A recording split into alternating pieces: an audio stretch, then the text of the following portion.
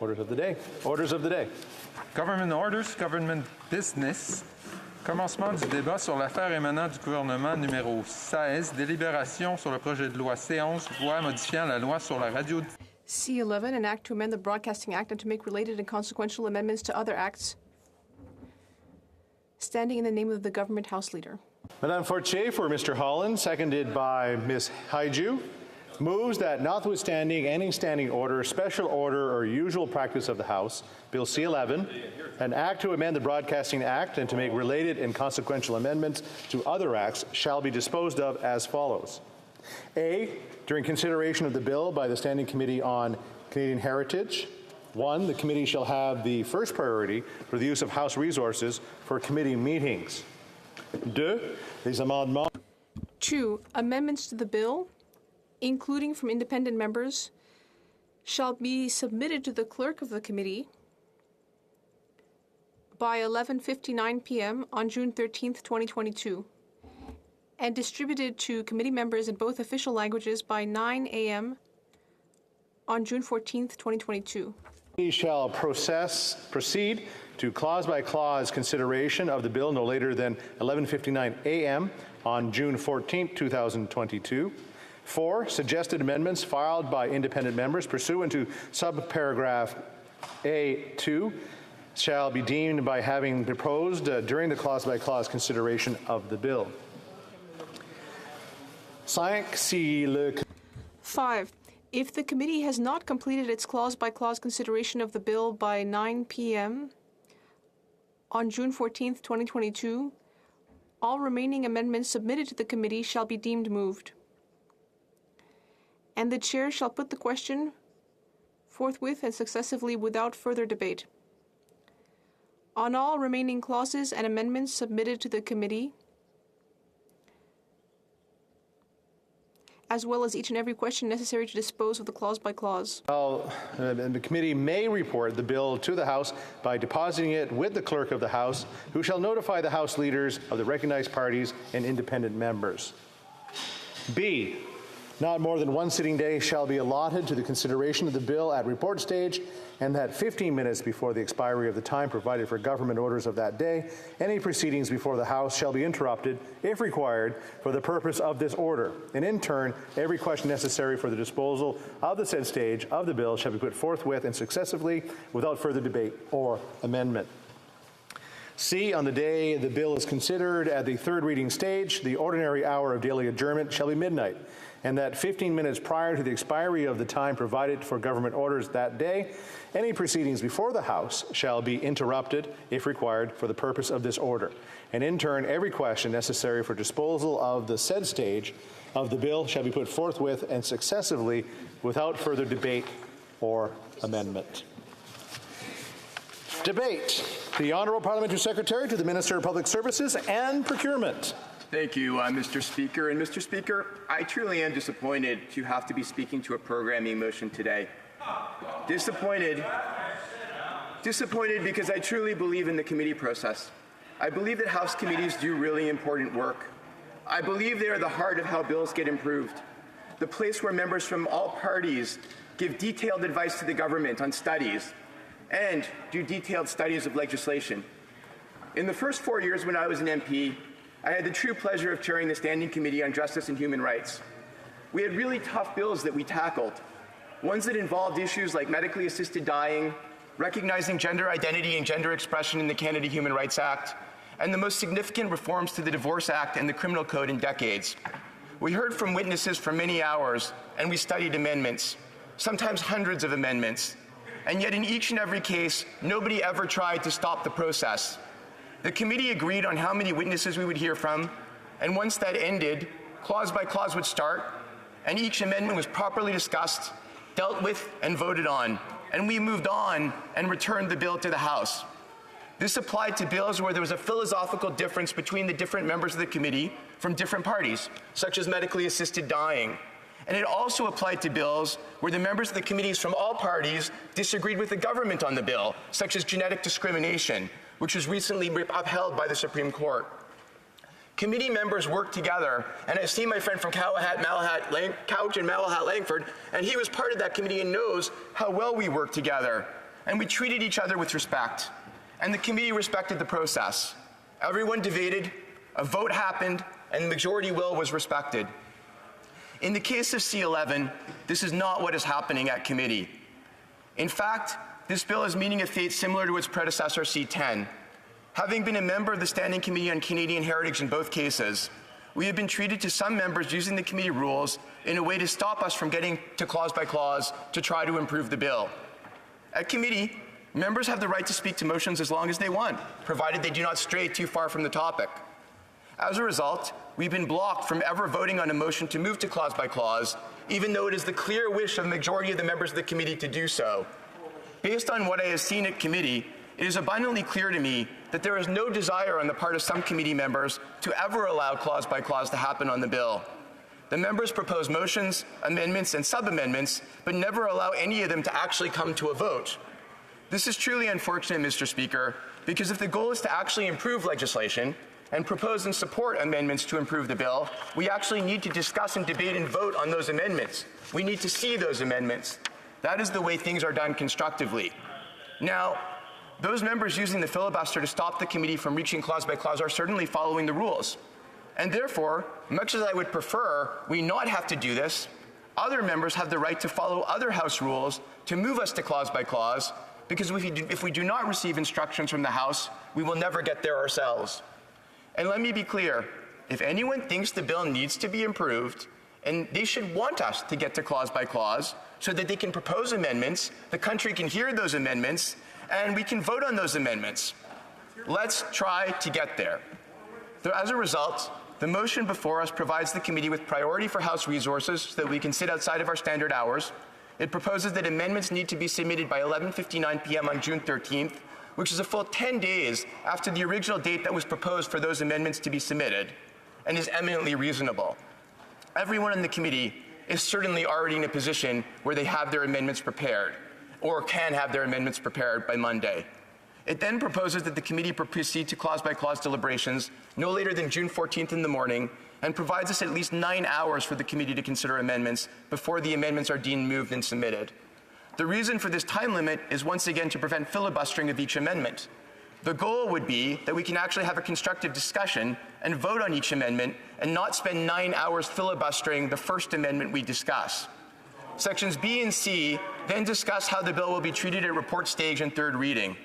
If we want the bill to get to clause-by-clause consideration by the committee and to not be unreasonably filibustered, I feel we have no alternative but to do this, and therefore I support this motion.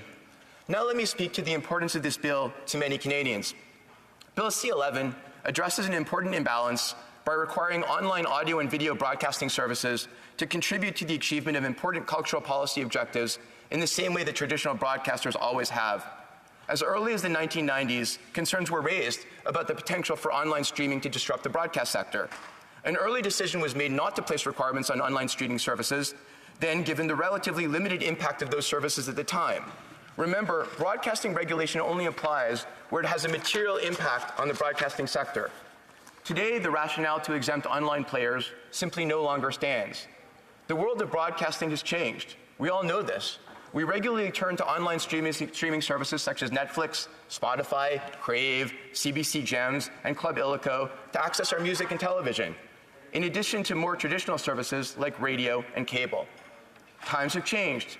It has taken us over 20 years, but online streaming services are now the method through which a growing majority of Canadians access their content. There has been a drastic shift in Canada's broadcasting sector, which has directly impacted the level of support for Canadian programming and talent. Jobs are threatened. Continuing to regulate online and traditional broadcasters differently is not fair and is not sustainable. It is putting the support system for Canadian stories and music at risk. Pour expliquer comment la modernisation To explain how modernizing the Act will enable us to create sustainable funding for our cultural industries, it is important to look at how the digital disruption has transformed broadcasting in Canada. I'd like to go back to how things were at the beginning of our Canadian broadcasting system. TV and radio channels, as well as cable and satellite distribution businesses, needed to be Canadian-owned and have licenses. They were authorized, and they still are, to broadcast foreign programs or American channels, and in exchange for their participation in our broadcasting system and their access to our domestic market, they were required to fund, acquire, and broadcast Canadian programs, as well as ensure that programs were accessible to Canadians. They also had to contribute to creating Canadian programs, including in French. Over time, broadcaster demand for Canadian programs increased. The system is working as designed, and our creative national industry is thriving. Thousands of Canadians have launched a career in broadcasting as journalists, producers, actors, screenwriters, directors, singers, makeup artists, lighting technicians, scene designers, and so on. Canadian cultural industries have increased their competencies and invested in our production clusters. In supporting Canada's creative industries and evolving cultural identity. The Canadian broadcasting, film and video, and music and sound recording sectors are also important economic drivers. They contribute about $14 billion to Canada's GDP and accounted for over 160,000 jobs in 2019. The Online Streaming Act will build on the economic and social benefits of the Broadcasting Act. It is about ensuring the continued viability of the Canadian broadcasting system. It is also about securing our cultural sovereignty. Canada is home to continuous innovation and emerging talent. It is imperative that we support our creators and creative industries, and this requires that all broadcasters in Canada compete on an equal footing. We must bring the online streaming services into the system. As an artifact of outdated legislation, online broadcasters are not required to support Canadian music and storytelling or any other important broadcasting objective. As the revenues of traditional radio and television broadcasters stagnate and decline, so too will the level of support for Canadian music and stories and for the creative professionals behind them. This is not right. The implications for our broadcasting system, which is the bulwark of Canadian cultural expression, are grave. Canadian broadcasters have responded by cutting costs, and it has a real impact on their service to Canadian, their contribution to Canadian culture, and on good middle-class jobs. As Canadians, we would be the poorer for not seeing homegrown talent supported and more diversity on screen and in song. Previous generations enjoyed Canadian programs, knowing that others across the country were sharing a similar experience, and they are important for our culture and our cultural industries. And we are not alone. Countries across the world are making moves to protect and promote their cultural sovereignty. And unlike others, we share our borders with a dominating force in the realm of content creation. What matters now, is that Canadian voices, perspectives, and stories remain relevant, heard, and groundbreaking. The Online Streaming Act is needed to achieve greater diversity in the broadcasting system and ensure the long-time viability of our broadcasting sector. La loi sur la diffusion en ligne ne vise pas. The Online Streaming Act, it doesn't aim to designate winners and losers or to promote a platform over another. Instead, it's about ensuring that the creative sector continues to develop. No matter how Canadians access content, they need to be able to tell their stories and compose songs that reflect their experiences and communities. Mr. Speaker, the 1991 Broadcasting Act brought us here, and now C11 will move us forward. We cannot stick our head in the sand and just hope that our Canadian stories and perspectives will develop without being protected and supported by the online streaming and legislation. It just won't work. Thank you.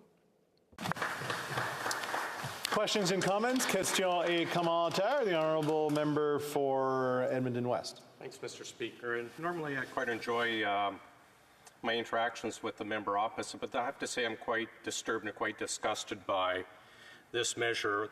You started with today, the one that I share with the opposite member, the Operations Committee, is studying the largest procurement in the government's history. It'll be over $200 billion. We have had that committee canceled because of lack of resources. We are studying right now in another committee the invocation of the Emergency Act. The very first time this has ever been inflicted on the Canadian people, we've seen members opposite caught out on misinformation about the Invocation Act, and these are all going to be pushed aside so the government can censor this Parliament and censor opposition on a censorship bill. I'm wondering how the member possibly can stand in this House and tell Canadians or tell this House that this censoring of Parliament is more important than the study of the shipbuilding, more important than the study of the Invocation Act, and all these other items. The Honourable Parliamentary Secretary.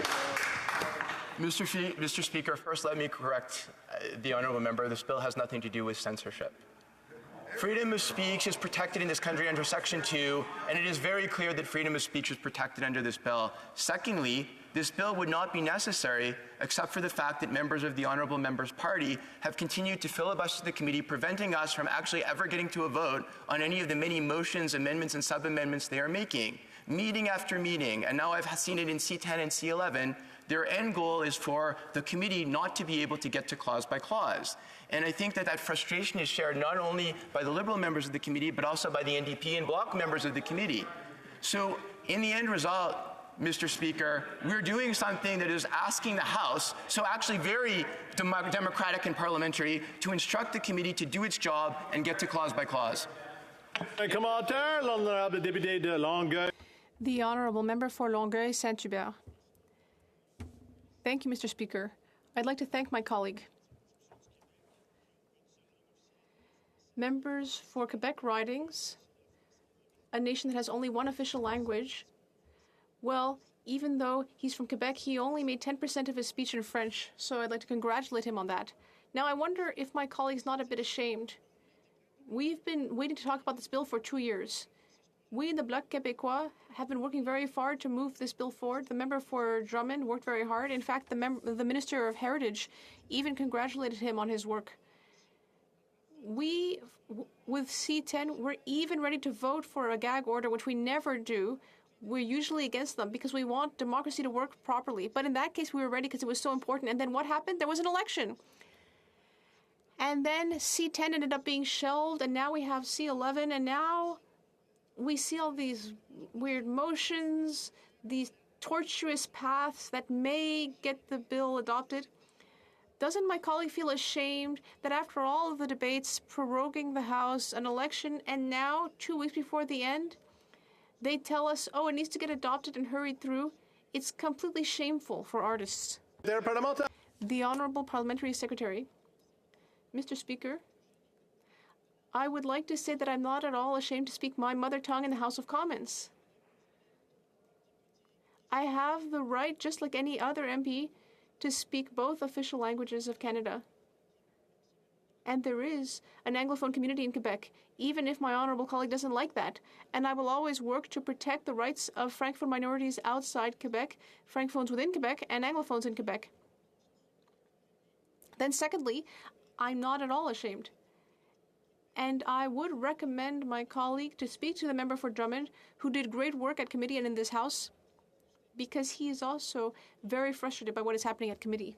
L'honorable député de New Westminster Burnaby. Merci beaucoup, Monsieur le Président. Et, Thank you very much, Mr. Speaker. And I had a question for my colleague about the committee. As he said, for weeks and weeks, the Conservatives have been filibustering. They've broken the committee. What I find the saddest about all this was last Wednesday. Well, we knew that there were 2 possible meetings to speak about serious allegations,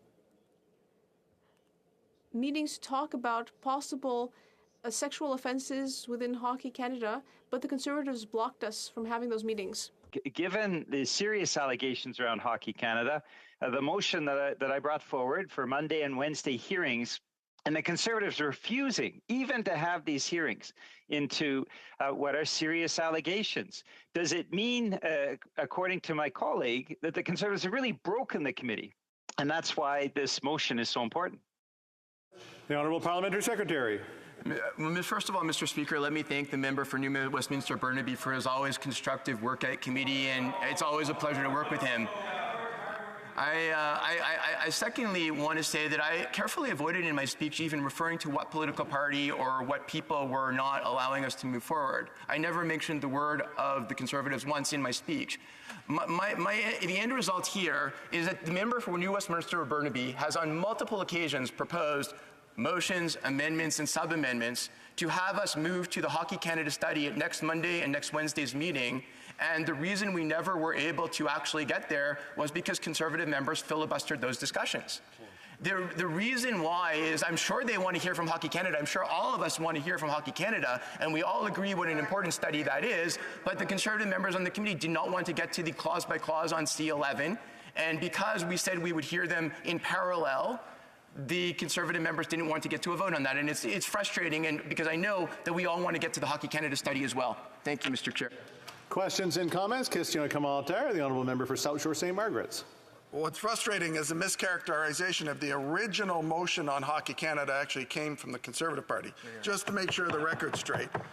As a person who has managed to sit in a couple of these meetings recently, the presentation by the member I found interesting because he spoke mostly about getting to clause by clause. What he didn't talk about is the fact that the committee is in charge of its own destiny, and most committees will adjust their speaking and hearing schedules of witnesses as the testimony comes. This committee refuses to do so.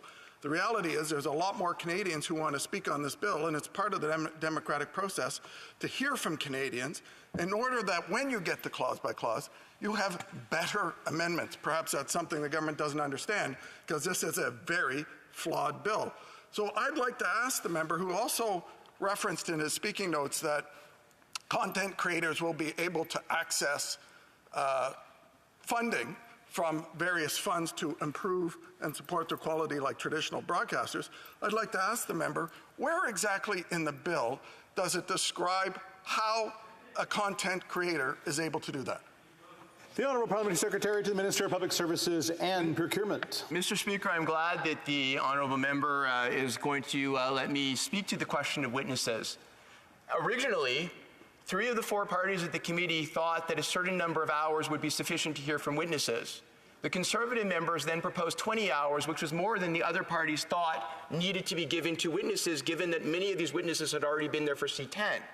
However, the rest of the members of the committee agreed to accede to the request from the Conservatives and provide 20 hours to hear from witnesses. At that point, the members from the other parties felt that we had heard from a sufficient number of witnesses, and the Conservative members disagreed. But there is a majority on the committee that believes we've heard from a sufficient number of witnesses. As a result, instead of just coming to a vote and deciding by majority whether or not we had heard from a sufficient number of witnesses, there has been a filibuster of each and every motion to try to move to clause by clause on the vote. And if the honourable member had been there at the first meeting, he would know that that is actually the history of the committee. We have time for a brief question. The honourable member for Lac-Saint-Jean. I come close to it each time. Thank you, Mr. Speaker. I'd like to thank my colleague for his speech. My colleague for Longueuil-Saint-Hubert mentioned it. There was a time allocation on C10 the last time. That motion, we supported it because it was more step by step. And we wanted to be able to continue to have debates in the House on other aspects of the bill. However, the motion we have before us today is putting everything into the same bucket and running it through. I would like to understand, and I understand the urgency of dealing with this matter because of the time that's been, because of the importance of this for traditional media.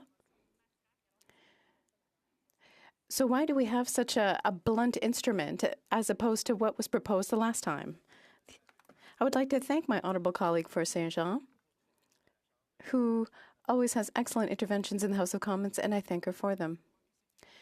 I think that the decision we've made is one that we made because of what's happening at committee. At the end of the day, I'm truly of the opinion that we never would have gotten to clause by clause on this bill.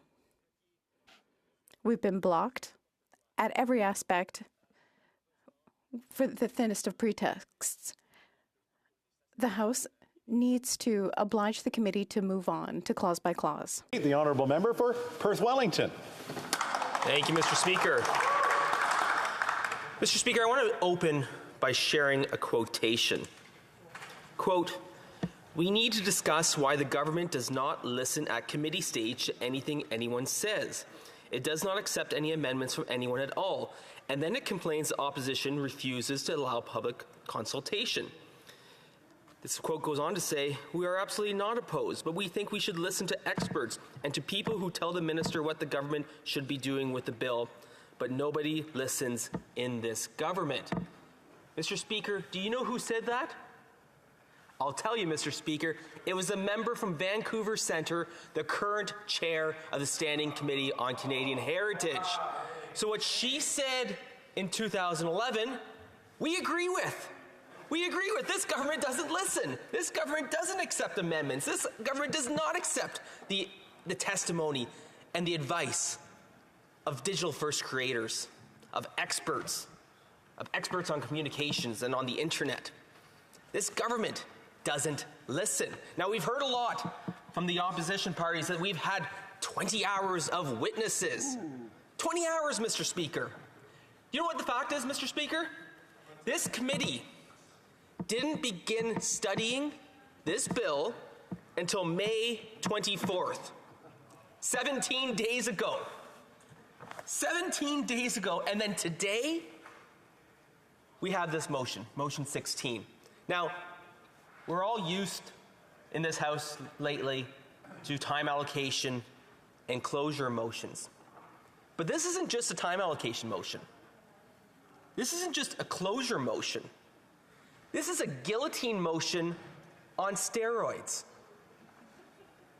This is a motion that not only forces this bill through committee stage, through clause by clause, but also through the final stages in this House itself.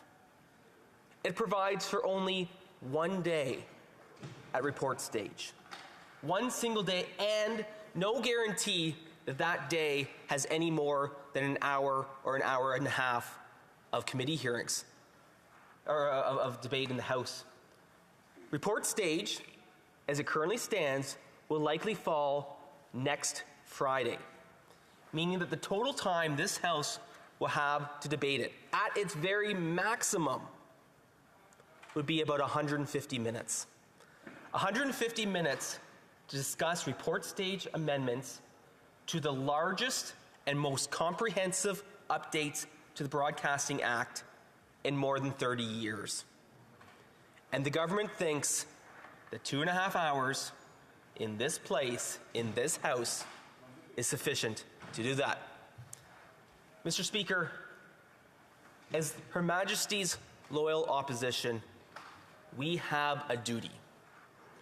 We have a duty to play our role, to criticize when warranted, to make amendments, and to approve when necessary. And that is what we as Her Majesty's loyal opposition want to do. And we've been clear. We've been clear throughout the process and throughout the debate on this bill and on its predecessor bill in the previous Parliament, C-10, that we believe that the Broadcasting Act does need to be updated. The Broadcasting Act dates to 1991, a date when VCRs were king, where we had to borrow VHS tapes from the grocery store, from the corner store. And I had hair. The member from South Shore St. Margaret's claims he had hair. I'm looking for photographic evidence of that. But, and in fact, the member, I will point out, because this is actually relevant, the member was a senior staff member in that government of the day when this legislation first came through. And if you consult Hansard from that time, and you review the comments and the commentary from the minister at the time, Minister Mass, you will see that in that time, at that place, the legislation in updating the Broadcasting Act in the lead up to 1991, when it took effect, was done with a broad-based support and consultation, not only of members of the House, but with Canadians. And it recognized the challenges that were being faced at that time by broadcasters, by Canadians, and by individuals who want to see Canadian content, Canadian creations from across our country, même les créateurs québécois qui nous... Even creations from people in Quebec that have given us great creative content that we want to see succeed here and around the world. Success. And that's why we're not opposed to necessary updates the Broadcasting Act. In fact, Mr. Speaker, in our last election platform, in 2021, in that unnecessary election that gave us a repeat minority parliament, we committed to updating the Broadcasting Act. But we committed to doing so in a way that ensured that digital-first creators were able to succeed, that it didn't unfairly regulate user-generated content. But yet, here we are today with Motion 16 forcing this bill through Parliament. And now, Mr. Speaker, I wish I could say I was angry. I wish I could say I was mad. But I'm not angry. I'm not mad. I'm disappointed. I'm disappointed that the government would take such an arbitrary and draconian measure as we see in Motion 16. Now, I know my friend from Edmonton West pointed this out, but I think it's worth reaffirming what this motion actually does when it comes to committee resources. Motion 16 states, and I quote, "The committee shall have first priority for the use of House resources for committee meetings."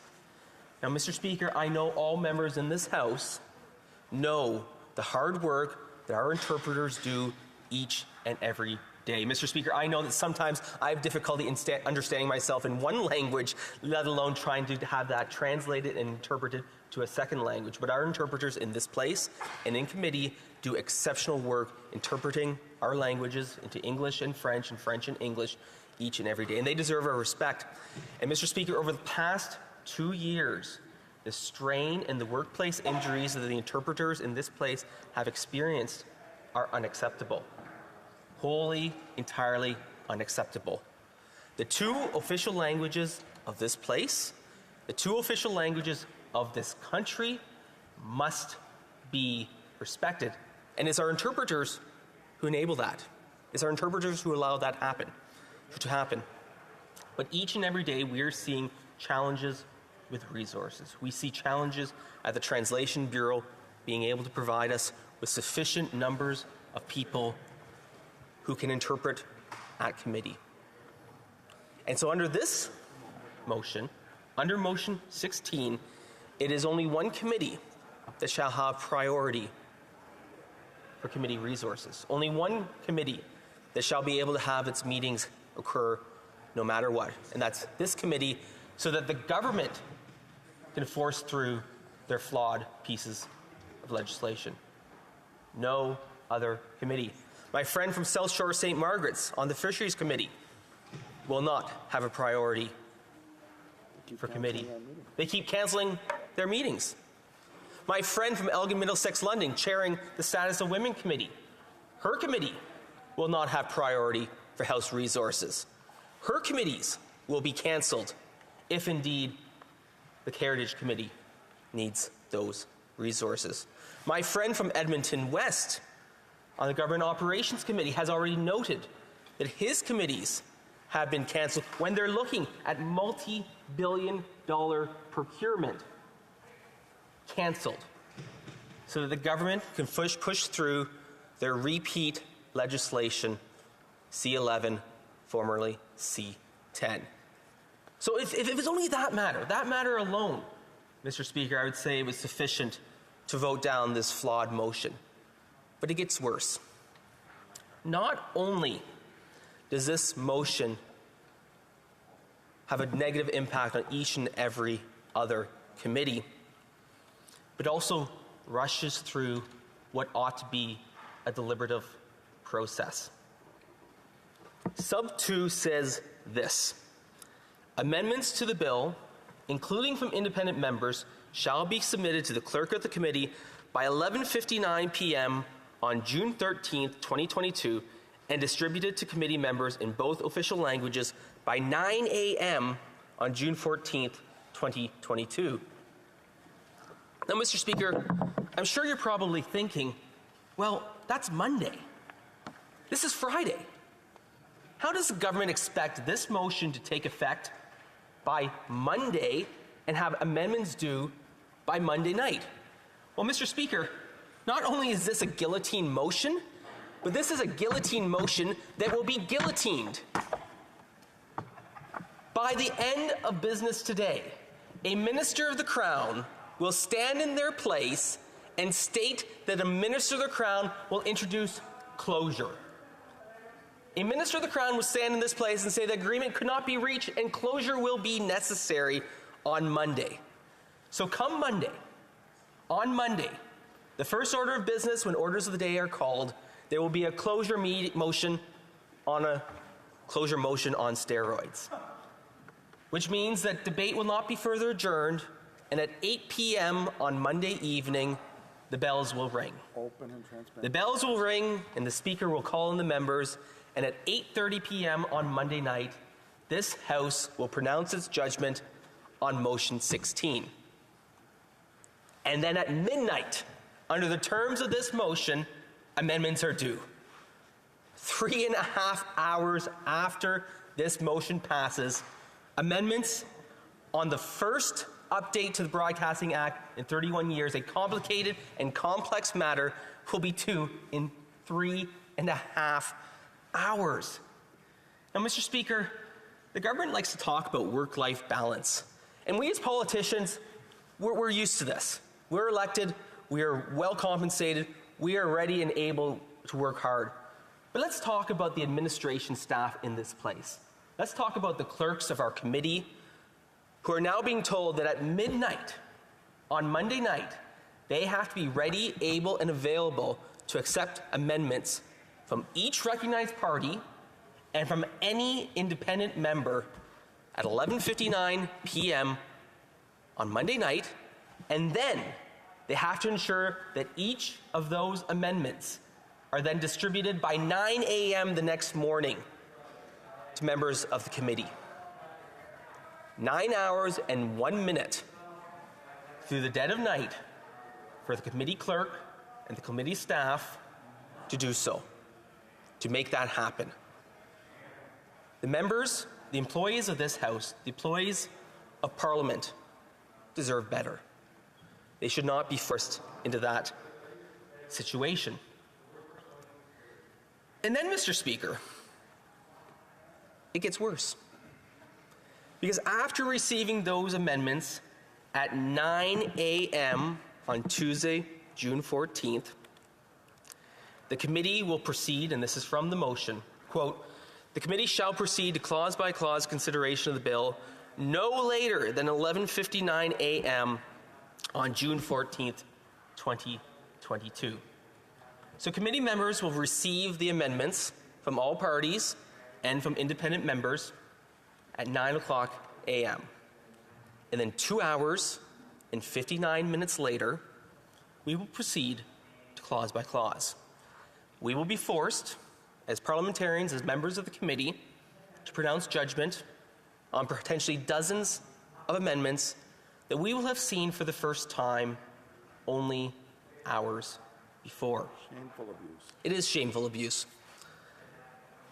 And we as parliamentarians owe it to our constituents, to our stakeholders, to Canadians from coast to coast to coast, to do our due diligence, to evaluate amendments, to debate amendments, to ensure that the amendments that are being proposed achieve what is in the best interests of Canadian creators, of Canadian viewers, of Canadian consumers.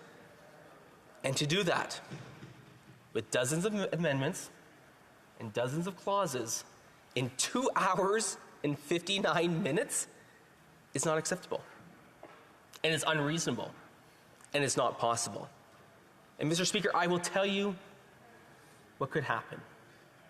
What could happen is the same thing that happened with Bill C-10, where the Liberals tried to force through amendments that do not improve the bill, but in fact worsen the bill.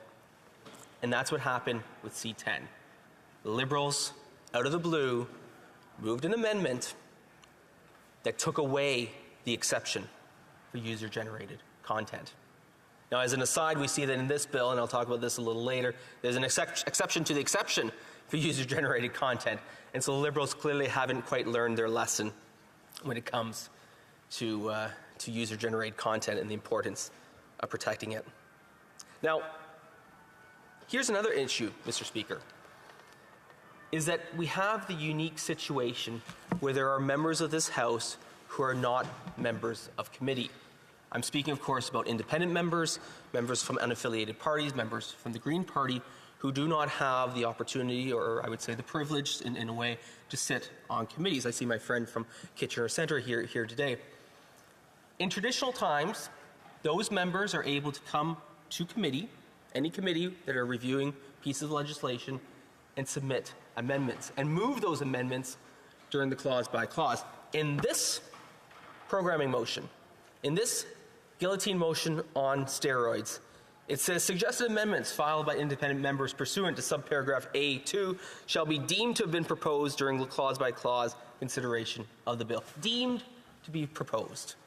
The member from Kitchener Centre or from Saanich Gulf Islands will not even have the opportunity to appear before committee and move their amendments to this piece of legislation. Again, the largest update to the Broadcasting Act in over 3 decades. Now, Mr. Speaker, this is like a bad novel. It keeps getting worse and worse. Now, obviously, it's a bad novel written by a foreign country because only Canadians produce great novels, but this is a bad novel from a foreign country because it keeps getting worse as we go down. Because sub 5 states this: if the committee has not completed its clause-by-clause consideration of the bill by 9 p.m. on June 14, 2022, all remaining amendments submitted to the committee shall be deemed moved, and the chair shall put the question forthwith and successfully without further debate on all remaining clauses and amendments submitted to the committee, as well as each and every question necessary to dispose of the bill, to dispose of the clause-by-clause consideration of the bill. No debate. Not just limited debate. Not a word of debate on clause by clause or amendments at clause by clause. Mr. Speaker, our job as parliamentarians, our jobs as elected officials is to debate legislation. It is to debate legislation on behalf of our constituents and on behalf of Canadians. But under this motion, under motion 16, each and every question necessary will be put without debate. It means that we can't even suggest minor amendments to proposals. We can't suggest to the chair that perhaps a motion might be, or an amendment may be out of order based on various reasons, including the Parent Act rule. It will not be possible because this proposal doesn't provide for it. This proposal states that there shall be no debate. No debate on the largest update to the Broadcasting Act since 1991. No debate on a piece of legislation that could affect each and every Canadian who listens to music online, who watches videos online, who creates content that's posted online. But no, there will be no debate on clause by clause or amendments after 9 p.m. on Tuesday, June 14th, 2022. What are they afraid of? What are they afraid of? My friend from South Shore St. Margaret's asks. The problem is they're afraid of Canadians. They're afraid of the viewpoints and the considerations of Canadians. They're afraid of hearing more testimony from stakeholders. In the last couple of days alone, we've had requests from dozens of stakeholders, dozens of organizations and individuals and businesses who will be directly affected by this bill. We've yet to hear from APTN, the Aboriginal People's Television Network, an amazing organization. We haven't heard from them. We haven't heard from them at committee on this matter. Now, Mr. Speaker, sub 6 of this motion I find intriguing. And I find it intriguing because when motions or when committee reports and when legislation is reported back to this House, who is it normally reported back by? I see my friend from Elgin Middlesex London, who herself is a committee chair. When the chair of the Standing Committee on the Status of Women reports back to this House, it is the chair of the committee who does so. The chair of a standing committee reports bills, legislation, and reports to this House. Sometimes a vice chair will have a supplementary or a dissenting report. In rare cases, a vice chair will report a bill back if the chair of a committee is unavailable. But that's the typical traditional process. The chair or the vice chair of a committee reports a bill back. But this motion, motion 16, expresses non-confidence in the chair of the Standing Committee on Canadian Heritage. This motion states that a member of the committee may report the bill to the House by depositing it with the clerk of the House, who shall notify the House leaders of the recognized parties and independent members. This motion by the government states non-confidence in the chair of the committee that she could not report this bill to this House. And not only does the government not have confidence in the chair of its own committee, its own member, it is not even following the traditional process for submitting reports in this House. Following question periods today, we have routine proceedings. And the rubric for routine proceedings includes the tabling of reports from committees. That is the process for tabling a report. This motion, motion 16, doesn't do that. Motion 16 just says any old member can take that report and give it to the clerk, rather than following the practice of this House, the usual practice of this House.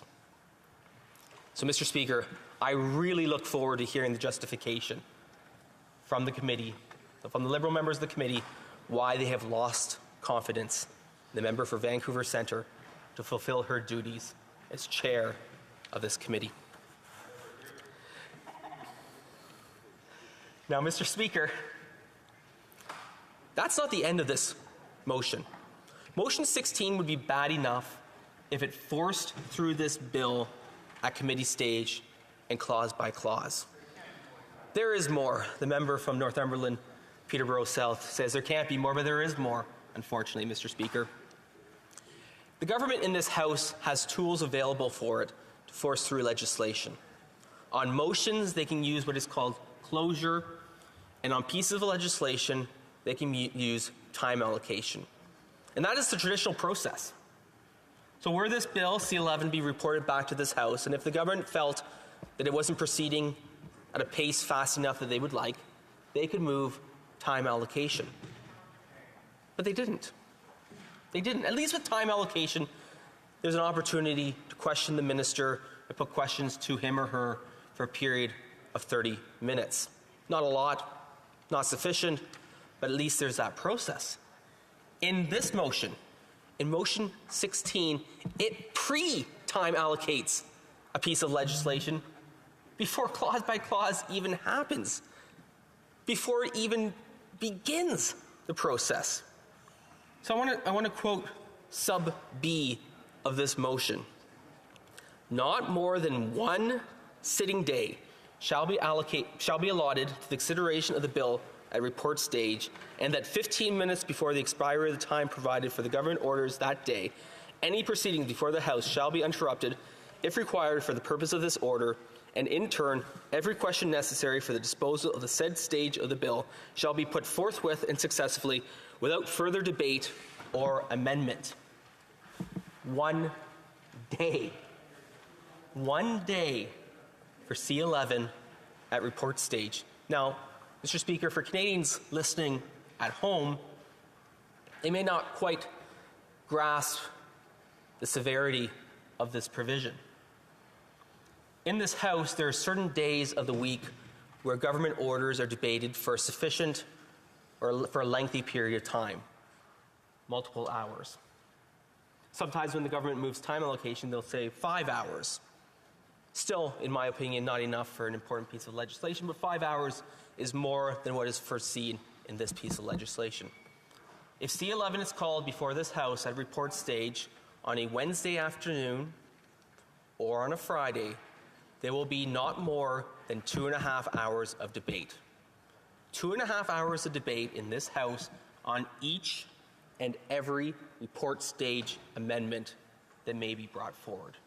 There's no discussion of extended hours. There's no discussion of additional time Canadians can hear from their elected representatives. Mr. Speaker, I know that in my caucus, in my Conservative colleagues, they want to discuss this bill. Many of them have eagerly volunteered to sit on the deliberations at the Heritage Committee because they have an interest in this piece of legislation. But they haven't had a chance to speak on it in the House of Commons. Why? Because at second reading, the government moved time allocation. And so they didn't have a chance to speak. I know my friend from Cumberland Colchester is here today listening intently because I know he wanted to speak and didn't have the chance. Same with my friend from Beauce. He has not had a chance to speak to this piece of legislation, or my friend from Calgary Signal Hill. Each of them have been denied the opportunity to speak to this bill and now will be preemptively denied the opportunity to speak to the bill because of the limited time available for this piece of legislation. And Mr. Speaker, that's not all. The final clause of this piece of legislation time allocates this bill at third reading. The motion 16, sub C, states this. On the day the bill is considered at the third reading stage, the ordinary hour of daily adjournment shall be midnight, and that 15 minutes before the expiry of the time provided for government orders that day, any proceedings before the House shall be interrupted, if required for the purpose of this order, and in turn, every question necessary for the disposal of the said stage of the bill shall be put forthwith and successively without further debate or amendment. 1 day. 1 day of debate for the third and final reading of this piece of legislation. I'll remind you, Mr. Speaker, and I'll remind members of this House, this bill only got to committee and began processing through committee on May 24th. Less than 4 weeks later, the government wishes to see this bill arrive at third reading and passed without a meaningful debate in this place, without meaningful debate of clause by clause in committee. Now, Mr. Speaker, earlier this week, the Minister of Canadian Heritage appeared before our committee, appeared before the Standing Committee on Canadian Heritage. Now, I was in the chair for that meeting, and as you will know, Mr. Speaker, the chair doesn't actively participate in the debate. But, Mr. Speaker, I listened intently to the Minister of Canadian Heritage and his opening comments. And he made the comment that when the committee was finished its process, there would be more debate in the House of Commons at report stage, in third reading, and then in the Senate. But then, just 3 days later, on notice on the order paper is this guillotine motion that does not fulfill the minister's commitment to more debate on this bill. And you know, Mr. Speaker, the Minister of Canadian Heritage and I get along very well. And so I take him at his word that he was committed to more debate. But unfortunately, the government House leader has saw fit that his failure to manage the legislative agenda of this place means that our colleagues, members of this House, will not have the opportunity to fulfill their duty as parliamentarians, to fulfill their duty to the people that they represent. And, you know, it's interesting, Mr. Speaker, because with this government, what's old is new again. Because in the previous Parliament, there was a similar motion. It was motion 10. And it was also a motion dealing with the then C10, the predecessor to this bill. and it forced C10 through committee, and forced it through the House of Commons, and forced it into the Senate. Now, had the government actually been committed to passing that piece of legislation, they could have. They could have. But something else intervened. The political interests of the Prime Minister intervened. The political ambitions and self-interest of the Prime Minister in his attempt to try to win a majority government during a pandemic, when he committed, when the entire House committed on that side, when every Liberal member committed to not calling an election during a pandemic, they saw an opportunity. They saw an opportunity to try to get their majority. They didn't. But what happened is that every piece of legislation that was before the House or the Senate died on the order paper, including the previous C10. So to hear Liberal members, to hear Liberal ministers talk about having to expedite legislation through this House, expedite legislation through committee, because it has to get through, it's simply horse feathers, Mr. Speaker. It is horse feathers because they had an opportunity. They had an opportunity to have done so. They had an opportunity to have done so, but they killed their own legislation. They killed their own legislation by forcing an unnecessary election, including the dissolution of Parliament. But they just don't learn their lesson. These undemocratic processes keep coming back time and time again. And we've seen it with different pieces of legislation. Now, I know I've heard from opposition MP or from Liberal MPs talking about other matters that we need to get to. Our Conservative Party put forward a proposal at the Heritage Committee to prioritize a review of Hockey Canada. We put forward a motion to prioritize the review of the disgusting situation that we've learned about from 4 years ago. That should be our priority at committee.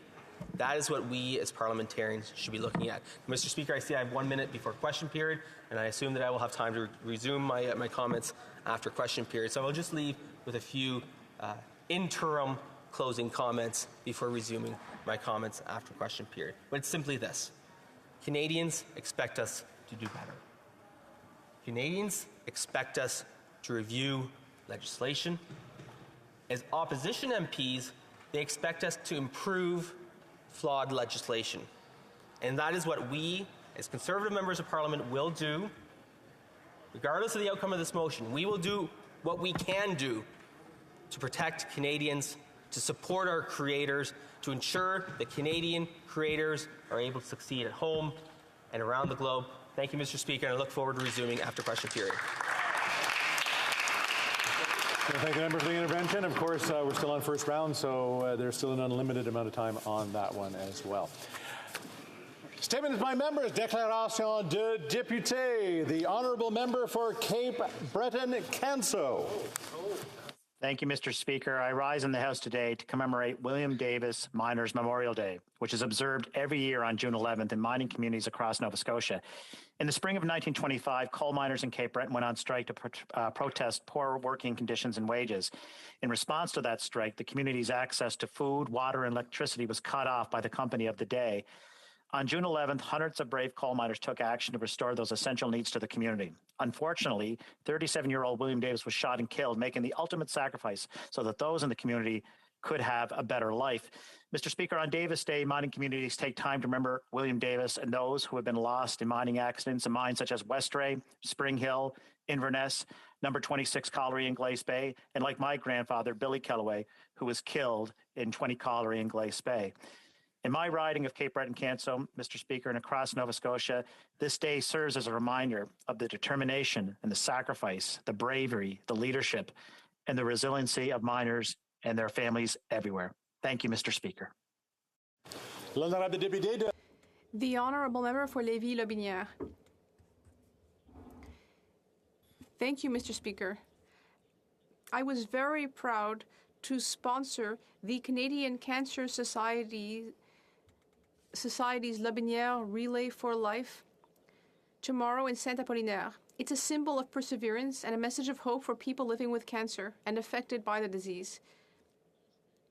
It's been going on since 1999, and the funds will be used to support innovative research projects on all types of cancer. They will provide a broader support network to help people. It will also help to design better public health systems and offer reliable information on cancer. I would invite you to come walk with me, at the Lobinière Relay for Life. Thank you very much. Well represented in the chamber today with these statements by members. The honourable member for Halifax West. Merci beaucoup, Monsieur le Président. Je me lève.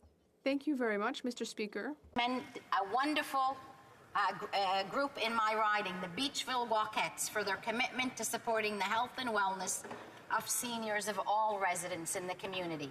This group was started by Beachville resident Paula Blackmore to lead regular neighborhood walks and encourage folks to get some exercise, socialize across generations, tell jokes, and check up on their neighbors. In this way, they're continuing encountering social isolation and supporting their older friends and neighbors to age in place with a greater sense of security and support. Mr. Speaker, our government recognizes the value of helping seniors age well at home. And that's why on Wednesday I was so happy when I heard the Minister of Seniors launch the Age Well at Home initiative to support the community organizations that provide the services seniors need to enjoy their golden years at home. I encourage all organizations to consider applying for this program, and I want to thank everyone working to ensure our seniors feel safe, valued, and supported in our communities. Merci beaucoup. Thanks a lot. All right. The Honourable Député Alfred Pellan.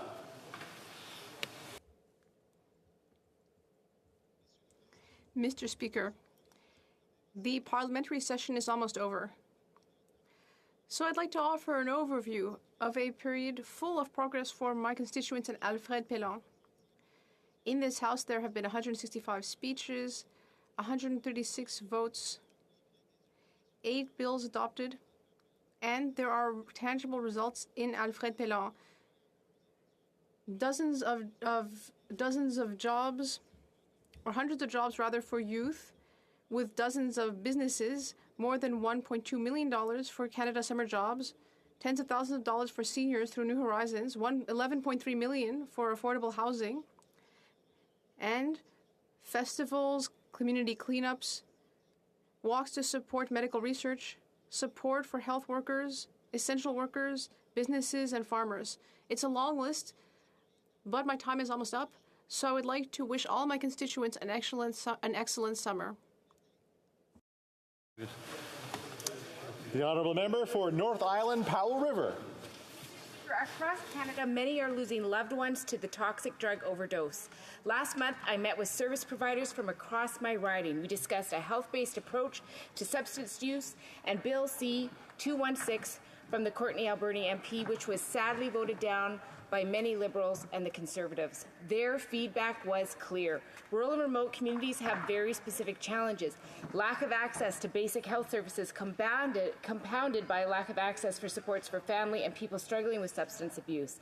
A lack of affordable housing and often no supportive housing, putting stabilized people at risk to returning to the streets where it is impossible for them to stay clean. Lack of supports for families struggling to support their loved ones with addictions, and the stigma which silences and stops addicts and their loved ones from getting access to the help they need.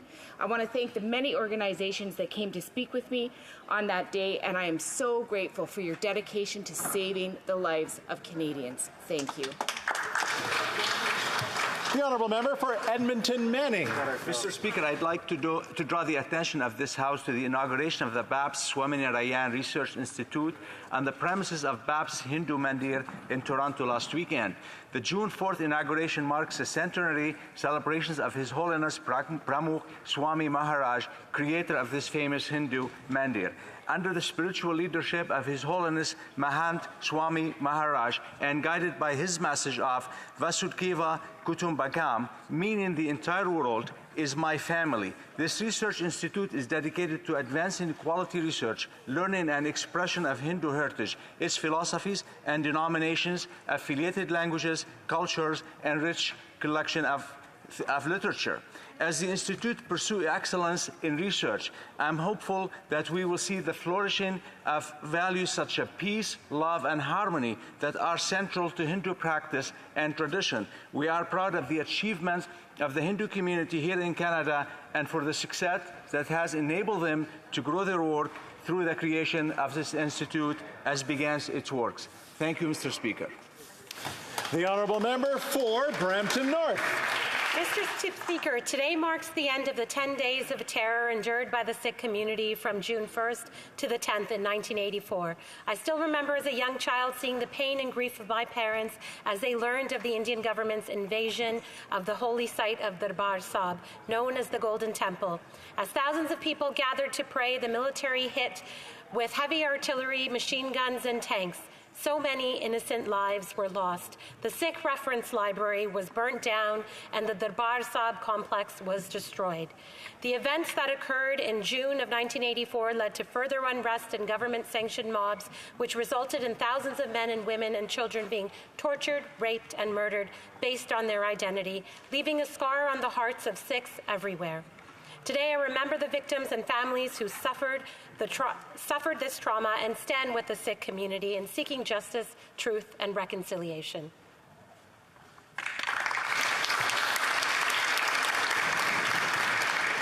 The honourable member for London North Centre. Thank you, Mr. Speaker. I rise to pay tribute to the members of the London Home Builders Association.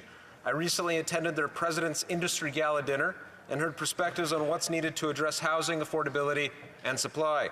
The evening also honored leaders who have made significant contributions to the local and national industry. Speaking about Peter Madsen of CCR Build and Remodel, he's the incoming president. Sue Wastel of Wastel Homes, the president for 2021. Dave Steinmack of Ironstone Building Company, president for 2020. Toby Stoley of Sifton Properties, president for 2019. And Jared Zeifman named CEO in 2021. Certainly want to honor Lois Langdon's contributions, retired as CEO after 25 years of service, Mr. Speaker. Mr. Speaker, a home is more than just a structure. It's a place where Canadians raise their families and forge unforgettable memories. That's because of home builders, Mr. Speaker. Let's get more quality and affordable homes built quickly, and let's see all levels of government and professional associations like the London Home Builders Association work together to that end. I look forward to working with them. Thank you very much.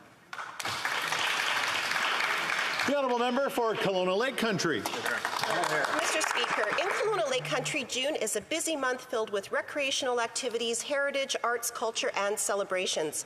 It's Italian Heritage Month, Indigenous History Month, Pride Month, and Filipino Heritage Month. The Lake Country Creekside Theatre and the many organizations in Kelowna's Cultural District have shows, exhibits, and performances for everyone to enjoy. The Kelowna Wine Country Half Marathon includes a scenic run with a beverage and music festival. There's also many sports and recreation activities, including cheering for our very own Kelowna Falcons. We then lead into Canada Day, where celebrations are finally back on this year. The Rotary Club of Lake Country starts the day off at Swalwell Park with a pancake breakfast. Folkfest is at Prospera Place, including the giant cake cutting. And I'll have a tent set up handing out Canada flag items and kids' coloring sheets. I wish locals and visitors to our beautiful area well, whether volunteering, watching, or participating in activities or celebrations, and I hope to see you at one of our many community events this summer. Hear, hear. The honourable member for Canada Carleton. Mr. Speaker, I recently met with Nikki Lyons McFarland, Chair of Imprint Youth Association in Fredericton. They shared with me how the pandemic has put a strain on gender-affirming care, and wait lists to access trans healthcare services are growing. Sadly, for many trans and diverse gender Canadians, the pandemic has made it difficult for many to safely access gender-affirming clothing and items as well, especially in rural communities and those living in unsupportive households. Trans healthcare is a health equity issue. Trans and gender diverse Canadians need to know that our healthcare system will serve their needs, advance equality, and will see them for who they are. As anti-trans sentiments and legislation have proliferated around the world in recent months, it's important for Canada to remain an ally to the trans community to ensure they feel safe, heard, and empowered. Thank you, Mr. Speaker. The honourable member for Fort McMurray Cold Lake. Thank you, Mr. Speaker. The Cold Lake Air Show is a not-to-be-missed event of the summer. It brings together the best of civilian aviation, a spectacular show of the Royal Canadian Air Force, and of course, our warm northeastern Alberta hospitality. Over the weekend, you'll have the chance to watch the RCAF snowbirds dance across the sky, the Canadian Armed Forces Skyhawks parachute team perform daring parachute performances. In addition, there will be the CF-18 demo team, the U.S. Air Force F-22 Raptor demo team, and so much more. If you'd rather see aircrafts up close and personal, don't worry. There will be static displays of some of the coolest planes and helicopters. This family-friendly, fun-filled weekend is so much more than just aerial shows and flyovers. There will be bouncy castles, live music, a classic car show, beer gardens, food trucks, just to name a few of the other entertainment options. I would like to officially welcome each and every one of you to come and join us on July 16th and 17th for the 2022 Cold Lake Air Show.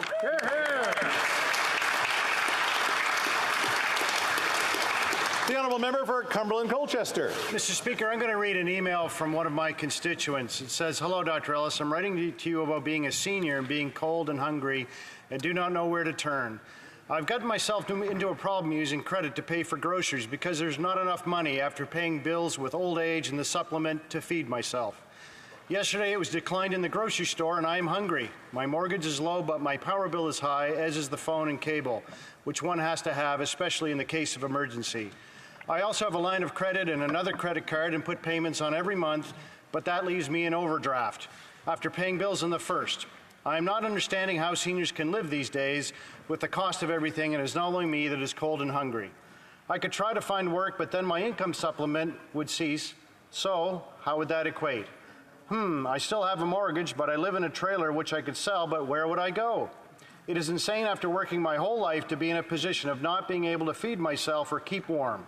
I have no answer. Thank you for listening. Catherine." Sadly, this Liberal government refuses to address the cost of living crisis facing all Canadians. L'honorable député de Lac Saint-Louis. I rise today to congratulate Cassandra Gillen on being one of the young recipients of this year's Terry Fox Humanitarian Award. Cassandra's passion for social action began at the tender age of 5 when her adolescent cousin fell ill, and she asked for money instead of gifts for her birthday so she could donate to the Montreal Children's Hospital. Today, Cassandra's volunteerism is extensive. She is a Special Olympics coach, co-leader of 2 Girl Guides units, and a member of the organization's National Youth Council and Provincial Quebec Council, and a member of the City of Pointe-Claire's Youth Advisory Board.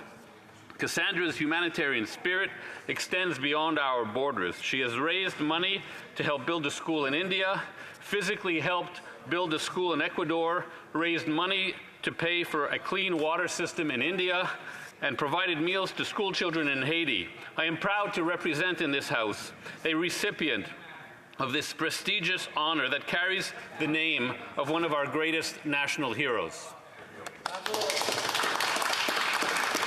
The honourable member for Edmonton-Griesbach.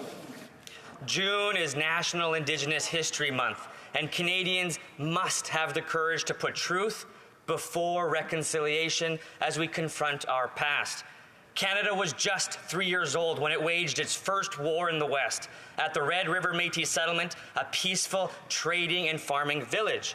Then again in 1885, the government would launch a second war, further into the West at Batoche, resulting in the largest mass execution of Indigenous leaders in Canada's history, including that of Louis Riel and Wandering Spirit.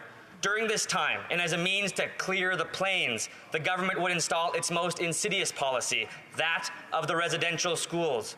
A policy from this place intended to, quote, kill the Indian in the child, end quote, as stated by then Prime Minister Sir John A. Macdonald. These attacks on our children never stopped. From the 60s scoop to today's child and family services, lack of clean water and housing, let us not repeat the past.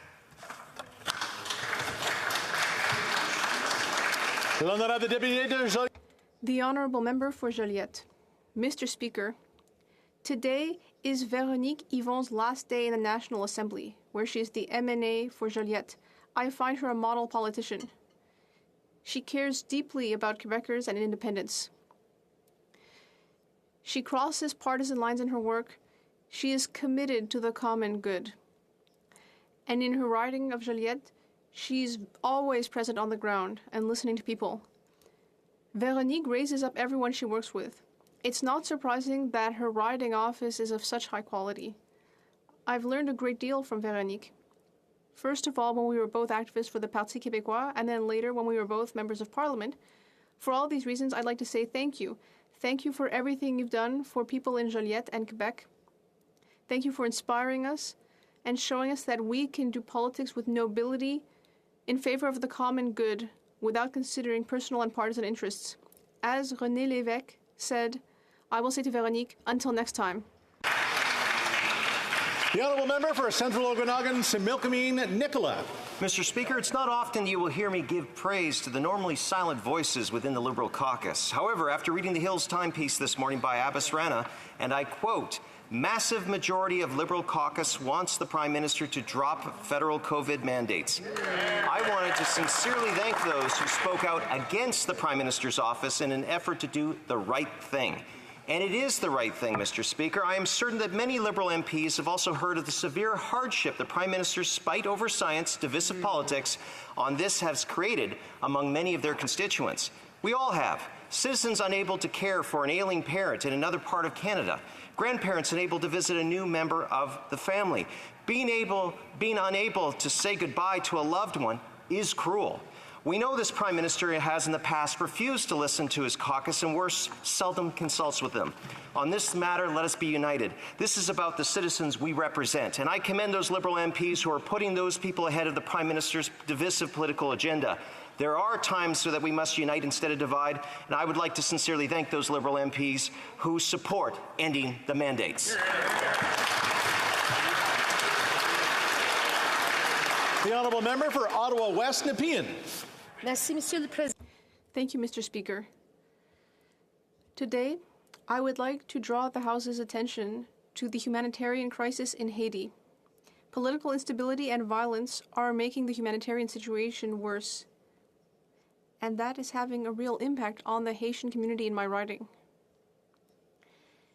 Canada has committed to funding projects in Haiti to the tune of $70 million in order to improve health services, reduce food insecurity, and strengthen public safety and infrastructure.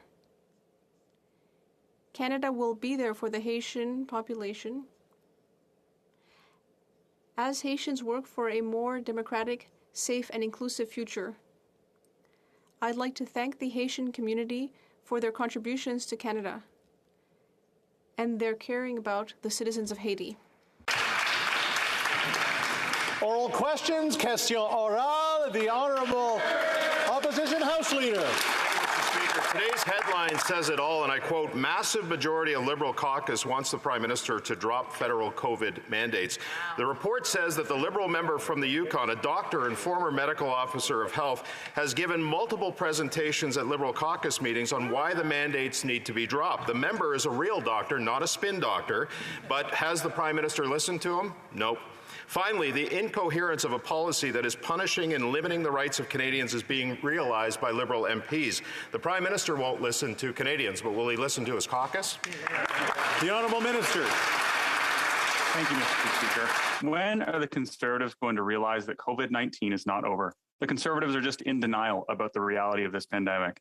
We've seen numerous times the Conservatives trying to immediately remove all federal COVID-19 restrictions. While we're in a much better place today than we were previously, this pandemic's not over, and we must be prepared for any potential future scenarios. Our government will continue to assess the evolving situation at home and globally, monitor data, and adjust border measures as required. Thank you, Mr. Speaker. The Honourable House Leader for the Official Opposition. Well, it's becoming clear by the day that these mandates and restrictions have nothing to do with science or evidence-based decision-making. It's all about control. It's about the Prime Minister controlling Canadians from traveling to see their families, controlling businesses recovering from COVID, and controlling Liberal MPs by forcing them to be bit actors in his COVID theatre. Watch them when the cameras come on them, how quickly they put on their masks. There's no coherent reason for these mandates to continue other than control. Will the Prime Minister admit that he's lost the plot and that this is all about controlling Canadians? The Honourable Parliamentary Secretary.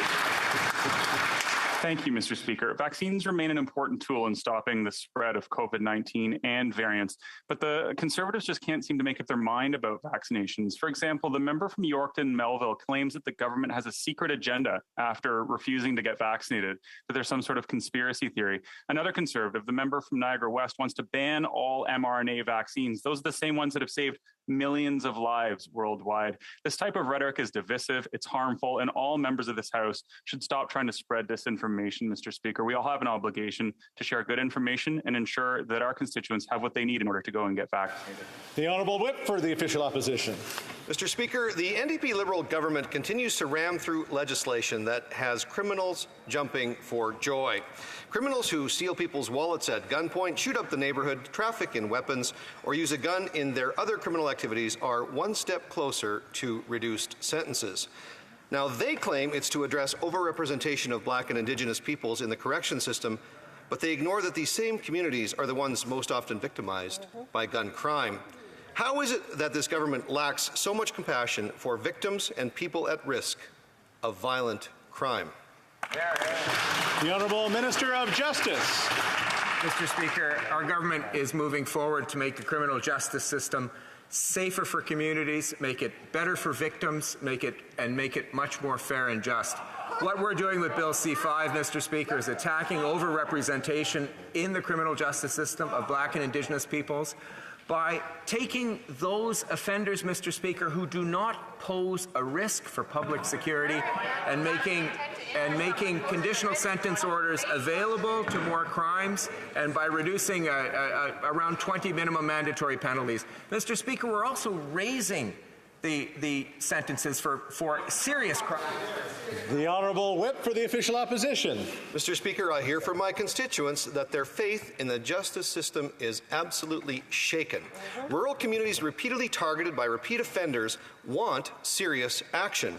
Instead, the government is going to let the people that are beating, robbing, and shooting at them stay out of jail for these and even more serious offenses.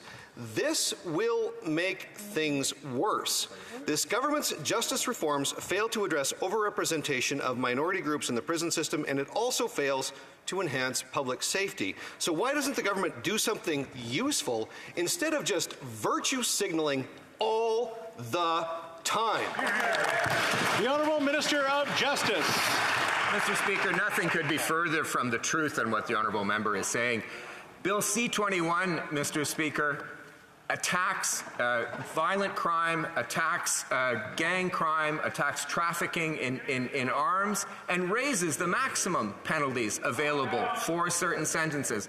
Mr. Speaker, if he's talking about repeat offenders, those offenders do not have access to minimum mandatory penalties. In fact, they go the other way, Mr. Speaker. Mr. Speaker, public safety is not going to be negatively affected. In fact, it's going to be enhanced by allowing for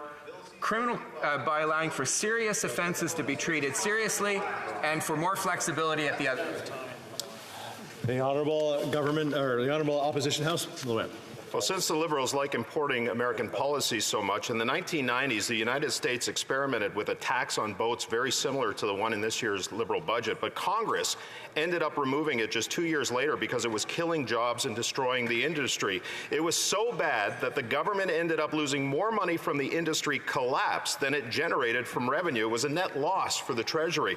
Will the Liberals admit that there's absolutely no point in having this tax that will cost jobs and kill a sector of our economy that Canadian families enjoy? Or is that their plan? Is that their plan? Parliamentary Secretary to the Minister of Tourism and Associate Minister of Finance. Mr. Speaker, it comes as no surprise that this question is coming from the Conservative Party. They voted against increasing taxes for the 1% and decreasing taxes for the middle class. With respect to jobs, Mr. Speaker, that the member raises, Statistics Canada released a report today indicating that May saw 400,000 new jobs created in this country. These are full-time jobs that are well-paying, Mr. Speaker. Since last year, we see an increase in wages of nearly 4%. Canadians are taking home bigger paychecks thanks to the policies that our Liberal government put in place. Honorable député de Saint-Jean.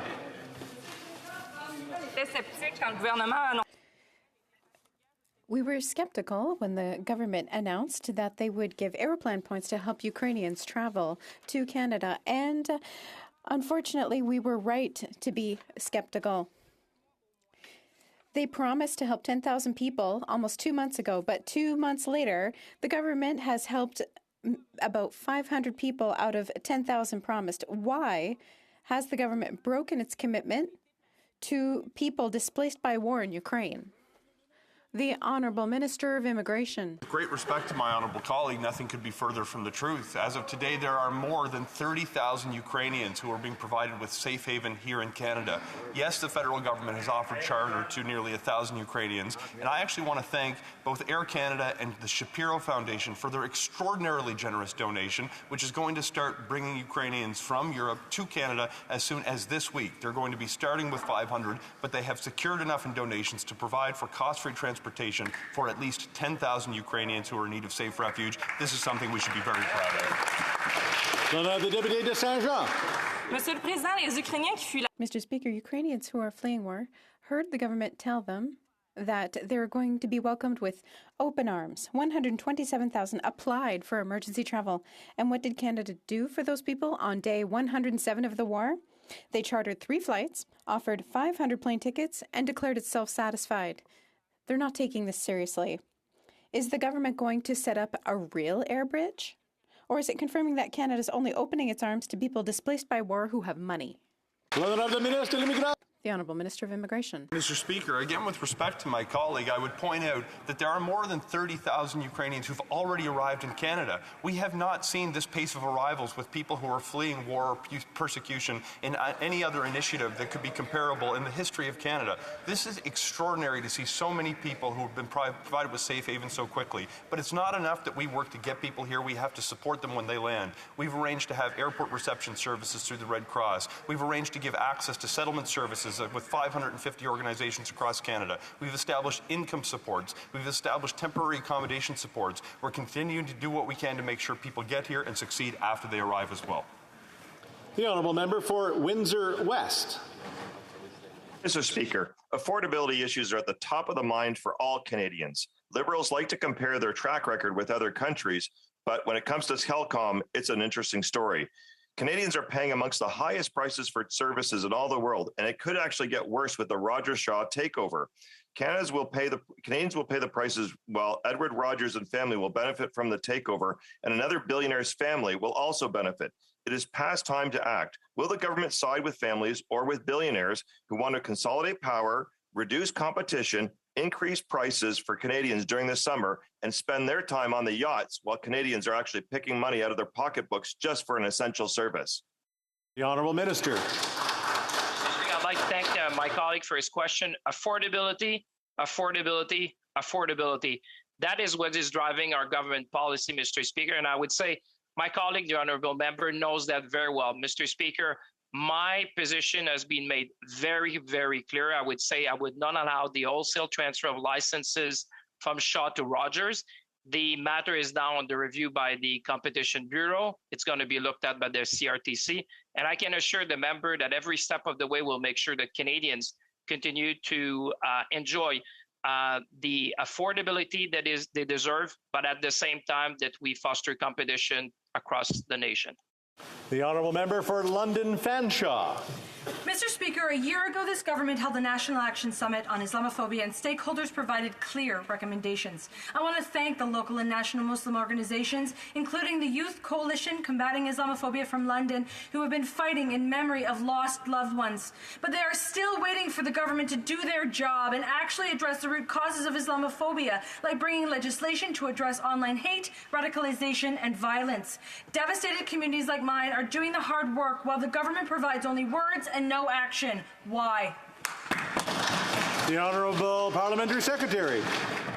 Mr. Speaker, I thank the member for her question. Canada has seen an alarming increase in racism and hate crime targeting Muslim Canadians. Islamophobia in our country is a real and troubling fact. Our government has taken concrete steps to address Islamophobia. This includes marking January 29th as National Day of Remembrance and Action Against Islamophobia and holding a national summit on Islamophobia this past summer. We will continue to support community organization and work closely with the Muslim community to end Islamophobia once and for all. Thank you. The Honourable Member for Kelowna Lake Country. Speaker, my constituents have never seen grocery prices so high thanks to Made in Canada inflation. One response to my recent grocery survey read, quote, I'm a 79-year-old widow on pension. My food and rent have gone sky high, unquote. As well, a recent online Castanet poll found almost 80% of respondents saying rising prices force them to cut back on what they buy. The Liberals can't keep blaming everyone else on food inflation. Is the government going to do anything to help cut the rising price of food? And if not, why? The Honourable Parliamentary Secretary. Mr. Speaker, there are a number of measures that our government put in place that will help Canadians this year. Canadian families will be receiving up to $7,000 this year in the Canada Child Benefit, and checks are starting to come out in July. Over 3 million Canadian workers are going to benefit from the Canadian Workers Program. But, Mr. Speaker, what we hear from the other side, from the Conservatives, are two policy proposals this week. One is to give a tax break to big oil and gas, and the second is to give a break to Russia and drop the sanctions against Russia. Mr. Speaker, there is no solid, credible economic policy coming from the Conservative Party, and it's disappointing.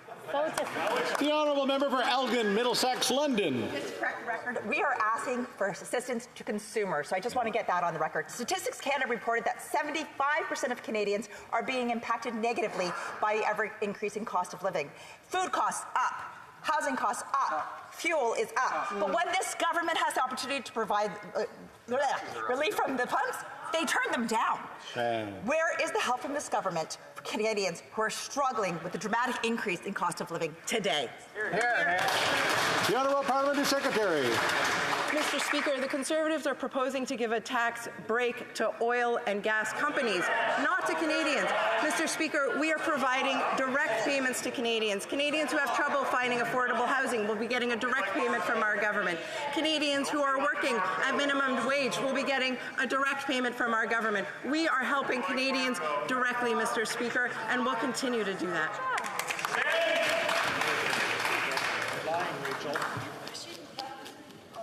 The Honourable Member for North Okanagan, Shuswap. Mr. Speaker, sky-high inflation, now at a 31-year high, is having a disproportionate impact on Canadians. The PM doesn't have to buy groceries or fill his own tank, but Canadians on lower incomes are spending a disproportionately higher percentage of their incomes on necessities like bread, milk, and sundries. Gas prices in the North Okanagan Shuswap are at $2.13 a litre. Some can't afford to drive to work. We know the Prime Minister does not think about monetary policy for Canadians, but do any of the other spend-EP Liberals think about it? The Honourable Parliamentary Secretary to the Minister of Tourism and Associate Minister of Finance. Mr. Speaker, the member opposite cites the PBO report. The PBO report also confirms that inflation is a global phenomenon caused by the war in Ukraine and caused by bottlenecks in supply chains from the pandemic. Mr. Speaker, what we've done is put forward a number of measures in the budget that will help Canadians directly. What the Conservatives have done is to delay the implementation of the budget, delay funding going straight to Canadians in order to help them with the cost of living increase, Mr. Speaker, and it's shameful. The Honourable Member for Charleswood, St. James, Assiniboia, Headingley. The Prime Minister keeps saying that the government took on debt during the pandemic so that Canadians wouldn't have to. Well, it turns out it just didn't work. Now the Bank of Canada reports that Canadians' biggest vulnerability is higher household indebtedness. In fact, interest rates are on the rise and people are at risk of losing their homes. And so this is a very important question, Mr. Speaker. Will the minister finally admit that this government's irresponsible spending led to this cost of living crisis? Isn't that right, Mr. Speaker? That's right. The Honourable Parliamentary Secretary. Mr. Speaker, a report just came out this week indicating that Canadians and investors have an extremely high confidence in the Bank of Canada and all of our financial institutions. That's certainly not thanks to the member of Carleton's comments or the Conservatives' comments impugning the independence of the Bank of Canada. We will do everything to ensure that our Canadian economy continues to grow. Experts are forecasting that the economy here in Canada will grow at a higher rate than the rest of G7 countries both this year and next year. Our Stats Canada numbers from this morning indicate that unemployment is at its lowest levels historically in this country, Mr. Speaker. We'll continue to be focused on our economy and on Canadians. The Honourable Member for Langley Aldergrove. At $2.36 a litre, the price of gasoline in BC's Lower Mainland is the highest in North America. Now, we hear the Minister of Finance say that the price of gasoline is beyond her control. Yet we know that it is this government's policy to actually drive up the cost of gasoline. When will they come clean and acknowledge that their policies are hurting ordinary Canadians and fueling our cost of living crisis? The Honourable Parliamentary Secretary. Mr. Speaker, once again, the only proposal from the Conservative Party is to cut taxes on the oil and gas companies themselves, with no guarantee that those tax cuts will be passed on to consumers, Mr. Speaker. What we are doing is providing direct support to Canadians in order so that they can meet the increased cost of living that they're seeing as a result of the war in Ukraine, Mr. Speaker. We'll continue to be focused on Canadians themselves and not big oil. The Honourable Member for Desnette, Mississippi, Churchill River. Mr. Speaker, input costs for farmers have soared. Fertilizer costs have nearly tripled and fuel costs have doubled, all while we face a food security crisis. Yet Liberals intentionally hurt farmers' ability to increase production. A punitive fertilizer reduction policy not based on fact or science and a carbon tax increase, hindering investment in climate-resilient techniques farmers were making long before Liberal ministers were Greenpeace activists. That's right. Mr. Speaker, has the Minister of Agriculture misunderstood that she is supposed to fight for farmers instead of against? The Honourable Minister of Agriculture. Mr. Speaker, once again, I want to reassure my colleague. This government has supported farmers the most. Budget for the Agricultural Department last year of more than $4 billion. It did not happen with the previous government. I can assure you that, because they have cut budget of the business risk management programs and many other programs. While we have increased the budget for business risk management program, we have invested. We are at $1.5 billion investment in agri-environmental programming. Thank you, Mr. Speaker.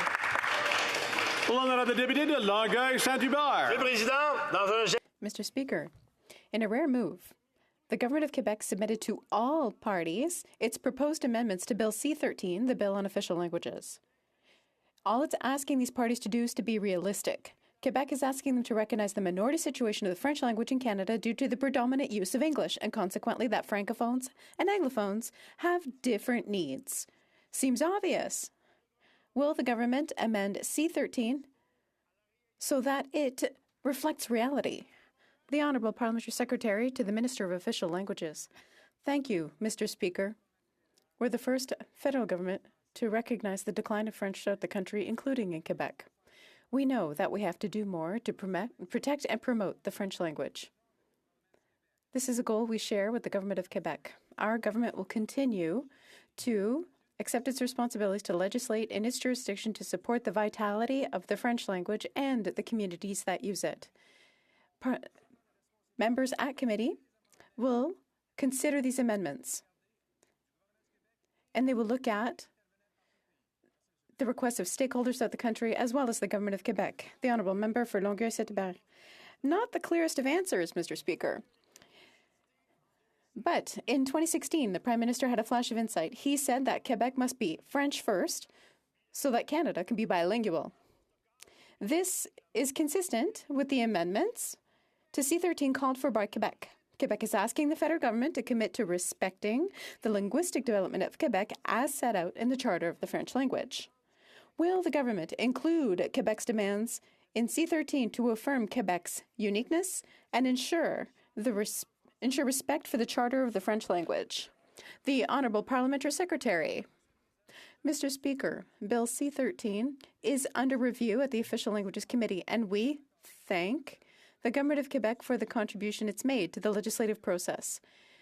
Members will have to consider proposed amendments put forward by all stakeholders. I'm optimistic that we will find ways to move forward to get the best legislation possible. So I ask all parties to set aside political games playing and work to ensure that this bill gets adopted as quickly as possible. It's important to communities throughout the entire country. Thank you. Northumberland, Peterborough South. Mr. Speaker, Canadians are experiencing economic challenges that they haven't seen since Pierre Elliott Trudeau was Prime Minister. They are struggling through a cost of living crisis. Inflation is at 6.8%. Supply chain disruption have Canadians waiting for months for essential items. Gas prices over $2 a litre. A struggling stock market has Canadians' retirement savings disappear. Mr. Speaker, are we experiencing a return to Trudeaunomics, or is this just inflation? The Honourable Parliamentary Secretary. Mr. Speaker, the member opposite cites a few statistics, and I'll do the same. This morning, Statistics Canada confirmed that wages increased for Canadian workers at the highest rate since 1981 by nearly 4%. Canadians are taking home more money in order to meet the cost of living crisis that they are facing, and our government is supporting vulnerable Canadians. In respect of seniors, for example, we increased our supports for seniors, and it's helped lift over 450,000 seniors out of poverty, Mr. Speaker. We are helping 900,000 seniors right now with our increased supports. Come on. The Honourable Member for Calgary, Rocky Ridge. Speaker, when questioned about inflation, the government just shrugs its shoulders and says it's part of a global phenomenon. And it's true that some other countries that are running huge deficits are experiencing inflation, but Canada is the only one deliberately making things worse by increasing taxes on consumers. Dropping the carbon tax and GST on fuel would immediately reduce consumer prices, just like prices dropped in Alberta when the provincial government cut its fuel tax. Why won't this government drop these taxes? The Honourable Parliamentary Secretary. Mr. Speaker, it's the NDP proposing to increase taxes on oil and gas companies, and it's the Conservative Party that's proposing to cut taxes on oil and gas companies. We're focused on Canadians. We're focused on supporting vulnerable Canadians. Well, let's take a...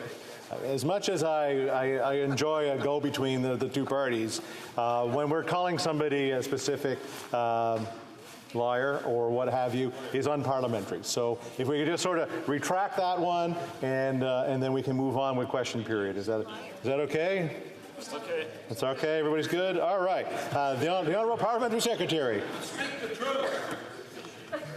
Mr. Speaker, as I was saying, we are focused on supporting Canadians directly. That's why this year Canadian families will receive up to $7,000 in the Canada Child Benefit. That's why our new Canadian Workers Program will support over 3 million workers with an increased top-up. Mr. Speaker, we also have direct payments going to Canadians who have trouble finding affordable housing. We are there to support Canadians directly. The Honourable Member for Yellowhead. Mr. Speaker, Canadians need this government to listen. Mark works in rural areas in my riding and needs to get to work. Because of distance and terrain, he can't take a bike, there are no buses or trains, he needs to drive a pickup truck. Mark pays $139 for only half a tank of gas. Mr. Speaker, why is this NDP Liberal government not cancelling the carbon tax increase, suspending the GST on gas to give Mark and all other Canadians a break on fuel? The Honourable Parliamentary Secretary. Mr. Speaker, this week the Conservatives proposed a number of economic policies. One of them was in order to cancel our price on pollution. A price on pollution, we know, is the most effective way to tackle climate change. The other was to give oil and gas companies a break by dropping the GST. The GST works in this country in the following way. The government taxes the oil and gas companies, and the oil and gas companies pass that tax on to consumers. If we drop the GST on oil and gas companies, there's absolutely no guarantee that Canadian consumers will see any benefit at the pumps. It is a tax reduction on oil and gas companies, pure and simple. Rachel, have you ever bought anything in the store? You ever paid GST? It's Friday. The honourable member for Edmonton West. Mr. Speaker, Edmonton's food bank is facing record demand. At the same time, they're facing a 30% increase in operating costs due to runaway Liberal gas inflation. Now, these are resources being taken directly away from the people they are trying to help. Now, Edmonton charities need help, and the Liberals can help immediately by reducing gas taxes and suspending the carbon tax. So will the Liberals commit to helping those in need, or do they think perhaps the food bank should feed the needy with dishonest Liberal talking points? The Honourable Parliamentary Secretary. Mr. Speaker, we have been there for Canadians throughout the pandemic. We have increased regularly our supports to food banks, and we have helped lift over 400,000 children in poverty out of poverty, Mr. Speaker. Our programs are supporting vulnerable Canadians every day. This year alone, we have ensured that the Canada Child Benefit will increase up to $7,000 for a Canadian family. This is direct support to Canadians when Canadians need it. Absolutely. The honourable member for Edmonton Griesbach. Mr. Speaker, Evangeline Kayakan is a well-known community leader and activist in Edmonton. She's also an undocumented worker. She has given so much of herself to better our community in Edmonton. Yet, she and her Canadian-born 6-year-old daughter are now facing imminent deportation. This is especially traumatizing for her daughter, who has health issues. This is a story of just one in a worrying trend of cruel deportations. Will the minister stop this deportation and help Vanjie and her daughter stay in Canada, her home? The Honourable Minister of Immigration. Mr. Speaker, our immigration system needs to have a compassionate approach. The honourable member knows that we're not at liberty to discuss the specific details of individual case files on the floor of the House of Commons. I'm happy to continue the conversation that we began together about this specific case file. We're aware of it. We're going to continue to look at the details and ensure that the rules are applied fairly, but also with a compassionate lens. Thank you, Mr. Speaker. The honourable member for Courtenay Alberni. Mr. Speaker, Canada is experiencing a mental health crisis. Every day it is costing lives. The Liberals have promised time and time again to address this crisis, but they've broken their promises. In their election platform, the Liberals promised $4.5 billion to expand mental health services, but there was no sign of this in the budget. They promised a fully funded 3-digit suicide prevention hotline and a suicide prevention strategy, initiatives that received unanimous support right here. Yet again, no funding was given to these commitments in the budget. When will the Liberals follow through on their promises to help people who are struggling? The Honourable Minister of Mental Health and Addictions. I thank the member for the question and his ongoing advocacy. Our government has made historic investments in mental health through $5 billion in bilateral agreements with the provinces and territories, which provides now $600 million on an annual basis until 2027. We're engaging with the provinces and territories to inform the development of the new mental health transfer, and we will need the help of all parties and a comprehensive evidence-based plan, including sharing data on indicators and outcomes. We remain fully committed to the additional $4.5 billion over 5 years to support the mental health of Canadians. The honourable member for Kitchener-Conestoga. Mr. Speaker, Northern and Indigenous communities see and experience the harsh consequences of climate change at nearly 3 times the rate of the rest of Canada. From housing to airports to community services, melting permafrost, coastal erosion, and thinning sea ice, these changes negatively impact traditional ways of living. Since 2015, our government's worked together with Northern and Indigenous partners to help fight climate change. Can the Parliamentary Secretary to the Minister of Natural Resources and the Minister of Northern Affairs please update this House on our government's work with Northern and Indigenous communities to fight climate change and improve quality of life? Good question. The Honourable Parliamentary Secretary.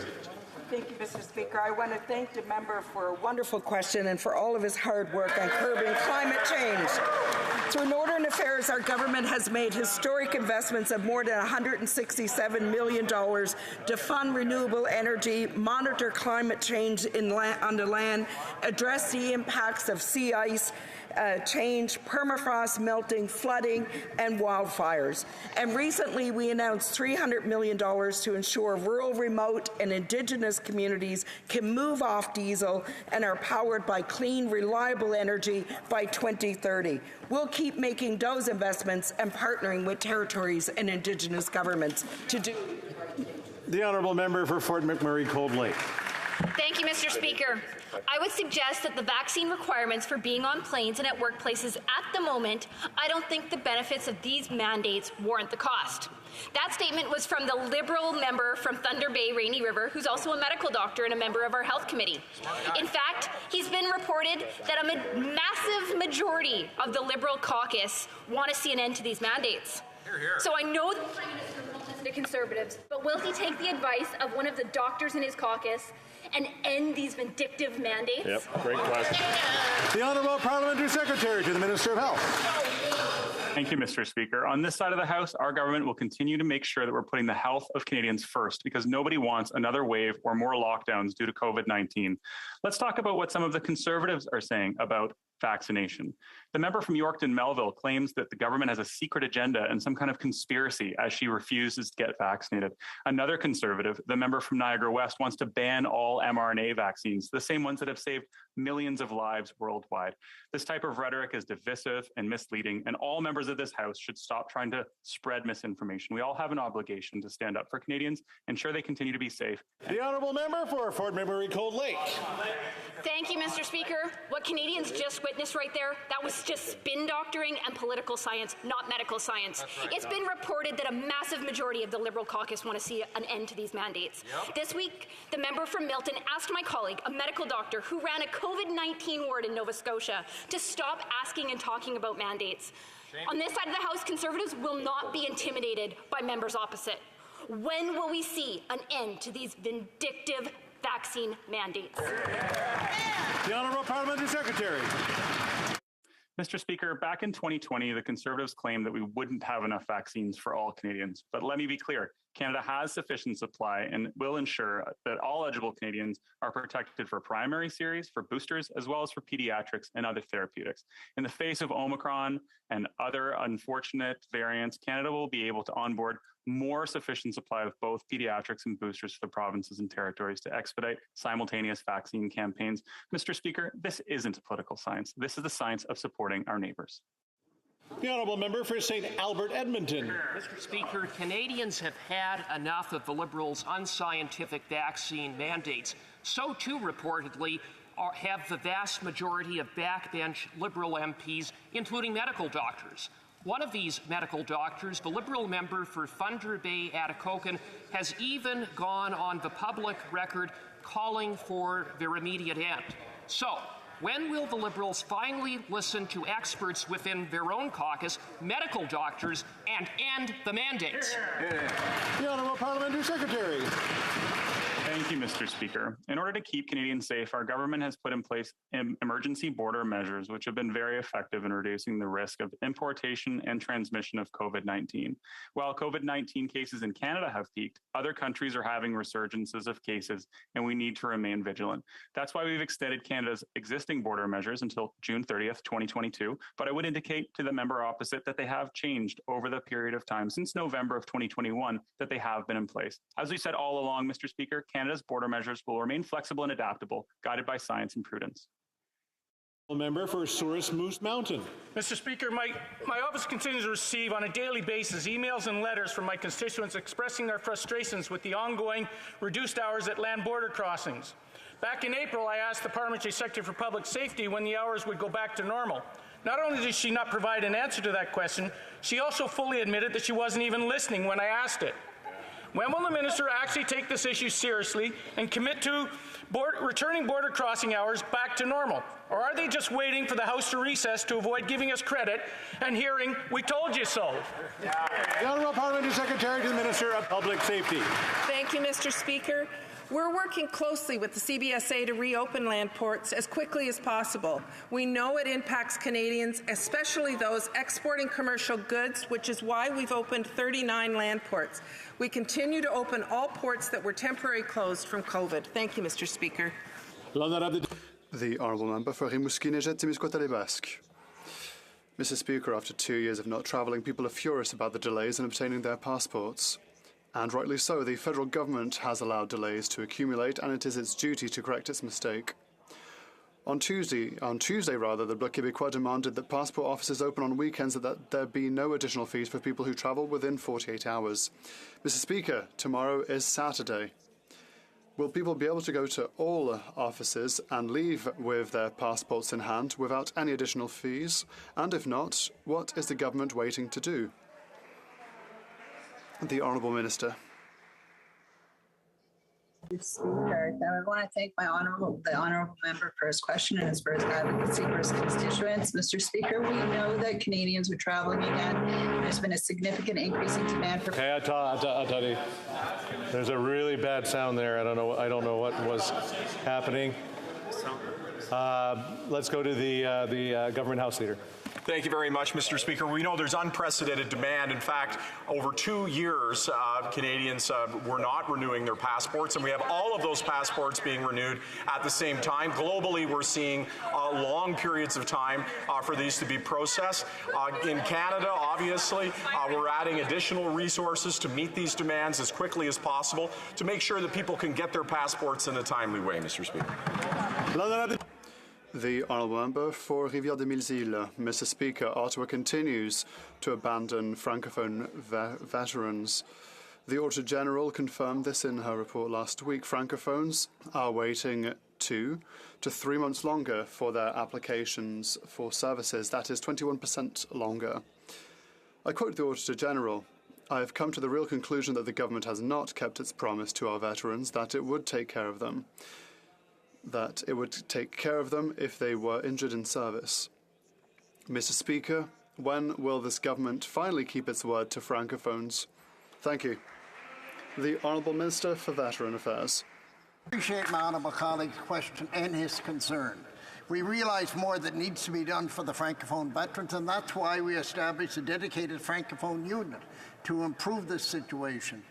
And we invested $340 million to make sure that we're able to improve the wait times. And in fact, we have improved all wait times, including Francophone veterans. But I realize there is more to do, and I can assure this House and my honourable colleague that we're making sure that happens. Thank you, Mr. Speaker.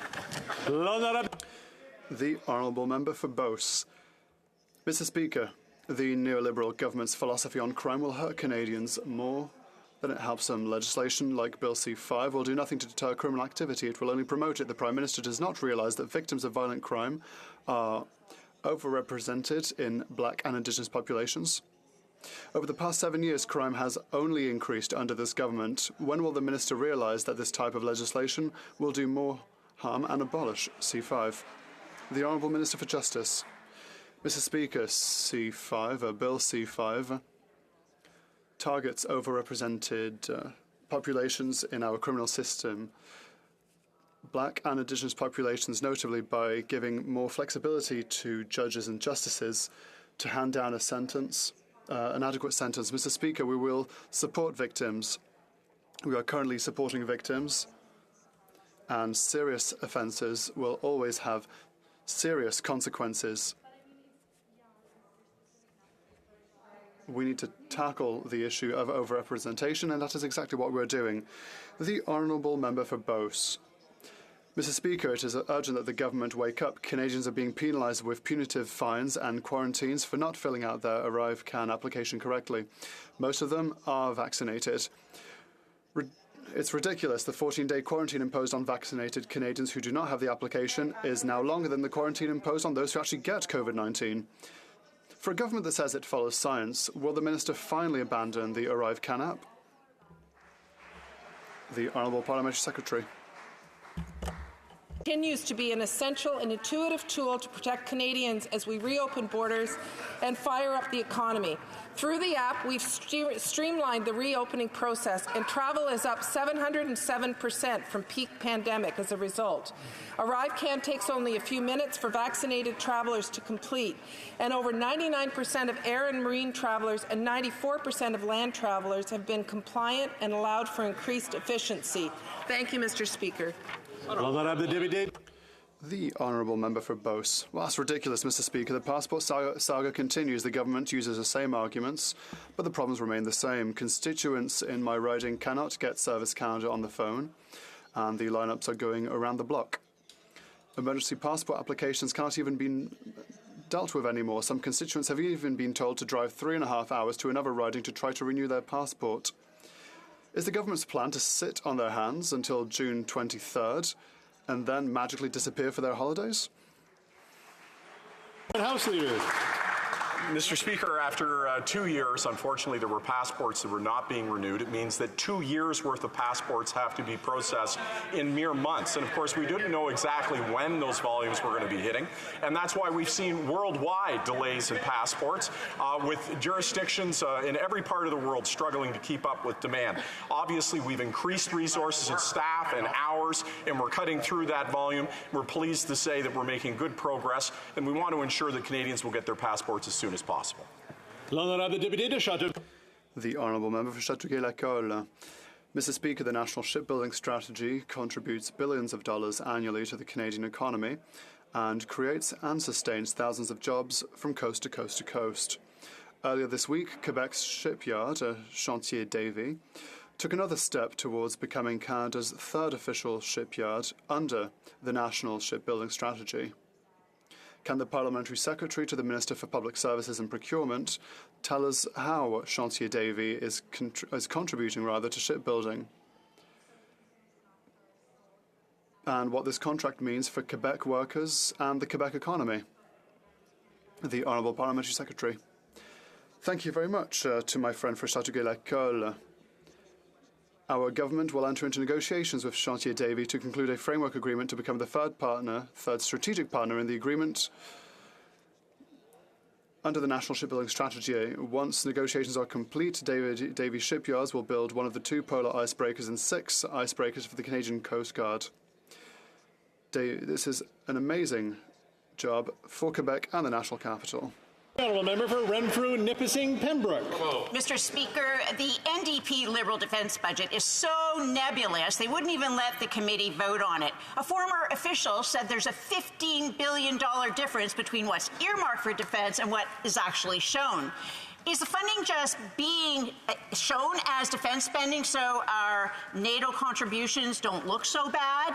And have the funds, the missing billions, gone to the same place as lapsed defense spending into some green slush fund? The Honourable Minister. Thank you, Mr. Speaker. We are assuring Canadians security and contributing to global security. That's why our government has not only been increasing spending by 70% between 2017 and 2026, following a decade of conservative cuts.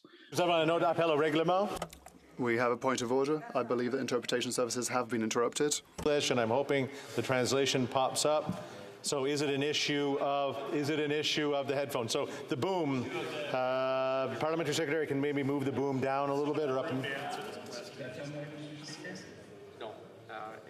Maybe Pippi Prush a little closer. How about now, Mr. Speaker? It still sounds a little off. So I'm going to go to the Government House Leader.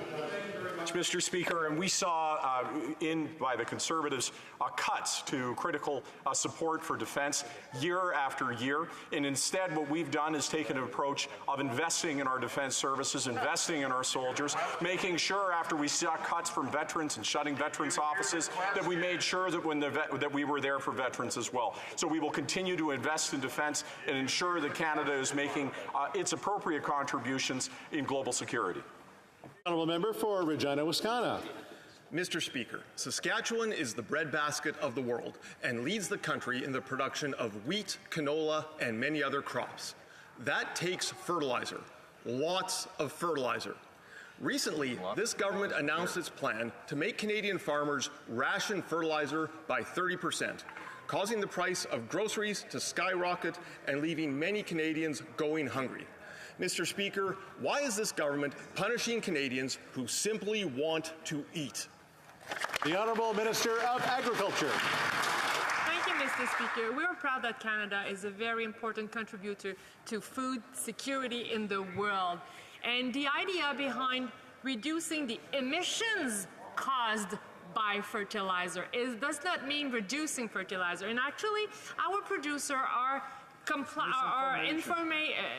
are engaging significantly in the 4R practices. So best practices, they are applying the fertilizer the right way to reduce emission, to reduce their costs in the same time. Thank you, Mr. Speaker. The Honourable Member for Lanark, Frontenac, Kingston.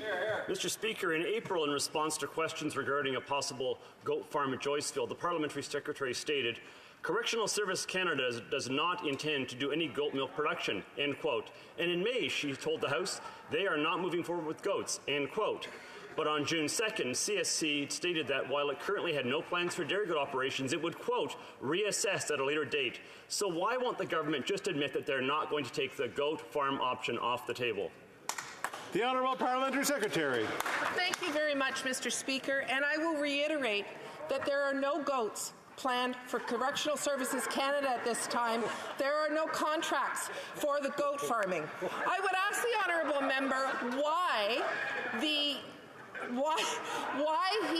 is.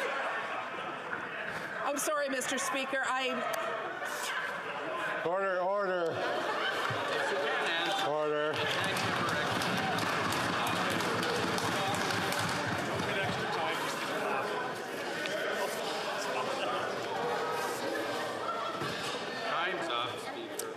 The Honourable Parliamentary Secretary, 10 seconds or so.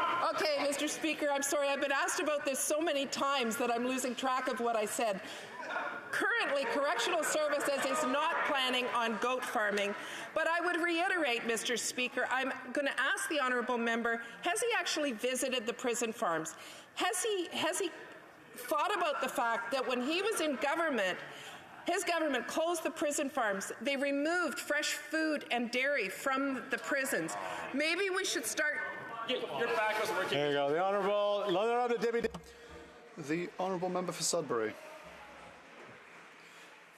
Mr. Speaker, our two official languages are part of our country's history and central to our identity as Canadians. The Minister for Official Languages recently launched consultations for the next action plan on official languages. Could the Parliamentary Secretary to the Minister for Official Languages inform us on what our government is doing to ensure that minority Canadians across the country are being listened to, and to also ensure that we have the best game plan to protect our two official languages throughout Canada? The Honourable Parliamentary Secretary to the Minister for Official Languages. Mr. Speaker, I would like to thank my colleague for her question and her devotion to her community. We have launched a cross-Canada consultation for our next action plan. We are going to consult communities across Canada to hear their priorities and visions with respect to official languages. Through our current action plan, we have invested unprecedented levels in official language minority communities from coast to coast to coast, and I look forward to our next action plan playing an equally important role in the lives of all Canadians. Thank you, Mr. Speaker. The Honourable Member for Nanaimo Ladysmith. Mr. Speaker, Ukrainian refugees who have settled in my riding of Nanaimo Ladysmith and across Canada are struggling with resettlement costs.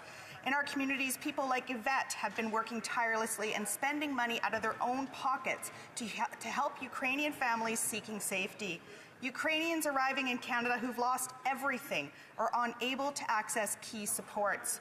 Why won't this government do the right thing and grant Ukrainian and other refugees permanent status so they have the supports needed? Minister of Immigration. Mr. Speaker, the honourable member asks a very important question. We developed in an emergency situation a brand new model of temporary protection because we heard of the vast numbers of people who wanted to come but want to go back home when it's safe to do so. It's really important, though, that we add additional supports that are atypical for people who come as visitors to Canada because these are people who are in need of safe haven.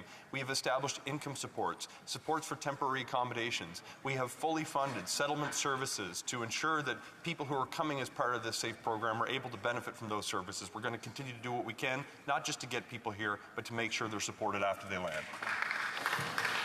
And that's all the time for this Friday's question period.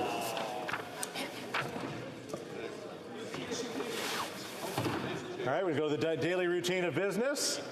The tabling of documents. The Honourable Parliamentary Secretary to the Minister of Agriculture and Agri-Food. Mr. Speaker, pursuant to Standing Order 36.8a, I have the honour to table in both official languages the government's response to 3 petitions. These returns will be tabled in an electronic format. Thank you for that. Introduction of government bills. Statements by ministers. Rapport de délégation interparlementaire. Présentation de rapport de comité. L'honorable député de Waterloo. Thank you, Mr. Speaker. Mr. Speaker, I present in both official languages the 10th report of the Standing Committee on Procedure and House Affairs in relation to Bill C-14, an act to amend the Constitution Act 1867 electoral representation. The committee has studied the bill and has decided to report the bill back to the House without amendments, and I would like to thank all members involved and their teams, the clerk and the legislative clerk and analysts for making this happen so quickly. Thank you. Then we have introduction of private members' bills. First reading of Senate public bills. Mrs. Fry, seconded by Mrs. Duncan, moves that Bill S-209, an act respecting Pandemic Observance Day, be now read a first time. The honourable member for Vancouver Centre. Thank you, Mr. Speaker. It's my pleasure to present this bill in the House of Commons, introduced by Senator Marie-France Masgie as a way to commemorate the efforts Canadians made to get through the pandemic. Bill S-209 seeks to designate March the 11th as Pandemic Observance Day. And I want to take the opportunity to thank Senator Masgie for coming up with this important bill, which addresses a turning point in the life of Canadians. I want to thank the Honourable Member for Etobicoke North, Christy Duncan, for seconding this bill in the House.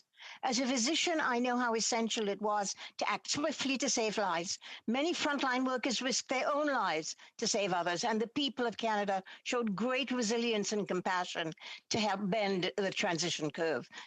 The pandemic brought very contrasting aspects to life. We lost friends and family, but we also witnessed human solidarity at its very best. It's vital to commemorate these events and keep them in the collective memory for years to come. Let us remember how our world changed forever and how, once again, human resilience succeeded. Thank you. This motion is deemed adopted. Reading of this bill, premier lecture de ce projet de loi. When shall this bill be read a second time? At the next sitting of the House. Nobody's fighting for it anymore, I guess. Motion.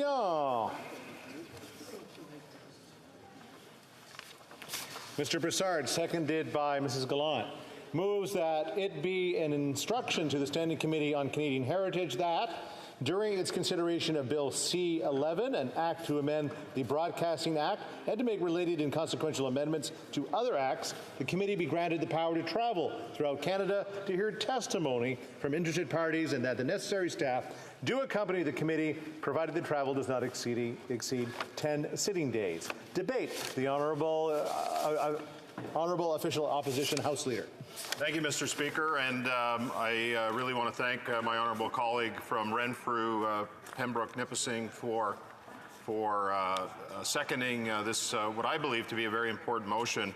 As you are aware, Mr. Speaker, motion 16 was presented, which basically is a draconian way of dealing with issues and matters of this House by this government. It's a way of stifling debate. It's a way of silencing the voice of millions of Canadians who sent their elected representatives here to Ottawa.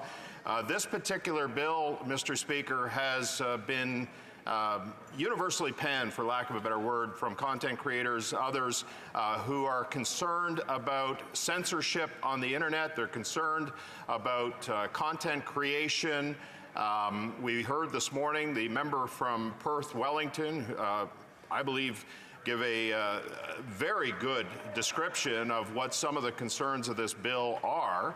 And effectively, what Motion 16 has done is it has basically taken the work out of the hands of the committee on this extremely important bill, and the government is ramming it through with the help of their NDP partners in order to get this motion passed through Parliament, not addressing many of the concerns that are being brought up by those who I said earlier, Mr. Speaker, are expressing significant concerns about this issue as it relates to censorship.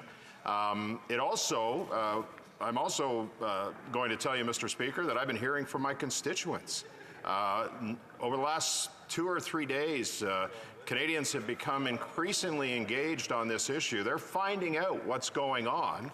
And similar to a previous iteration of this bill, which was C-10, they are equally concerned, in fact, I would suggest more concerned, about what's going on with C-11 and the impact that that's going to have on their ability to see what's on the internet, to produce what's on the internet.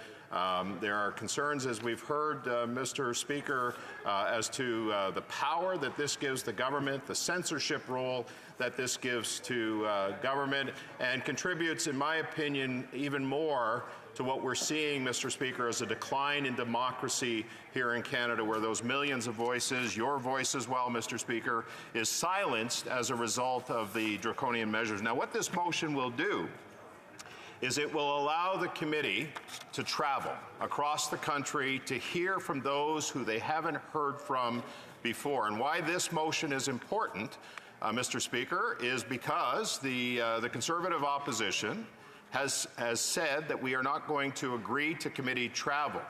But I think what this motion does is it highlights the importance of hearing from those in Canada who are extremely concerned about this bill and the censorship that it can create, to allow this committee to do its work, to function properly, to get to hear those voices that are being silenced here in this place, Parliament, to speak, and yet we are being silenced on this bill, Mr. Speaker. And so the other interesting part of this as well is the fact that I've been watching closely the deliberations at the Heritage Committee, and I've been speaking to our Shadow Minister of Heritage, and the level of dysfunction that's been created as a result of the chair of the committee not actually coming to Ottawa, actually being on Zoom. And it speaks to the overall dysfunction of this place, the fact that the hybrid parliament is having such a tremendous impact on the ability of the committees to do their work, having health implications on the people that work here, namely the translators.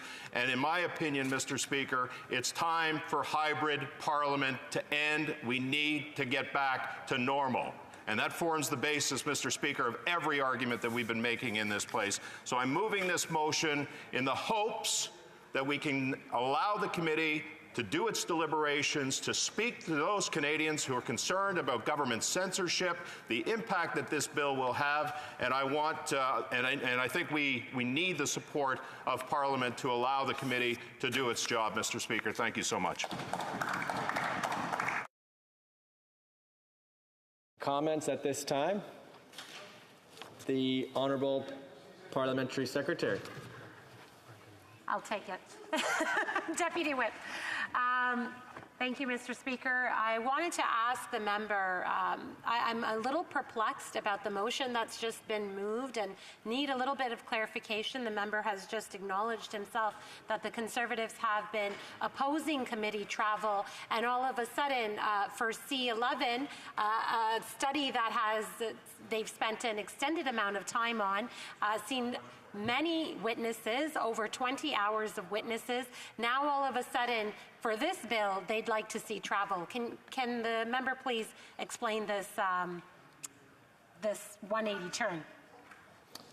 The Honourable Official Opposition Government House Leader. Thank you, Mr. Speaker. Of course I can, and that is that there are committees of this Parliament that want to travel all around the world. They've moved motions to travel to places like Brussels and other parts of the country that haven't got the same restrictions as what this Liberal government is imposing on its own citizens. So the hypocrisy is palpable. We are still allowed to domestically travel here in Canada. We think that the committee can do it safely, but the Liberal Party is imposing restrictions on Canadians to travel abroad, especially those who are unvaccinated, etc., and putting parliamentarians at risk in those countries. We don't believe that there is a risk, and as I mentioned at the onset, Mr. Speaker, especially to travel here in Canada, but as I mentioned at the onset, this is a work that needs to be done because there are voices that are being silenced who are critical of this bill, and it takes and needs the committee to travel to listen to those voices. So, you know what, maybe the Liberals, Mr. Speaker, should end the mandates, and maybe we can get on with normal life here in Canada and stop restricting Canadians from seeing their families, stop businesses from being affected by their resurgence of what they want. They want their businesses to succeed, not the Liberals to get in the way. The Honourable Member for New Westminster Burnaby. Thank you very much, Mr. Speaker. I have some questions for my honourable colleague because, of course, he said he's been following deliberation at the Heritage Committee, so he knows that the committee had over the equivalent of over 5 weeks of witnesses, that the committee was actually going to call additional witnesses, but Conservatives blocked that with the filibuster, that all of the other parties, all of the other members of the committee have actually filed their amendments. For a couple of weeks, we tried, Conservatives refused, but amendments were all filed last week, actually. So we also had Conservatives blocking things like having hearings into various serious allegations that have come about around Hockey Canada.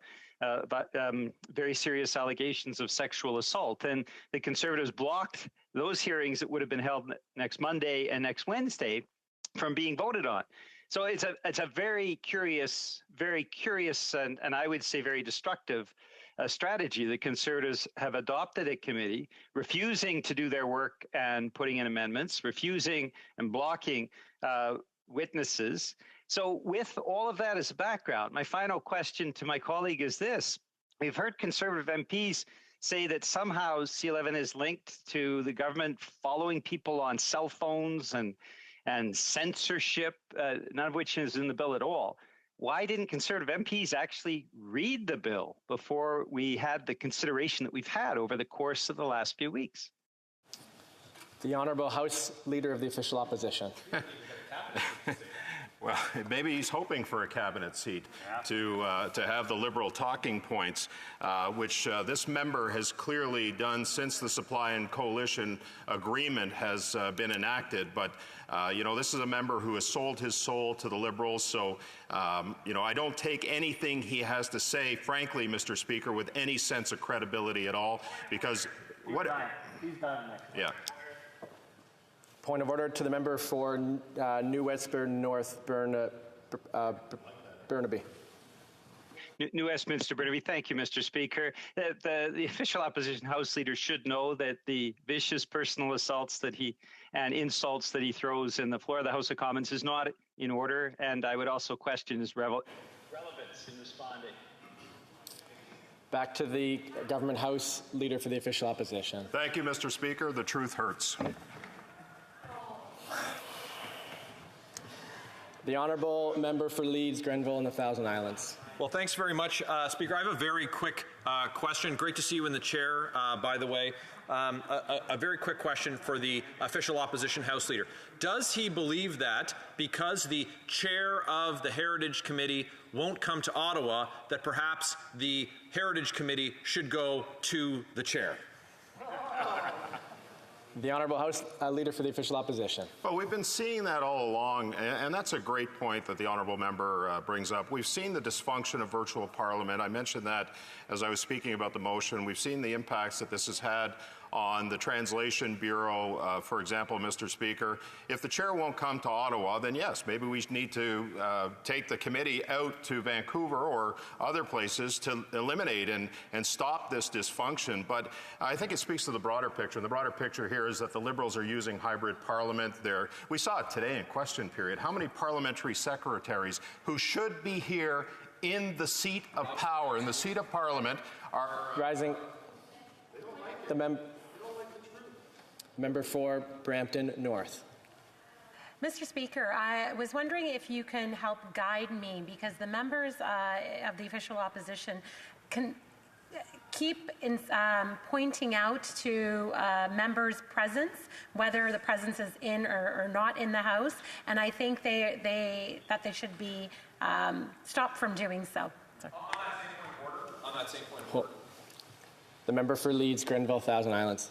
Thanks very much, Chair. So we all attended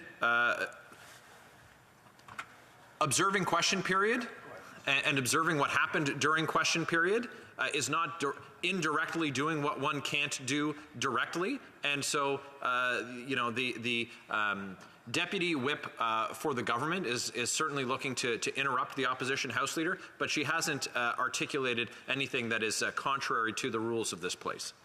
We're going to pause.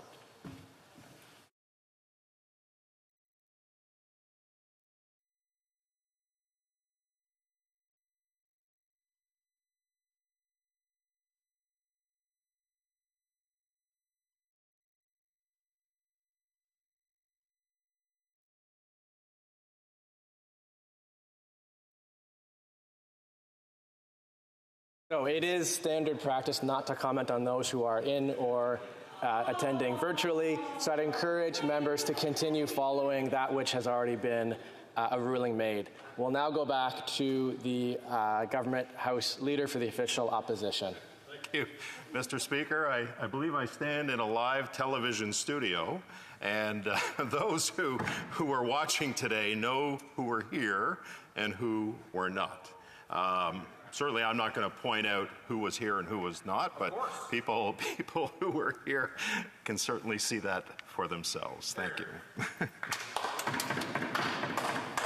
La honorable députée pour Saint-Jean. Monsieur le Président, Thank you, Mr. Speaker. Congratulations on what I think is the first decision that you've made in the House. My colleague heard a great deal about that the time allotted was insufficient to hear witnesses at committee in the face of the time allocation motion we have before us. However, I'd like to know what is enough. We've had many appear before committee already, some twice. So in their eyes, what is enough? I haven't heard that yet. The Honourable House Leader for the official opposition. I would respectfully suggest that enough is to hear from both sides of the argument, those who are in favor of the bill, those who are opposed, perhaps as a result of those interactions, to allow actually consequential amendments that are going to fix the bill. We've heard that there are some serious problems with this bill, not the least of which is Section 4.2. There's 4 substantive things that we're concerned about, and I'm concerned that not even those amendments that we are hearing about from those who are looking at this bill and saying it needs to be fixed, not just those who understand these sorts of things, these sorts of censorship issues, but content creators. So at least some substantive time to consider not just the bill itself, but amendments to the bill as well, Mr. Speaker. And by the way, Mr. Speaker, you're doing a great job up there. Doing a great job. Thank you. Thank you. We have the Honourable Minister for National Revenue on a point of order. Merci beaucoup, Monsieur le Président. Thank you very much, Mr. Speaker. I have government responses to questions 500 to 506, Mr. Speaker. Thank you. Merci. We'll now return for questions and comments. The Honourable Member for South Shore St. Margaret's. Wow. There you go. Way to go, Mr. Speaker. My question for the opposition House Leader does pertain to the actual committee work. I have had the honor of being in a couple of the committee meetings and proposing a few amendments. One of those amendments to the discussion that we were talking about was actually having the minister appear before committee. And the Liberal majority challenged the ruling of the chair that called that in order. So in response to that, when I had the floor, the chair forgot that I had the floor and said, well, I must have blacked out. One of the challenges of this virtual parliament. So again, in terms of the functioning of the committee, could the House Leader comment on the ineffectiveness of that role in committee chairs participating in that manner? The Honourable House Leader of the Official Opposition in 25 seconds or less. Well, Mr. Speaker, I think we're seeing a strong level of dysfunction going on among all of the committees because of the hybrid and virtual aspect of this Parliament and the decision that to continue this. We're seeing committees that are being cancelled. We're seeing the situations like the Honourable Member talked about. And this has to stop. It has to stop. It's having a sincere and profound impact on our democracy, and it's contributing to a decline in it. Thank you. The Honourable President of the Treasury Board on a point of order. Oui, merci, Monsieur le Président. Thank you, Mr. Speaker. When it comes to item number 16, I give notice that at the next sitting of the House, a Minister of the Crown will move, pursuant to the relevant standing order, that the debate not be further adjourned. Merci. A point of order from the member for Perth Wellington. Thank you, Mr. Speaker. I just want the record to reflect that the member from Ottawa-Vanier just introduced a guillotine motion on a guillotine motion. On a guillotine. Certainly don't believe that's a point of order. We'll now turn, resuming debate, the Honourable Member for Brampton North. Thank you, Mr. Speaker, and I would agree you're doing a fine job having been thrown into it just minutes ago. I want to begin by addressing the opposition members' concern about wanting to spend time on amendments to C11. I think that is a valid concern, and I believe that the committee has had ample time. And what we in the government benches and what I as a member also would like to see is that we get to the amendment stage, that we get to clause by clause, and that amendments are put forward, and that we're able to discuss those amendments and then vote on them. That's the crux of the issue that we're looking at right now. And as has been mentioned here before as well, the committee, the members themselves at the committee, had agreed to 20 hours of witnesses. The members at the committee agreed to this, not this House, not the government. It was the members on the committee. They have since then seen over 20 hours of witnesses. I believe from the debate that we hear from the Conservatives, they have ample reasons to bring amendments forward, and that is their right. So we'd like to see those amendments. We'd like to discuss them and vote on those amendments. So this motion today is, or the previous motion, and now the opposition's motion, just doesn't seem to, make sense. It seems like it's more delay tactics rather than getting to the amendment stage, which we would desperately like to see. There was also the issue of Hockey Canada brought up, and that the Conservative members on the committee would like to get to that issue as well. Well, Mr. Speaker, I'd like to clarify that from the members on the committee that I've spoken to, they said that there was an offer made, an offer to study that in parallel, an offer to even sit on non-sitting days and get that important work done. But there was a filibuster by the Conservative members on the committee, and nothing got done. Nor, the issue of Hockey Canada wasn't dealt with, nor was the issue of C11 thoroughly dealt with. So I really would request that the members, reconsider this motion and really get to the stage that's important for all Canadians, and especially our artists and content creators.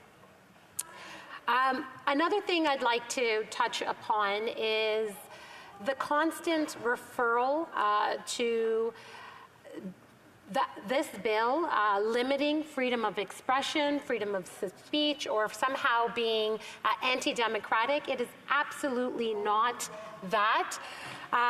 For decades, our system here has guaranteed the creation for Canadian content creators when it comes to TV, when it comes to radio, all of those platforms that we grew up watching. This is nothing new.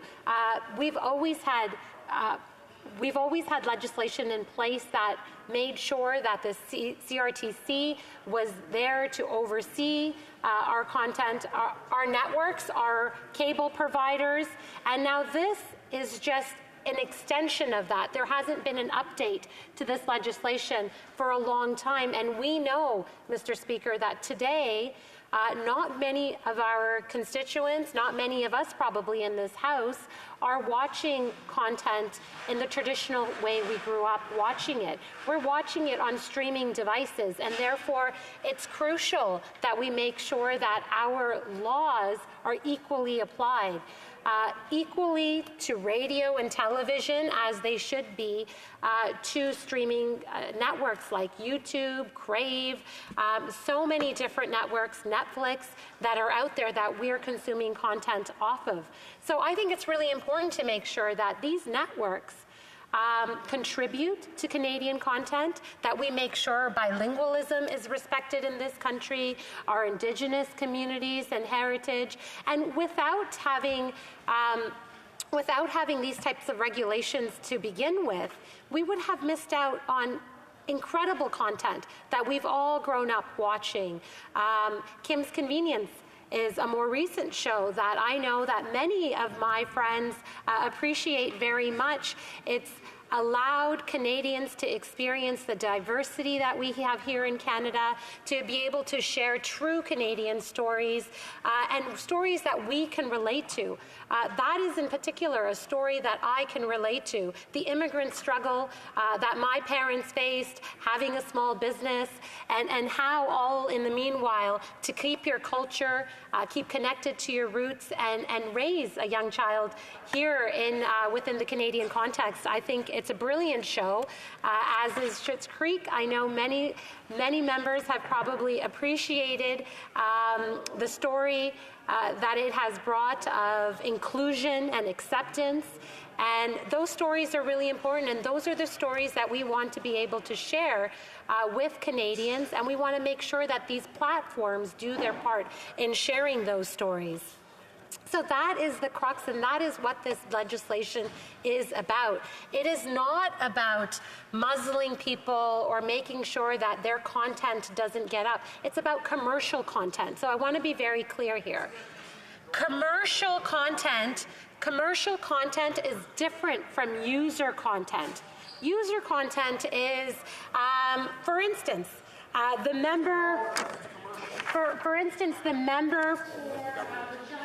Capel, just the other day, on Twitter, put up a video talking about how C11 is this scary piece of legislation that is somehow going to remove even the very video that he put up talking about this piece of legislation. Of course, Mr. Speaker, that video is still there, and that video, even after this piece of legislation is passed, will still be there, because this piece of legislation has made an exception and carved out freedoms for those that are creating user content. So if you are a user of a platform like YouTube or any social media platform like Facebook that many of us as members of Parliament also use, those types of posts and that content will not be affected. Also, this bill makes sure that CRTC, in any of their advice, is not freedom of speech, is not imposing any restrictions on people. That's okay. I apologize to the member for Brampton North. There are some members who are having various conversations and might be wanting to ask questions of the member for Brampton North. I'd encourage those who might be having conversations to take those to the side, and if they've got questions, to save those for questions and comments. Apologies. The member for Brampton North has 12 minutes left. Thank you so much, Mr. Speaker. I appreciate the reminder of time as well. So, I've spoken about some of the great benefits that this bill brings. I also want, as the debate continues today, I want to hear from the members opposite as to what the issues that they have with this bill exactly are, because I believe there's been confusion around this issue. And we've tried to make it clear. I don't know how much clearer we need to make it that this applies to commercial content and does not apply to user content. In determining whether content is commercial, the regulator needs to evaluate, and this has been set out in this piece of legislation, they need to evaluate based on 3 elements. Number 1, if the content is monetized. Now, I know that this would be of some concern because, of course, there is user content that can be monetized. But there are other elements and factors that they also have to weigh in connection with that. They need to weigh whether the content has a unique whether the content exists on another non-social media platform. So a non-social media platform would be something like Netflix that we basically do not interact with. We are just consuming the content that's on there. So if there is a show that YouTube is also streaming either paid content or unpaid content, and at the same time Netflix is also streaming, that's a distinction to be made, because that will get you closer to what is the definition of commercial content. The other thing that they'd be looking at, the third thing, is whether the content has a unique international standard code. So the example would be a song that's uploaded to YouTube with an international standard music number. So we know that many people are now consuming their music not off of the radio or off of CDs, if some even know what CDs are, or downloaded music, or records. For that matter, they're consuming it off these streaming platforms. But this is commercially produced music and content. And so I think it's only fair if the radios that have been playing this content today and have been playing all along are playing by a certain set of rules, then those streaming platforms like Spotify, Apple Music, all of the different, and YouTube Music also have the same rules applied to them. That is fair. And I think all members in this House should agree that our laws in Canada, one set of laws should not be different for a group of people and different for another. We should make sure that the laws are the same. And actually, when I was first elected to this House, I come from my father is a taxi driver, and I remember him and many people that I know from the taxi community, since many live in my riding. For some reason, I have a big, large portion of constituents that are taxi drivers. They came to me and they said, Uber is not having to pay HST, yet taxi drivers that provide the same service, the driver themselves has to pay HST on their fares. And I thought to myself, well, I'm like, this is not fair. Why is one service provider, which provides exactly the same service, under one set of rules, and another service provider, which is, promoting themselves as being a digital company, providing this service slightly differently, but they're not teletransporting you, really. Quite frankly, Mr. Speaker, they're doing the exact same thing. They're picking you up in a car and dropping you off to another location. Well, I brought this point up, and our Minister of Finance took that very seriously and said, you know what? Our laws and regulations should apply equally. So I would say C11 is a very similar situation. He quickly resolved that issue, and now Uber drivers today also have to pay the HST on their fares. And I think that was justice served to the rideshare and taxi community. And that is what we're trying to do in this bill as well. We're making sure that our regulations are applied across the board equally and fairly. And Mr. Speaker, once again, like I've said before, I'm not saying that any piece of legislation is completely perfect. There could be some gaps, there could be some holes. We want to make sure we get the support of the Conservative Party, the Blocs, the NDP, the Green as well, to make sure that we fill those gaps and fill those holes. We want to see the amendments, the amazing amendments that they're going to hopefully bring forward if we ever get to that point. But what we are so tired of is the delay, the constant delay. It's not democracy, because the members are saying that this is democracy. Delay and cutting off the ability to be able to discuss in a way that is productive, in a way that is constructive, is different than saying we are not going to let this legislation see the light of day. And that is what I would argue the opposition has been trying to do.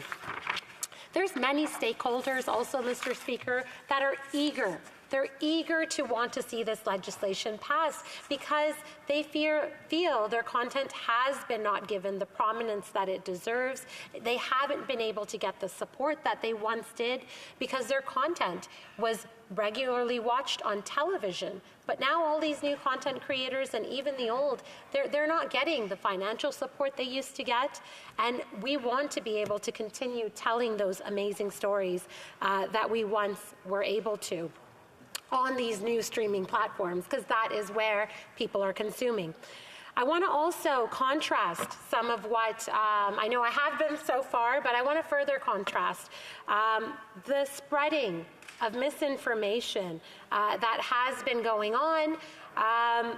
And it's going on social media and Twitter, and that's great. But I think the members need to be responsible. The members need to be responsible. They need to properly read and understand this piece of legislation before guiding their constituents, before responding to correspondence from their offices, and before putting stuff up on their social media. They should be giving Canadians the proper information, because this bill has nothing to do with what Canadians say on social media. So obviously the members opposite are free to say whatever they like on their social media platforms, but I would just request that they be responsible members and they make sure that the information that they give Canadians is accurate to what is in this piece of legislation. If the Conservatives really today want to go and record themselves saying whatever they would like to say about this piece of legislation on my speech in the House today, they're free to go and do so. And even once this piece of legislation is to pass, they would still be free to do so. That's the clarity that Canadians really need to understand. And the last time around, I don't want to see what happened the last time. Conservatives sided with web giants instead of Canadian artists and creators. Conservatives sided with web giants. Now, I constantly hear from the opposition benches that they are here to be the voices of the people of Canada, voices of their constituents. And unfortunately, I'm afraid that what's happening here is they're benefiting these huge multi-billion-dollar corporations, these huge web giants that don't have the same challenges that our local cable stations do. We want to just bring fairness to the system. Furthermore, I'd like to also say that Clause 12 in this legislation of the Online Streaming Act explicitly states that any regulation the CRTC imposes on platforms through the Broadcasting Act cannot, Mr. Speaker, cannot infringe on Canadians' freedom of expression on social media. This clause, Clause 12, should give people and Canadians a sigh of relief, because I know a lot of what the confusing messaging that they've been receiving has led them to believe that this could somehow infringe on their freedom of speech.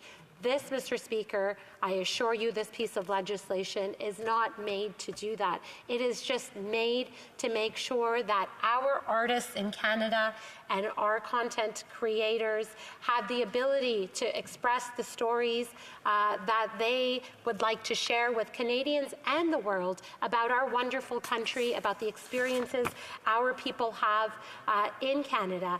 And so, Mr. Speaker, I know that many members in this House do support this piece of legislation. So I think that it is quite unfair to hold up this piece of legislation any longer. We've seen it in the previous Parliament. We want to make sure that all members have the right to amend this piece of legislation, not just in this place, but also in the other place as well. So let's vote. Let's get this show on the road. Let's make sure that the senators also in the other place have equal opportunity to be able to put input into this piece of legislation, and let's get this work done for Canadians, for our artists, for our creators. Thank you, Mr. Speaker. Questions and comments, questions et commentaires. The Honourable Member for Perth Wellington. Thank you, Mr. Speaker, and it's great to see you in the chair. You're doing a fine job. The member just said, let's vote, let's get this done. But my question to her is, why is she currently filibustering this motion? The House Leader of the Opposition moved this motion, spoke for about 4 minutes, and hoped that we could have a vote on this. Now, what the government members are doing, they are trying to filibuster this motion to prevent this House of Commons from voting on it. 4 minutes, that's all the members spoke for. And now the government members are filibustering this motion. But I'm not surprised, because that member was the chair of PROC when the Liberal members spent 100 days filibustering the Procedure and House Affairs Committee to prevent the Prime Minister from testifying, trying to save the Prime Minister rather than getting the work of the Canadians done. The Honourable Member for Brampton North. Thank you, Mr. Speaker. And I am appalled by the allegation of the member opposite. I haven't even been able to get the opportunity in the past to really delve into this piece of legislation.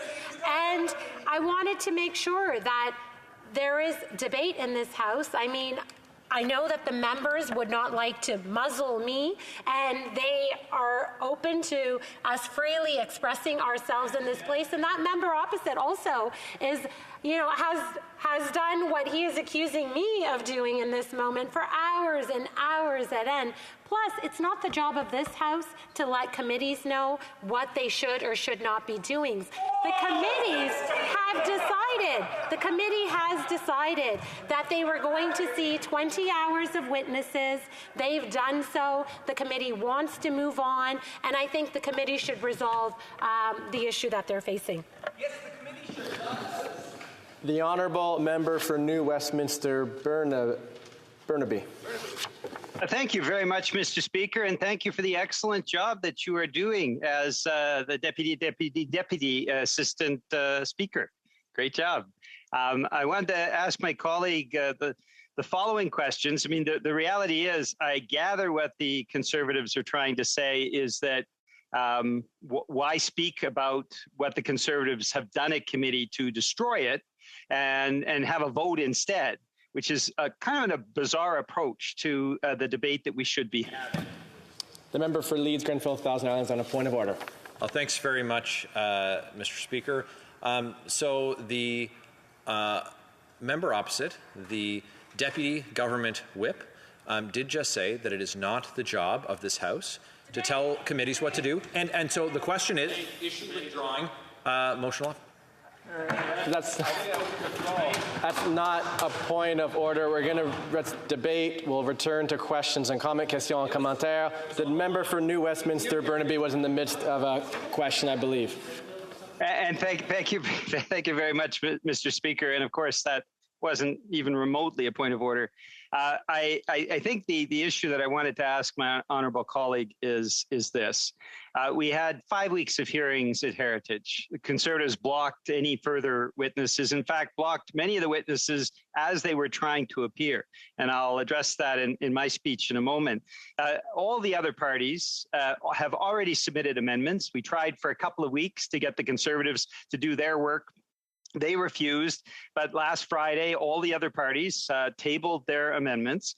The Conservatives have even refused to have hearings into Hockey Canada, the serious allegations of sexual assault around Hockey Canada. I moved a motion on Wednesday, Mr. Speaker. The Honourable Member for Perth Wellington on another point of order. Mr. Speaker, the NDP House Leader knows full well it was the Conservatives who originally moved the motion to hear from Hockey Canada. The record must reflect that. We're seeing several points of order that are clearly matters of debate. I'd encourage members to reserve points of order for true points of order. Returning to the member for New Westminster, Burnaby, with a question. Please proceed to the question. Thank you very much, Mr. Speaker. So I moved Monday and Wednesday we would have hearings at Hockey Canada. Conservatives refused to have the vote on that question, which would have allowed for the hearings on Hockey Canada. The facts are very clear, Mr. Speaker. I wanted to ask my colleague what she thinks about this conservative behavior that we've seen over the last few weeks. The Honourable Member for Brampton North. Thank you. I appreciate the insight, the further insight I'm getting into what's happened at committee. I know I've heard from some of my colleagues as to the delays that have been there, and I agree the issue of Hockey Canada is important. But there is an order to be maintained in committees as well, and the committee had, from what I've been hearing and from what the member has just said, has wanted to look into the Hockey Canada issue. But because there has been consistent filibuster and avoidance of getting this bill through committee and also getting on to setting meetings and hearing from witnesses on Hockey Canada, that is the issue that they've been having at committee. The Honourable Member for Saanich Gulf Islands. Thank you, Mr. Speaker. I'll add my voice to those who are commending the admirable job you're doing in the chair. I appreciate the member for New Westminster Burnaby suggesting it's deputy, whatever. But thank you for what you're doing, Mr. Speaker. My question to the Honourable Deputy Whip is, we're seeing a lot of delays. I personally think that there's been too much political interference in committees. I want to raise a different issue, but it relates to this question of how much are committees really governing their own destiny anymore.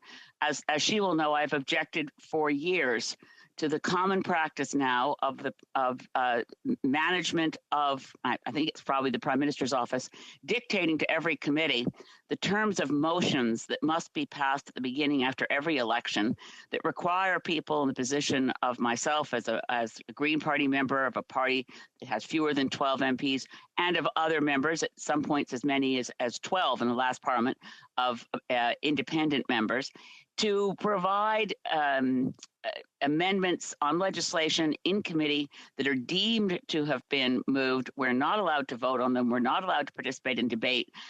And yet the fiction on which these motions are justified is that the committee is the master of its own destiny. And it's just a coincidence that every single committee comes up with identically worded motions that are passed at the beginning of every session of Parliament following an election. I wonder if she would reflect on whether, if we want to maintain the fiction, it's at all appropriate to have these multiple motions passed at every committee that significantly increase my personal workload, which the honourable member may know is already a fairly significant workload. Thank you, Mr. Speaker. The Honourable Member for Brampton North. Thank you, Mr. Speaker, and I would definitely agree and recognize that the member's workload is great and probably more heavy. She carries a heavier burden than most members in this House, and that's something I've definitely admired from my first day here. How she's able to keep track of what's happening in every committee and every motion that's moved in the House is remarkable, and I appreciate her hard work. The motion that has been put forward today by the government is in order to make sure that we can hear the amendments that the opposition would like to propose when it comes to this piece of legislation. We don't want them not to amend the piece. We want them to be free to bring forth those suggestions, those constructive suggestions. And the motion that's just been posed by the opposition now in order to take the committee on travel and other things, when all along they have been denying committees from completing their work. Committees that chose to do this themselves, not through the House, but through votes within their own committees, and wish to travel to study a certain issue. The Conservatives have opposed it. So it is beyond me now why this motion is being put forth. All I can say is that I believe it's to delay. Point of order from the member for Leeds, Grenville, Thousand Islands. And Chair, I do have to say that I very much appreciate you knowing my riding, so thank you. In having heard the government deputy whip's remarks with respect to this motion, I would seek the unanimous consent of the House that we move to orders of the day.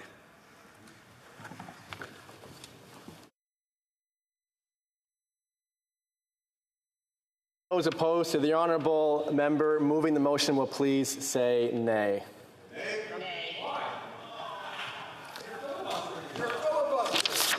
I heard nays. We will continue. Questions et commentaires, questions and comments. La honorable députée de Rimouski-Neigette. The honourable member for Rimouski-Neigette et Misquetal-et-Basque. Thank you very much, Mr. Speaker. I'm very pleased to see you in the chair again. I listened closely to my member for Brampton North. And we're currently debating on the fact that the Heritage Committee wishes to carry out consultations and wishes to do so outside the parliamentary precinct. Now I'm trying to understand my colleague's point of view. My colleague for Brampton North stating that it's not possible for that committee to travel.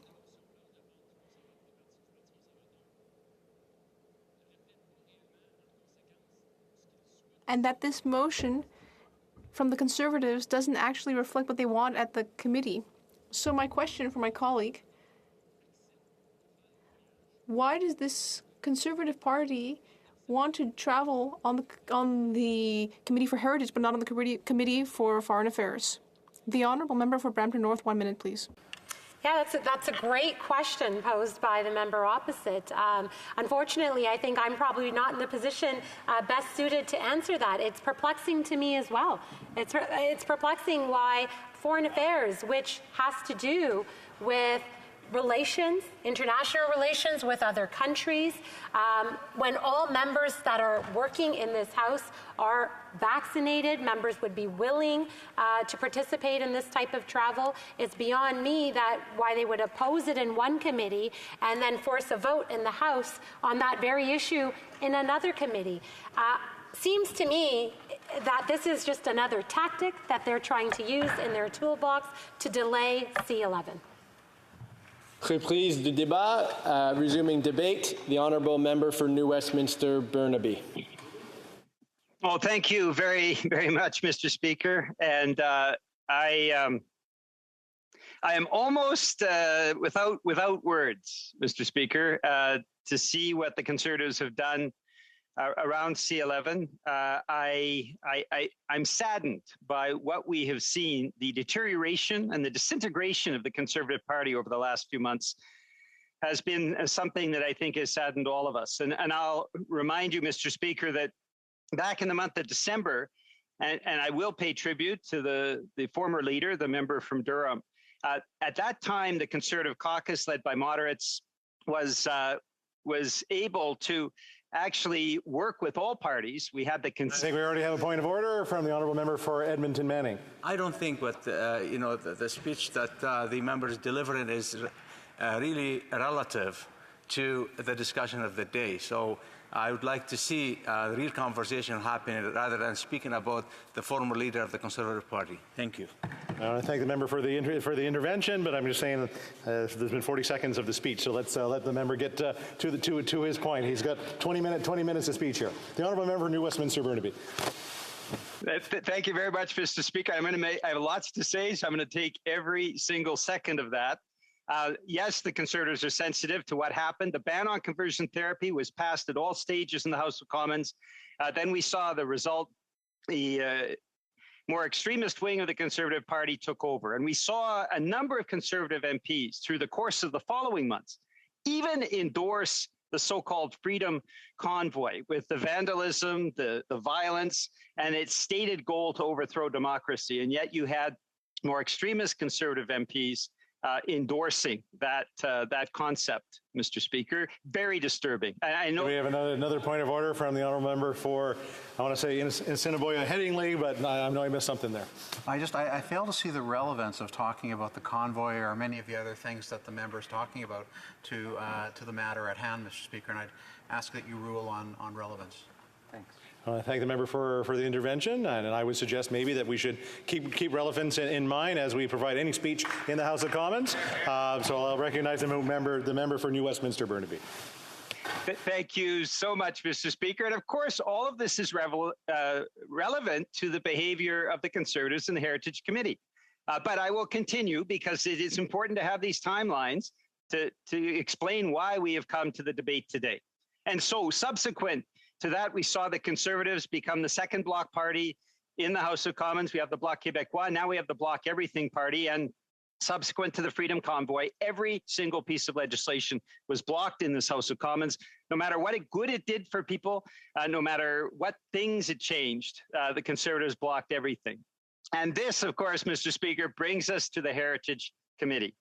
And I will pay tribute to the member from Perth Wellington, who is a moderate within the Conservative caucus and really endeavored, despite the fact that he had members, the more extremist members representing in that committee, not allowing him to do this good work. We did, in the end, agree to 5 weeks of hearings, the equivalent of 5 weeks of hearings at Heritage. Around C11.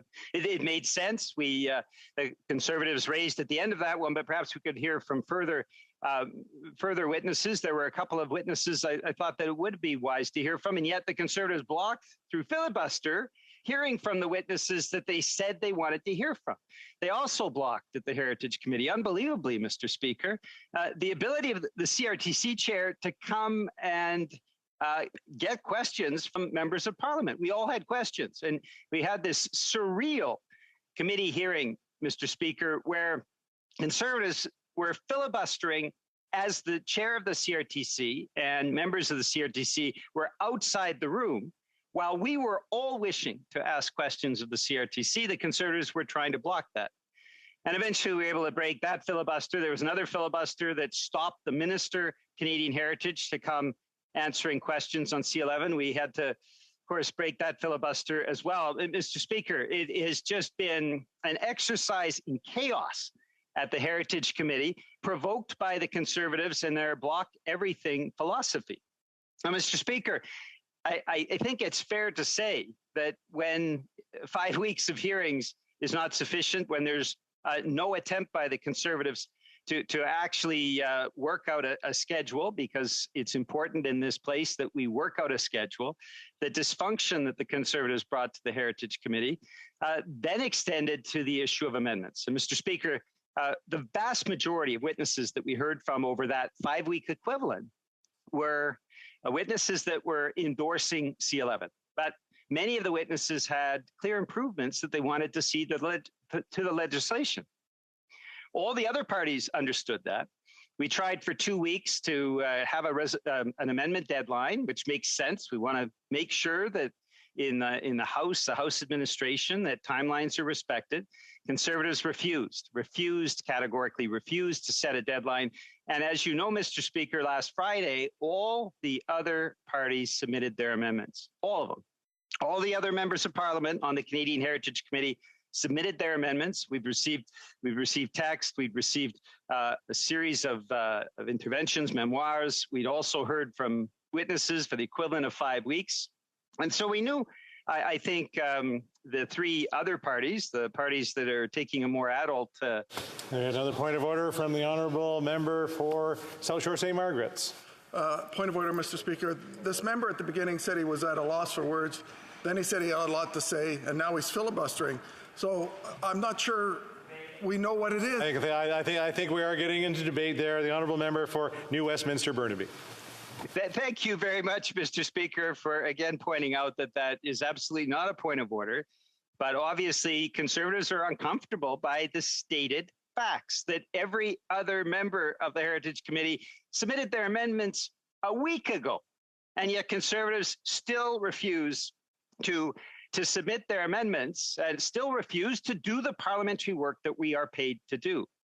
So, Mr. Speaker, the sad conclusion to what has been a debacle that I certainly haven't experienced in my since the days of the Harper government was this week when I brought forward an amendment that would have allowed for Hockey Canada and for the Minister of Sport to come forward next week, next Monday and next Wednesday, to the Canadian Heritage Committee to testify on the horrific allegations of sexual assault around Hockey Canada. And Conservatives say, well, we want to do this, but they refused to hold the vote that would allow us on Monday and on Wednesday to have those important hearings. I mean, the contradiction between what Conservatives say and what they do is an unbelievable gap. And this is what brings us to the discussion around motion 16 today, that when you have a committee that has been deliberately broken by the Conservatives since they've been radicalized over the last few months, we have a responsibility as parliamentarians I believe we have another point of order from the honourable member for Calgary Centre. I would say that the member for Burnaby, South Surrey Burnaby, referring to me and my colleagues, or me and I know many of my colleagues here as radicals in this House of Commons, is very unparliamentary, and I'd like you to rule on that immediately, please.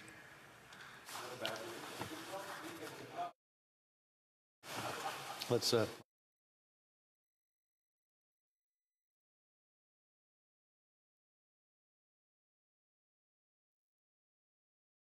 Of course, being in the context of what we're talking about today, I do sort of say that calling somebody a radical is probably a little bit on the edge there. So I would ask maybe for the member to find a better word to use. The honourable member for New Westminster Burnaby. Thank you, Mr. Speaker. I would say that these are radical actions, certainly. I don't impugn any member. And I certainly think they were disruptive actions over the last few weeks. They have definitely been disruptive actions. And most witnesses come forward and say that improvements need to be brought to this bill. And Conservatives systematically refuse to have any consideration for the bill itself, refuse to submit amendments, refuse even to hear from the Minister of Canadian Heritage when he's outside the room, refuse to hear from the chair of the CRTC when him and his staff are outside the room. This kind of conduct is simply not acceptable. And we are engaged by Canadians to work to examine legislation, to improve legislation. That is part and parcel of our job in this House of Commons, Mr. Speaker. The Conservatives have lamentably failed that over the last few weeks. And the fact that we were able to get an agreement, that was the last agreement that tragically the other parties around the table at the Heritage Committee were able to obtain. The idea of 5 weeks, the equivalent of 5 weeks of hearings, is something that made sense. We heard from the major witnesses that we had all submitted. It made sense then to actually take what they had addressed, the kinds of suggestions that they had put forward, and from there actually get to work to improve that legislation. And Mr. Speaker, as I mentioned, the NDP filed their amendments a week ago, more than a week ago, and yet the Conservatives, a little bit like the dog ate my homework, are refusing to submit those amendments for a bill that we believe can be improved. So where does that leave us? And Mr. Speaker, I do need to put in this context the very clear disinformation that we're hearing from some Conservative members. A member from Provencher asked me in one of the evening debates that we had around C11, his concern about the government following us on cell phones and its connection to C11. And Mr. Speaker, you've read the bill. I know you read assiduously. There's no reference at all to this. It's a wacko comment to say that somehow C11 is connected to governments following people on cell phones is just an unbelievable piece of disinformation. We've heard repeatedly today from Conservatives talking about censorship. And again, Mr. Speaker, this has absolutely no relevance at all to the bill. As legislators, we are responsible for reading through the legislation. We are responsible for comments that have something to do with the actual legislation that is before us. And so it is disappointing to me, to the least, to see that the Conservative attempt to block every piece of legislation that we have seen over the last few months, even important pieces of legislation that make a difference in people's lives, and I'll reference a couple of them in a moment, is replicated now at the committee level, where we have Conservatives that are simply refusing to allow the due diligence that is our responsibility around each piece of legislation. So that is the fundamental issue here. Conservatives basically broke the committee, tried to break the committee. We have three other parties in a democratic system. The issue of representation is very important. When three of the four parties say, well, let's move forward, when three of the four parties actually table their amendments, do the work. I have a great staff team. We put together those amendments. We submitted them. Makes sense, Mr. Speaker, then that we actually get to consideration of these amendments. But the Conservatives have clearly indicated that they have no interest at all. And even when they purport to support something, I think the issue of Hockey Canada and these horrific allegations of sexual assault around Hockey Canada, the Conservatives said, well, we really want to study this. And so I put forward that amendment for meetings next Monday, meetings next Wednesday, our regularly scheduled times. And Conservatives refused to allow a vote on that. So, Speaker, that's serious. I mean, you can't say one thing and do completely the opposite and then expect to have credibility. They said that they were concerned about Hockey Canada. The NDP shares those concerns. Members from all parties share those concerns. So why would they be the party that blocks the vote that allows us to actually have those hearings next Monday, this coming Monday, next Wednesday? We are not having, there's nothing on the committee business yet, Mr. Speaker, for next Monday, when we could be hearing from Hockey Canada, when we could be hearing from the Minister of Sport.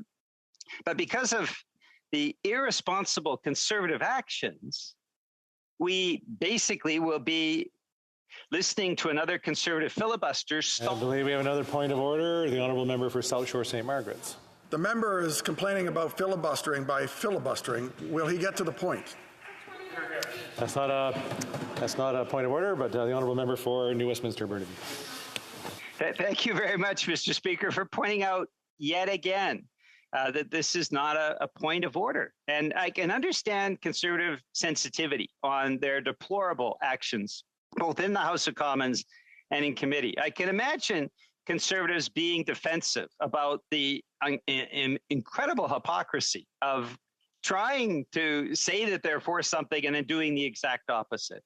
But what Conservatives really just owe Canadians is to stand up and say, okay, yeah, we haven't been doing what you elected us to do. You're supposed to be working. We are supposed to be working, Mr. Speaker, to improve legislation, to bring amendments, to listen to witnesses. And when the vast majority of witnesses before a committee say that they're in favor of C11, the vast majority, and the vast majority of witnesses also say, well, there are some improvements that can be brought, then we have a responsibility as legislatures both to hear that testimony and put it into action and actually get to the point where we're improving that legislation. And that's the unbelievable contradiction of what we've seen transpire in the House of Commons over the last few months. There are members of the Conservative caucus they deeply respect. The member from Perth Wellington is one of them. But the actions of the Conservative caucus as a whole have been profoundly detrimental to the work that we have to do to make sure that legislation is passed ultimately, but to improve that legislation as well. So what has the NDP done over that same period? Well, we've pushed the government, and it's a minority situation. So every party has that ability to put in place for the first time a national dental care, and that is starting soon, Mr. Speaker, with children 12 and under for the many families. I believe I have another point of order from the honourable member from South Shore St. Margaret's. Not relevant. Talking about dental care on the issue on C11. Oh, while I have that ready for you, although the House may now has rules, and this is from, of course, House of Commons Procedure and Practice, 3rd edition, 2017. All the House and the rules to limit the length of speeches at one time, there were few limits on debate, often strayed beyond the subject in question. In 1882, J.G. Bourguignon, then Clerk of the House, felt the need to add this comment to Overview of Parliamentary Practice, and I quote, a just regard to the privileges and dignity of Parliament demands that its time should not be wasted in idle and fruitless discussions, and consequently every member who addresses the House should endeavour to confine himself or herself as closely as possible to the question under consideration. End of quote. The honourable member for New Westminster Burnaby. Thank you very much, Mr. Speaker. And absolutely, I'm contrasting Conservative behaviour at the Heritage Committee with what the NDP has sought and obtained: dental care, affordable housing, all of those things that make a difference in people's lives. And my question simply to you, Mr. Speaker, is why the Conservatives at the Heritage Committee, when they've heard from the vast majority of witnesses saying, yes, C11 is good, but let's make it better, and suggesting specific amendments that would improve the legislation, why Conservatives simply refused even to submit amendments when every other party, every other member of Parliament around that table had already tried to submit. We tried to set deadlines weeks ago, but ultimately we just sent them in. We did our work, we did our homework, we worked late, and we made sure that we had amendments that could be put forward to the Heritage Committee for consideration to achieve those improvements. So, Mr. Speaker, I think you're probably going to signal and say I have maybe a minute left. Is that true? The member has 4 minutes and 34 seconds left. So, the honourable member for New Westminster Burnaby. Thank you. Thank you very much, Mr. Speaker. And as I said, I have a lot to say, so I appreciate that additional time. So there are areas within the bill that can definitely be improved. There's no doubt about that. We have the ability to ensure that we are actually improving that bill. And now I'd like, because we've had the debate today and there have been a number of comments, I referenced earlier the issue around C11 and Conservative MPs who obviously have not read the bill, haven't opened it, even turned to page 1, saying that it had something to do with governments following people on cell phones or governments censoring people's opinion. And obviously, Mr. Speaker, that is not accurate and not true. At the same time, at the committee level, we've had a number of inaccuracies, I'd call it disinformation, that has come up through the course of the day. First off, the issue of amendments. As I mentioned earlier, Mr. Speaker, all the other parties submitted amendments last week. We've been calling for amendments for a couple of weeks before then. We've flagged that for a number of reasons, Mr. Speaker. First off, the time that is required around translation, the time that is required to prepare the amendments. We have to work with legislative staff. All of us around the table, with the singular exception of the Conservatives, did that work to make sure that those amendments were put into place, that they're in order, of course, that they're conceived in the effective way to make sure that they do what they are purported to do. As you know, Mr. Speaker, often that involves a back and forth. Often that involves working with the legislative clerks. Often that involves then submitting it for official translation. Mais avec ça, Monsieur le Président, comme ça, on a... That way, we have translation that is precise. Even last week, I was correcting amendments that had been put forward. The English wasn't exact, in my opinion, so we adjusted them to make sure that both versions matched. It had been weeks that we'd been talking about it, proposing amendments, and now we're ready to submit the amendments. But the Conservatives short-circuited every attempt to give the clerks and the translators the time they needed to do their work. The member for Perth Wellington said a few minutes ago, we need to consider the translators and the clerks. The entire committee is ready to move on. We've done our part of the work. 3/4 of the amendments are ready, luckily. That means we've already done the work, in a sense. We've facilitated the work of the Conservatives in that sense. Now, the idea that, as said by the member for Perth Wellington, that we need to be able to vote on these amendments. Well, the motion that was presented today that the Conservatives have put forward, which is similar to the delay tactic of a filibuster, each amendment will be voted by the Heritage Committee. That means that members will be called to decide on each amendment.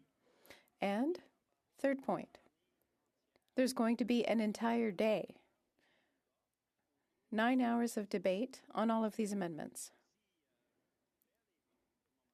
But then we will actually have to vote on the amendments.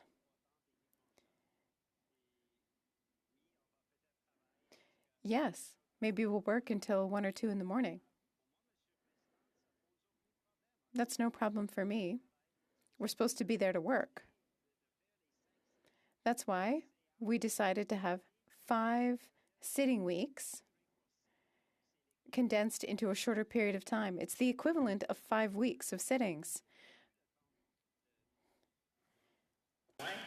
I hate to cut the member off, but the time has expired on it. So we'll only have about 5.5 minutes of questions before we move on. Questions and comments? L'honorable député de Lac-Saint-Louis. Thank you, Mr. Speaker. I would like, in my question, to speak to the issue of relevance. Now, the opposition, and I'm sure it's unintentional, I wouldn't want to impugn anyone, but the opposition has been constantly, assiduously, one could say, conflating the subject matter of this bill with the idea of the government spying on its citizens. Now, you know, we are in a kind of anxious age, and this is because of the galloping nature of technology, and of course, the internet and everything around digital communications has sort of added to that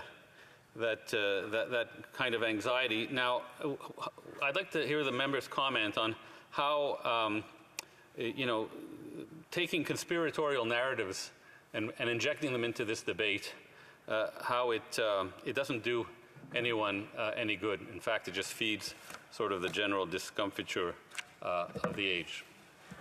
The honourable member for New Westminster, Burnaby. Thanks very much, Mr. Speaker. I thank the member who I've known for a long time for his question.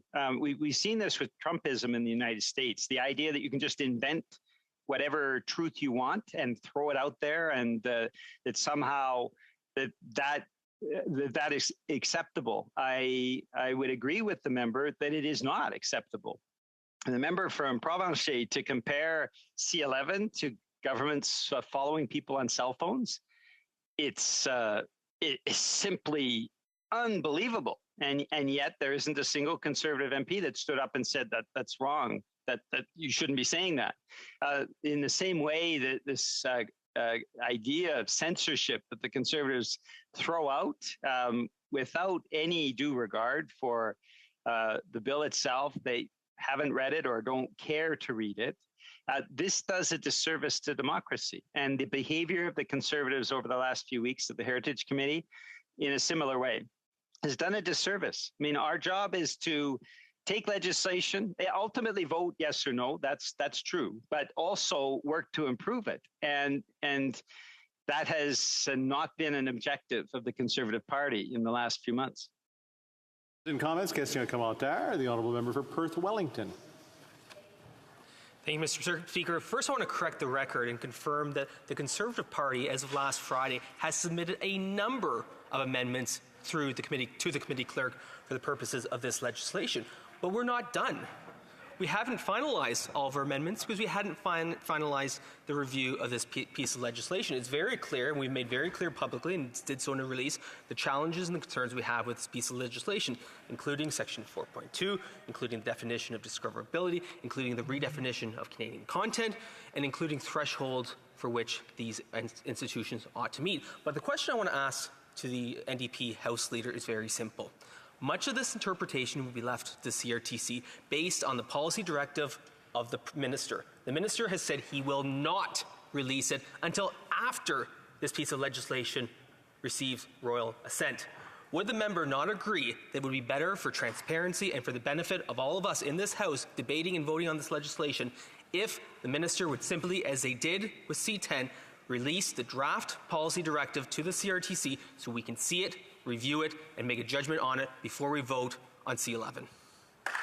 The Honourable House Leader for the New Democratic Party.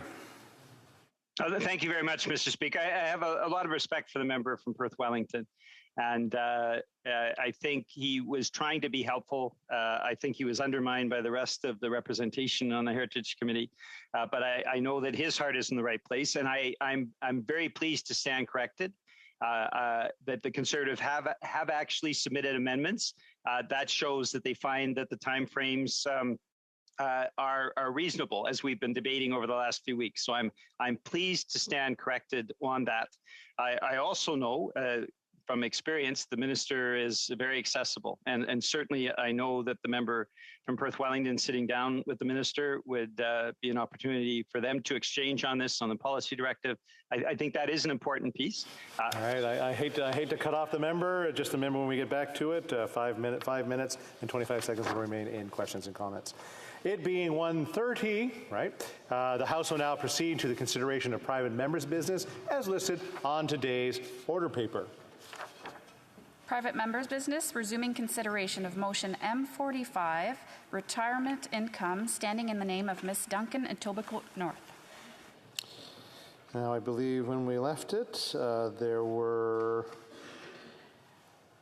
I think we'll go to the next person on the line, I guess. Right? Just want to look, make sure. Okay, the Honourable Member for Port Moody Coquitlam. Okay, let's go to the Honourable Député de Rimouski, Nejet, Témiscouata, Les Basques. Merci beaucoup, Monsieur le Président. Thank you very much, Mr. Speaker. I would like to congratulate my colleague for Etobicoke North, whose motion we're studying. Having been vice chair of the same committee that she sits on, I can confirm that, although we're not always of the same opinion, our relationship has always been cordial. To come back to the subject before us, I would like to say that I will be voting in favor of the motion. The Bloc Québécois considers that living conditions for seniors is a key priority.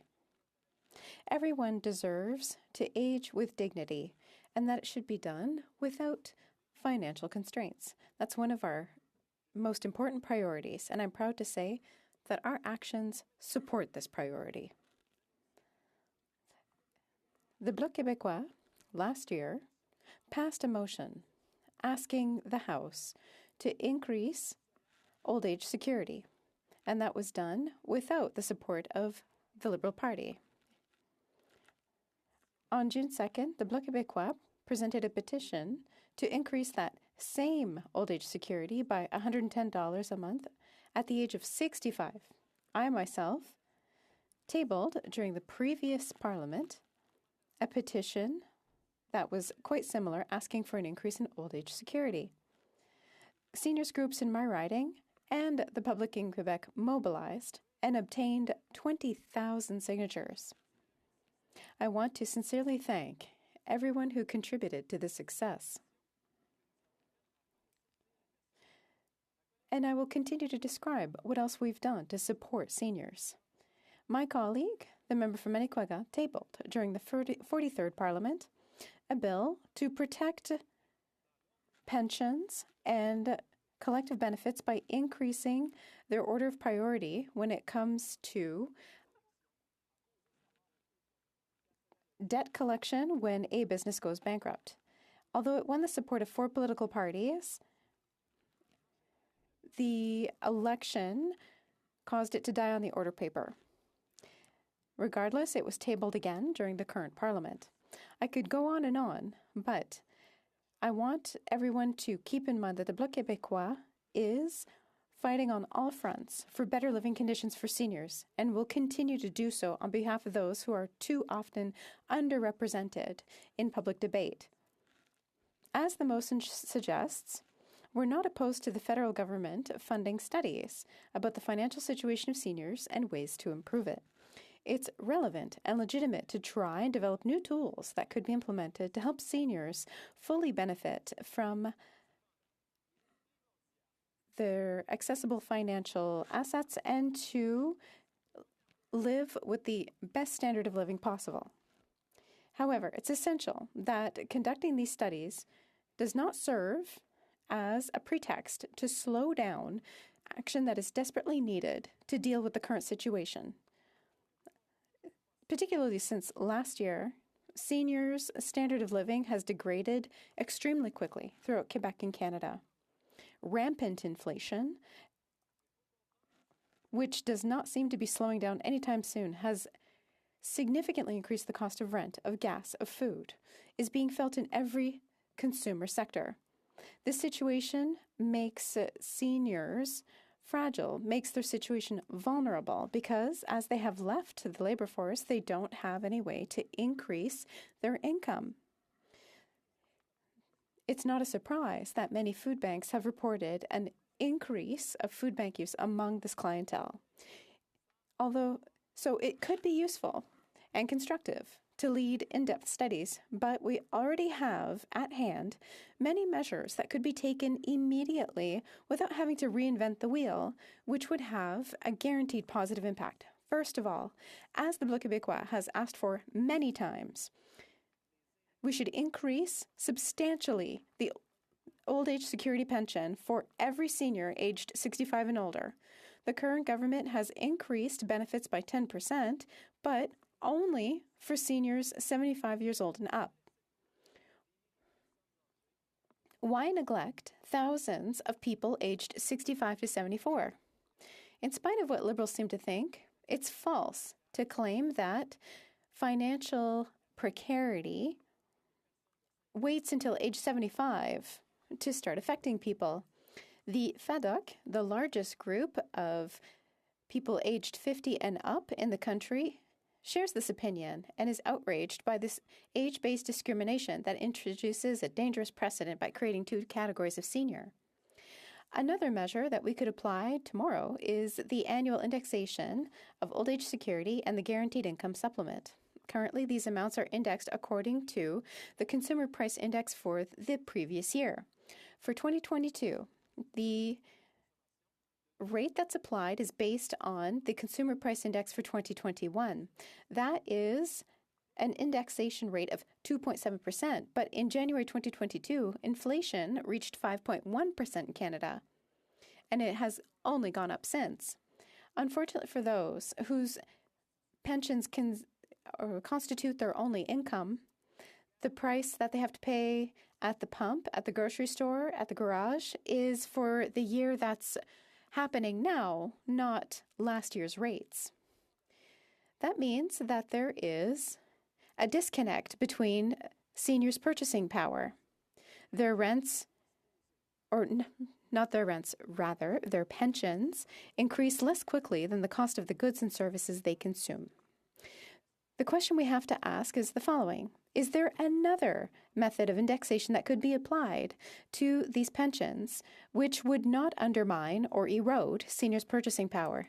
Yes, there is. Many seniors or retirees defense groups suggest basing the indexation of pensions on the change in salaries because those increase faster than the Consumer Price Index. Another method developed in the UK is to increase annual benefits from the highest amount between the increase in price the increase in salaries, or 2.5%. There's no doubt that a study on aging and financial health of seniors should look into this and possibly explore other mechanisms to determine what would be the best to preserve seniors' purchasing power year over year. Another measure that should be a priority is retaining experienced workers. Since 2014, Quebec's labor force has been diminishing day after day. Workers are leaving for retirement and they're not replaced by the less numerous new cohort. The aging of the population is well underway and will accelerate over the next decade. This is especially true in my region, in Bas-Saint-Laurent. This region has one of the oldest populations in Quebec. 1 person in 4 in Bas-Saint-Laurent is 65 and older, and that's going to increase to 1 in 3 in 10 years. This reduction in the number of workers available has caused a labor shortage that is causing endless headaches for employers. 1 senior out of 4 believes that maintaining some sort of connection to employment is a priority in order to remain active, feel useful, and age healthily. So why do many of them leave the labor force? It's not for a lack of interest, but because there are actual disincentives for them to stay there. Beneficiaries who stay in the workforce see their pensions diminished as soon as they have employment income. It's necessary to look into this and to implement measures to encourage experienced workers who want to work to stay in the labor force. De ce que fait Québec pour aider les travailleurs. The creation of a tax credit for experienced workers, similar to what Quebec does to workers aged 60 and over, is a good avenue to explore. Increasing the exemption of employment to self-employment earnings for the purpose of calculating the guaranteed income supplement is also promising, since it would allow seniors to earn more income annually without incurring an undue penalty on their GIS check. In conclusion, Mr. Speaker, the day is long gone when I see myself blaming the federal government for doing too much for seniors. The Bloc Québécois will therefore support the Liberal motion, but will remind our colleagues on the other side of the House that sometimes the best is the enemy of the good. I'm convinced the member for Etobicoke North has the well-being of seniors at heart. Therefore, Mr. Speaker, I invite this member of the Liberal Party to stand in solidarity with the Bloc Québécois' proposals to substantially increase the purchasing power of seniors in our communities. Seniors need an ally in the governing party. Let us first of all begin by substantially increasing the old age security benefit for all seniors aged 65 and over, in order to allow those who are suffering from the effects of inflation to breathe a little easier. After which, we can legitimately undertake more in-depth studies.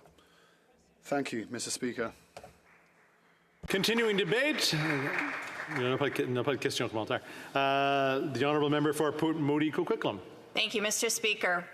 I agree with the concerns in the motion before us. It is important that seniors live with dignity and that they are not overwhelmed with safety, health, or financial concerns, and that they do not worry about how they will live their life if their savings run out. However, I believe that there are a lot of studies sitting on shelves in this place that have never been acted on. In fact, there's already a very current senior study from HUMA that has not yet made its way to this House. That study was done just a year ago, before the Liberals' unnecessary election, and I hope that at some point soon, that report will make its way to this chamber and be acted on. Because, Mr. Speaker, too many studies done by committees or by the PBO or by NGOs or even by accredited research institutes are not acted on by this government. As my colleague from North Island, Powell River, said, several years ago there was a substantive study on a national senior strategy, yet there is still no national framework in this country to address the large population of people who are aging. There is also no federal plan to address how we're going to manage the aging of our population, and no plan on how we are going to work with provinces and territories in a meaningful way to make sure that none of the seniors across this country are left behind. I point to healthcare. Provinces and territories are practically begging this government to increase healthcare transfers to deal with the tsunami of healthcare needs of our aging population. It is clear this government has no plans for seniors in this country, Mr. Speaker. And at the same time, members in this House can see in their very own communities that many seniors are struggling. But their struggles are not because this government is missing another study. It's because this government has not responded to the studies that have already been done on this topic. An example of a study that was not acted on is one published by the Broadbent Institute in 2016, 6 years ago. It's entitled An Analysis of the Economic Circumstances of Canadian Seniors. Here's what it says. The analysis thus far has presented sound evidence that current policies, programs, and approaches to ensure the economic security of Canadian seniors is falling short. In addition to worrisome levels of poverty, the data show totally inadequate retirement savings of Canadians without workplace pensions. This highlights both the need for expanding the QPP, CPP, and the shortcomings of voluntary savings vehicles like TFSAs, RRSPs, and group RPPs, and the more recent pooled registered pension plans. If only the government had acted on the findings of this study 6 years ago, seniors would be in a better place than they are now. But this government did not. Knowing the history of this Liberal government in action, I don't believe that another study will result in concrete steps to improve the lives of seniors. What I'm really interested in is something that is actually going to make change, something that's going to address the realities that people are living longer and that the retirement savings have to last substantively longer. I want to see this government help seniors. We need solutions, not studies. I really mean that, Mr. Speaker, because I've talked to too many seniors across this country and in my own riding of Port Moody Coquitlam that have told me they cut their medication in half. They are not taking their medication, Mr. Speaker, to save money. They're putting their own health at risk because they can't afford to take their meds. And now with the increasing price of food, I'm hearing from seniors that they're not buying meat or dairy, and some not even fresh fruit. One of the reasons it's getting harder too is the financialization of housing. In my community, I can point to REITs that are going after stable seniors rental housing. And too many real estate developers and agents are tirelessly harassing seniors on the doorsteps of their own homes, encouraging them to sell even when there's nowhere for them to go. It keeps me up at night thinking about how many seniors that have already lost their affordable homes due to the predatory tactics of corporate investors. Seniors have been displaced across this country so that some corporation can make a profit through a real estate investment. Is another senior study really going to stop predatory real estate investors? Is it going to reduce the price of food? Is it going to increase income supports for seniors? Is it going to finally bring pharmacare to this country? I don't think so. Doing another senior study is just an unmet promise by this government to do something that they haven't done in the past. It will not address meaningful lacks of income security that support us as we age. Instead of another study, I believe we need more courage by this government and better prioritization. This government needs to move from love of their lifting of corporations to love of the lifting of their people. They need to make sure that there is support in place for people as they age so that they can live all their days in dignity. Right now in this country, too many seniors are facing struggles because they can't afford to make ends meet. And unfortunately, COVID has left even more of them behind. How did we get to this point where there is no proper infrastructure in this country when it comes to the care of our citizens? We do not have systems in place that really focus on making sure that people are cared for as they age. The care economy is a growing concern in this country, and it already supports 1 in 5 workers, mostly women and immigrant women, who are exploited in workplaces like long-term care homes. That reality needs to be addressed immediately. We don't need another study to know that this government should be prioritizing long-term care and the workers within it. I spoke earlier about a study that was done in Huma last year. That study looked at the impact of COVID-19 on seniors. Let's ensure that study comes to this House. There are solutions that can be made right now, and it will only take the government's action to bring some simple fixes, some as my colleague from the bloc brought earlier, to make changes in this House and to have income supports available for seniors. In closing, Mr. Speaker, I want to see action from this government, not another report on a shelf. For that reason, I'm not sure I can support the motion as is, but I propose the following amendment and look for all party support of this addition. My amendment, that the motion be amended by adding after the words interest rates the following: guaranteed livable basic income.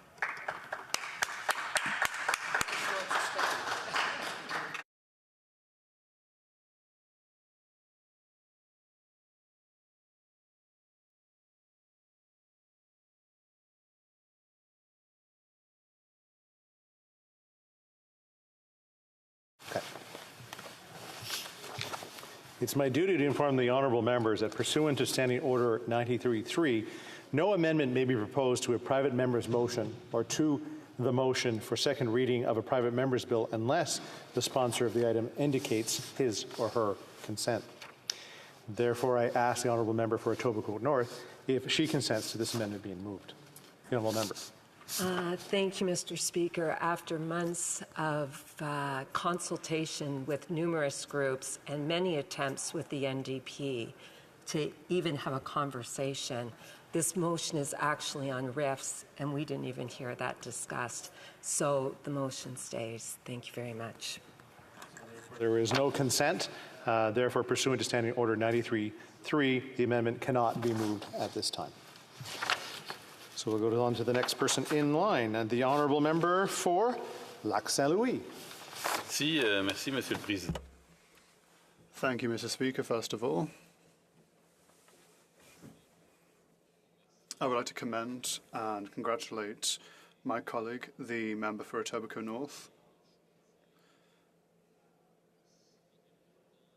for having chosen such an important issue.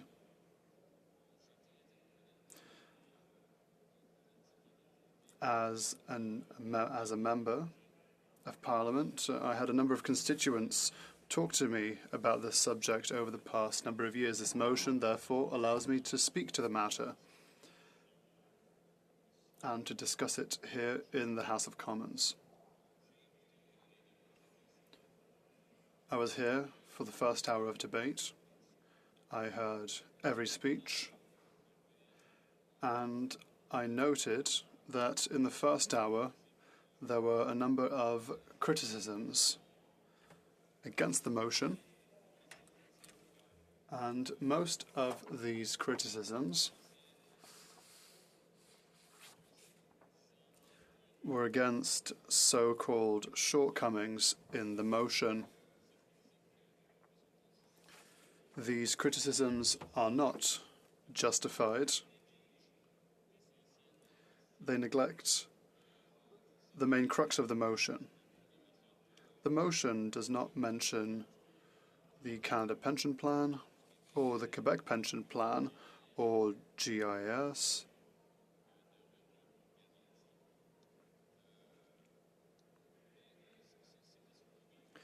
But that is not what we are targeting today. We're talking about other aspects of supporting seniors in Canada. Very quickly, I would like to talk about the character of our support system for retirees. This is a joint system, Mr. Speaker. In that respect, this is a system that reflects how we do things here in Canada, how we live here in Canada.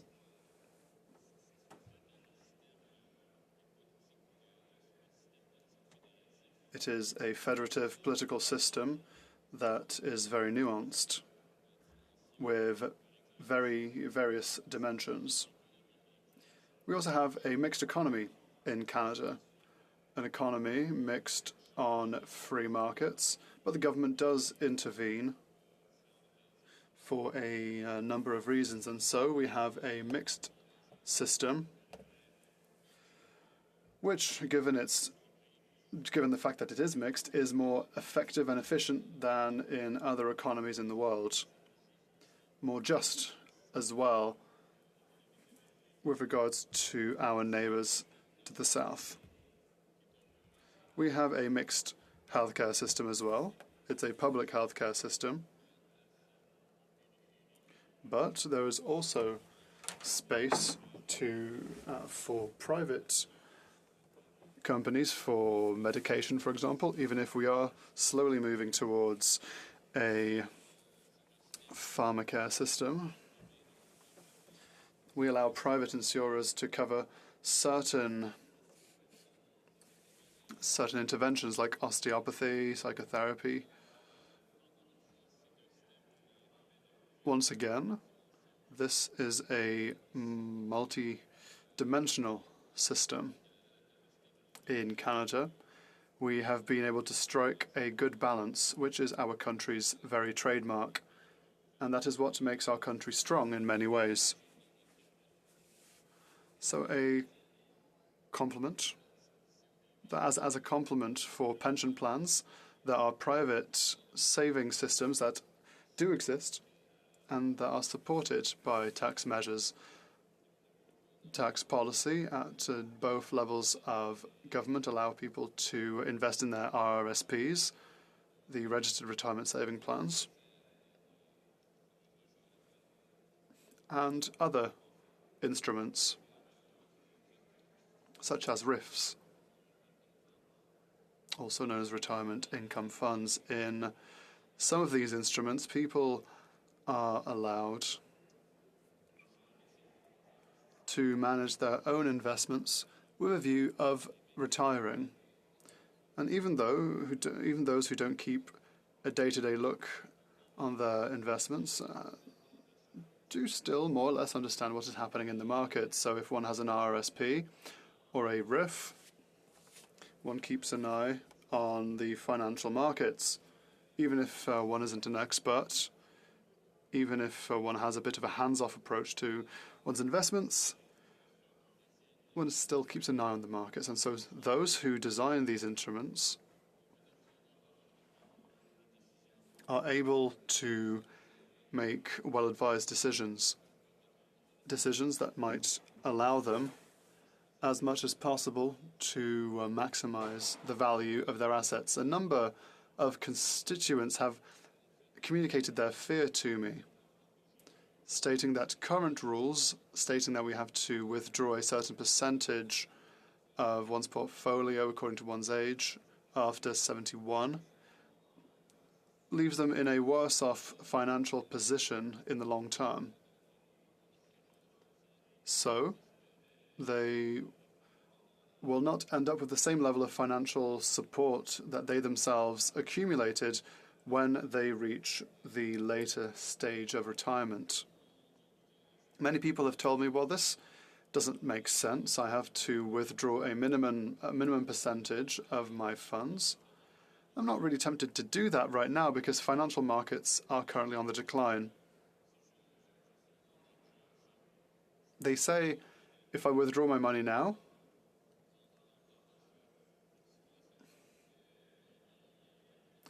it's worse than a voluntary loss in capital. I'm being forced to lose capital, and a number of my constituents have written to me to say, could you perhaps suspend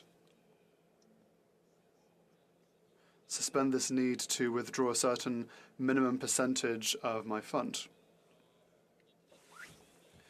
Perhaps a few years ago, such a thing would not have been justified because financial markets were more or less stable, but I think that everyone here in the House notes that the economy has been more volatile these past couple of years as compared to the 80s and the 90s and even the 70s.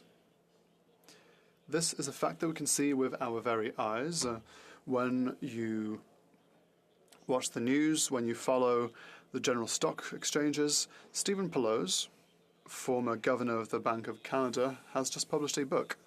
I don't have the title in French. I think that the book is only available in English. The title is The Next Age of Uncertainty, How the World Can Adapt to a Riskier Future. And so even the former even the former governor of the Bank of Canada says that the world is less stable than it used to be, and that financial markets will therefore have a wider volatility. With regards to the value of investments in these financial markets, we have to deal with this reality. And as I said at the beginning of my intervention, perhaps the time is ripe to study this matter once again. I know that in the past, governments have made adjustments to these percentages that you have to withdraw. But the current economic and financial situation compels us to at least re-examine the question and may perhaps compel us to bring changes that would allow retirees to conserve the value of their assets for longer than what would be the case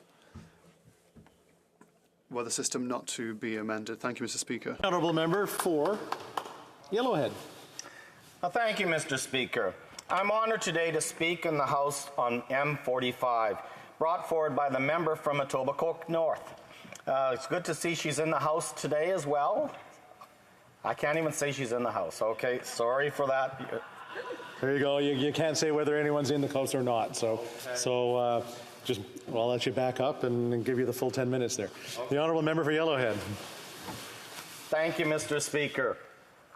I'd like to start off by saying I'm pleased and honored to speak in the House to M45, brought forward by the member from Etobicoke North. I want to say right off the start, I'm not opposed to the motion. I'm fine with doing the study and everything. What I'm concerned about is the fact that we need to do another study. I mean, there's been enough information and enough studies brought forward in the past, and I think that's one of the concerns I have is that everyone talks about, well, maybe this study needs to be updated. Maybe this one is a little bit too far out of date. I still think there's enough information, and I'll give some background history as to my past. Before I was an MP, I was actually mayor of Yellowhead County. And at that time, I also was part of an organization called the Evergreens Foundation, which was the seniors' housing situation in our riding. Not only was I on the board, but I was also the chair of the board, which gave me the opportunity to understand a lot more of the seniors' issues. As I'm also getting older, it's great to be aware of what's potentially going to happen to me in the future. But in the Evergreens Foundation, we were in charge of housing. So that ranged anywhere from homes to apartments, right to seniors' lodges. So there was a lot of information that we had to take in and a lot of issues there trying to get seniors into our housing areas. There was never this based on income were you allowed in the housing market, but definitely 30 points were given based on the income you scored at. So if you had too high of a level of income, then you were less eligible to get in. Unfortunately, that wasn't the case for most people. Most people had no problems with being in the subsidized part of our housing operations. And that's where, when I went to conferences, I was quite astounded to learn by one of the speakers about the future or the plans or their lack of it that Canadians have for retirement. And the speaker there talked about how there was probably about 25% of the average Canadians really planned for their future. They knew Canada Pension wasn't going to be enough, so they knew they had to supplement, and they were very secure in making sure that they had no problems financially. Unfortunately, the next 25% of the people knew that they probably didn't get enough money from Canada Pension, so they really should start savings, but they also did not put enough money aside. And it gets scarier as we keep going through the numbers. The next 25% believe that they probably should put money aside, but maybe Canada Pension's enough to take care of us, so really they just sort of, we'll just deal with it. And unfortunately, the last 25% of the average Canadians didn't even have a clue that they needed to save for their retirement. They just assumed that Canada Pension was going to be enough, that the government is there to take care of all their concerns. So when you start looking at it, 75% of the Canadians aren't, I guess, able to secure their future because they didn't put enough money or even know they had to put enough money aside for retirement. So that's where the study I question. Now, the speaker that I'm talking about actually spoke at this conference over 5 years ago. So this has been an issue for many years already, that Canadians don't think that they actually need to have a retirement plan, that they figure the government is more than willing to take care of them. So I guess that's one of my concerns with this motion, is the fact that over all the years already, we've known that the Canadians have not saved enough money. So that's where I question, why do we actually need another study when there's more than enough information out there as well? Now, not only is that a problem that I had with that committee, but I started to understand a lot more of how Canadians live their lives because of some of those statistics, as well as being on the board of Evergreens. And I'm changing names and areas so I don't identify anybody in my riding, but I know that Mary from Thorsby, I've dealt with her many times in the past, and finances have been a big issue for her most of her life. So putting money aside wasn't ever an issue for her because she just never had the excess money to put aside. And every time that there was something coming up, she always, like, Gerald, is there more availability for programs? Is there some other grants or something for housing? Is there some kind of things that I can access? And unfortunately, I was always never able to give her any real help. And then what had happened is when COVID hit, she was still working part-time, and she was in her 80s at the time. And because of the organization that she was with, they actually applied for COVID funding for her. She was able to get COVID funding. The problem came to is that she didn't put any money aside for the taxes. So now she actually ended up paying, and then I'm well aware that we've kind of asserted that or changed the direction, so it's not too bad for her. But the problem still lied that she didn't get the guaranteed income supplement. So she was losing over $600 a month. So when she talked about her Canada pension and all the bills that she had, she actually was down about $450 in the hole every month, not able to make ends meet. So then I talked to Mary and I says, I don't want to bring this up, but I'm thinking your only option is maybe like a reverse guaranteed mortgage. That's where the government or, an agency will assume mortgage on your farm, and then they will give you the money you need, and then basically that just takes away from the inheritance of the family members. And she said to me, I just can't do that. And I thought that it was more about the personal strength of her own farm, knowing that she's basically going to have to, in a way, sell the farm back. But that's not what the issue was. The issue was that her son actually got into some financial trouble a couple years ago. And she actually ended up mortgaging her farm to help her son out. So there was no way she could even get this guaranteed basic income from her home as a reverse mortgage situation. And that's a terrible situation this lady was in, because no matter where you thought there was money going to be coming from, she wasn't able to access it. And that's the devastating part, is through no fault of her own, for the love of her son, she actually tried to go and make it better for her family, which was hurting her in the end. So now you have this woman that's in her 80s, has no real financial opportunities anymore, and yet didn't plan properly in her life, and I feel for her, but at the same time, there isn't the government programs in there. And I think that's my concern with this program, or doing this study, is the fact that it's going to take another year. Well, that's fine, but it's now also going to take how many more months or another year to implement any of the recommendations they put forward. So we're probably looking at least a minimum of 2 years. Now, what do we tell Mary for the next 2 years that doesn't have the money available to help her get through and cope with everything that she's been dealing with? And it's very devastating to me to say to her, geez, Mary, I'm sorry, I'm not able to help. And unfortunately, Mary is just one of the many stories that I've heard about from seniors living across my riding. I think some of them have thought that, just like I said, that first 20 or the last 25% believed that Canada Pension was going to be enough, and it never was enough. It was always supposed to be supplemented by some personal savings account. I know a lot of farmers, what they have done is they've, part of their retirement package was to sell the farm and then live off the interest in that way till whatever time that amounted to. So that's great for some people, but not everybody's in that situation.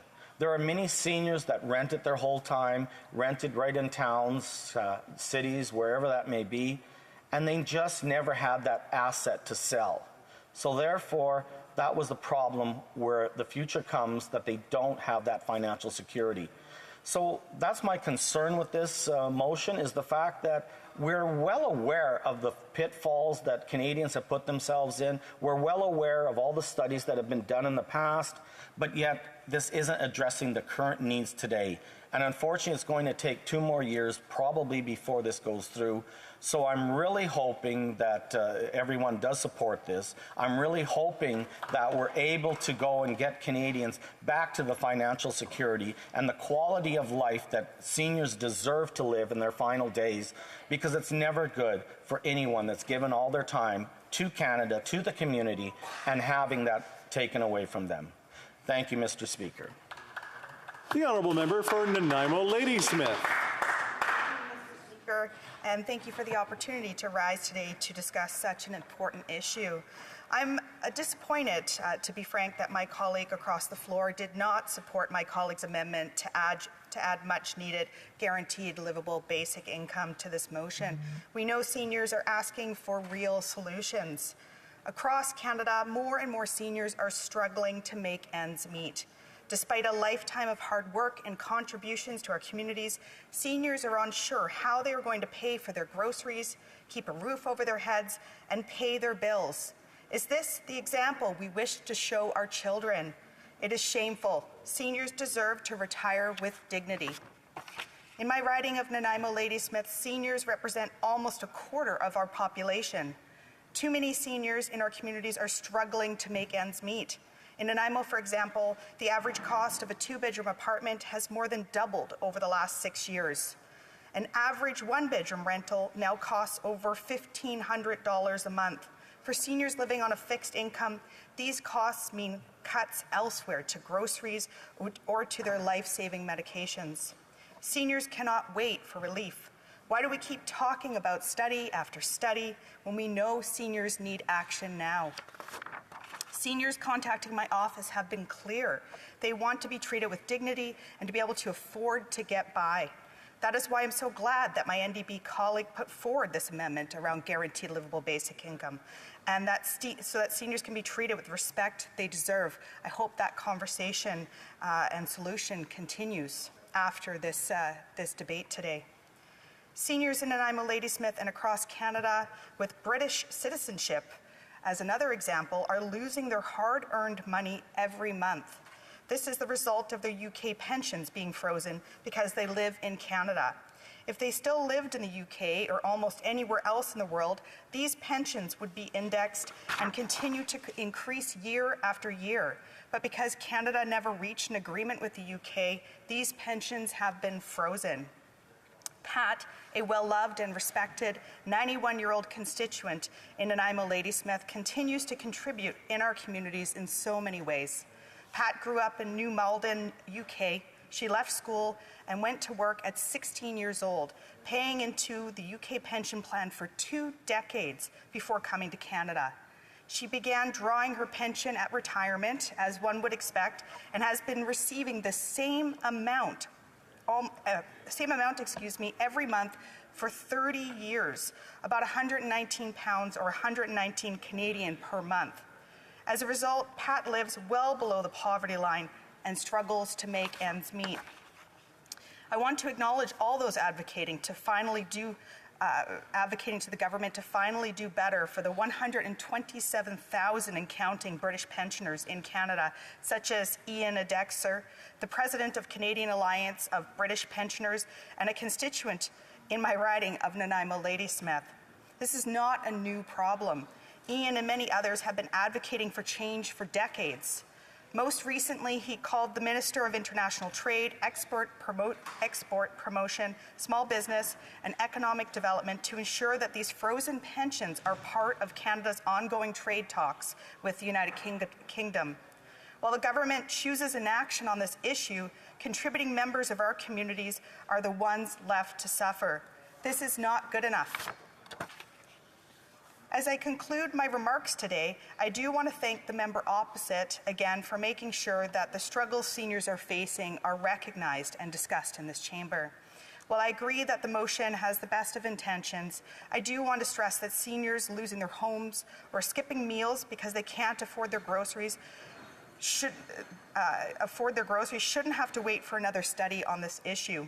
We know that this government can and should do more to be there for seniors. I do really hope that this government reconsiders the NDP amendment to add the guaranteed livable basic income and ensure that we are finding real solutions so every senior in Canada is able to live with dignity. And Mr. Speaker, I do see that I have some more time, so I will add a few more points. Thank you.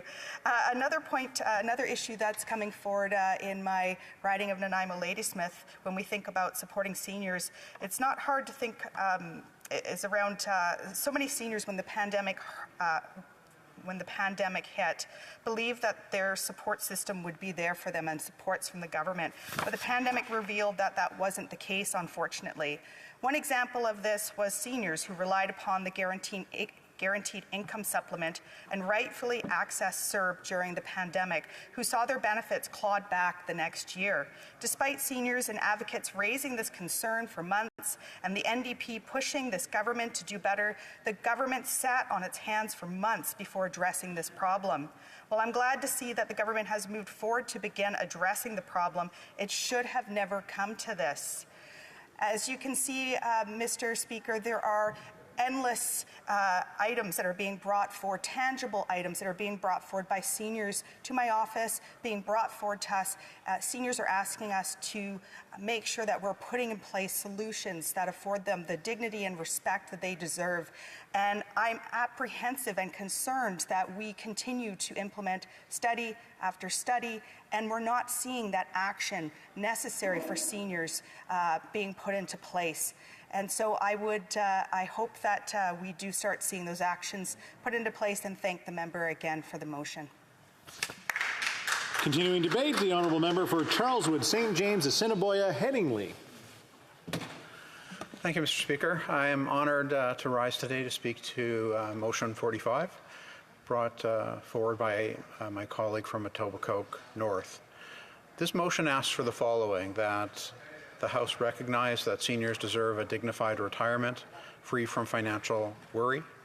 Many seniors are worried about their retirement savings running out.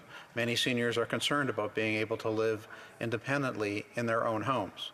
And in the opinion of the House, the government should undertake a study examining population aging, longevity, interest rates, and registered retirement income funds, and report its findings and recommendations to the House within 12 months of the adoption of this motion. Mr. Speaker, my riding, Charleswood, St. James, Assiniboia, Headingley, and Manitoba, is home to many seniors. Seniors helped build this country and our communities, and I've always said that they need to be treated with the respect that they are due for building our communities while raising their families. We all stand on their shoulders in this place. I stay in touch with many seniors I represent because I value their experience and their wisdom. Not a day goes by that I don't receive an important email or phone call from seniors I represent who are concerned about their finances. Many are on fixed incomes from their retirement pensions. They're worried about rampant inflation, which has been directly caused by the massive and out-of-control quantitative easing program instituted by the Bank of Canada.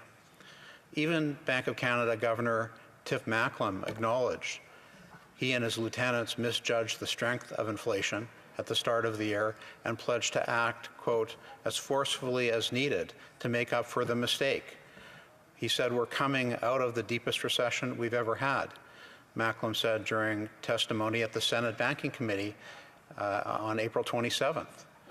We got a lot of things right, he said. We got some things wrong, and we are adjusting. Inflation eats away at pension income because price inflation makes everything more expensive. It erodes the basic fixed income of every senior. The bank's main responsibility was to keep inflation at 2%.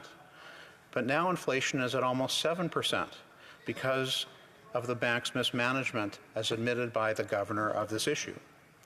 Now, I note that the motion is also concerned about interest rates. Well, as a result of the bank's mismanagement of inflation, they've been forced to raise interest rates. The bank now uses higher interest rates as a tool to curb inflation.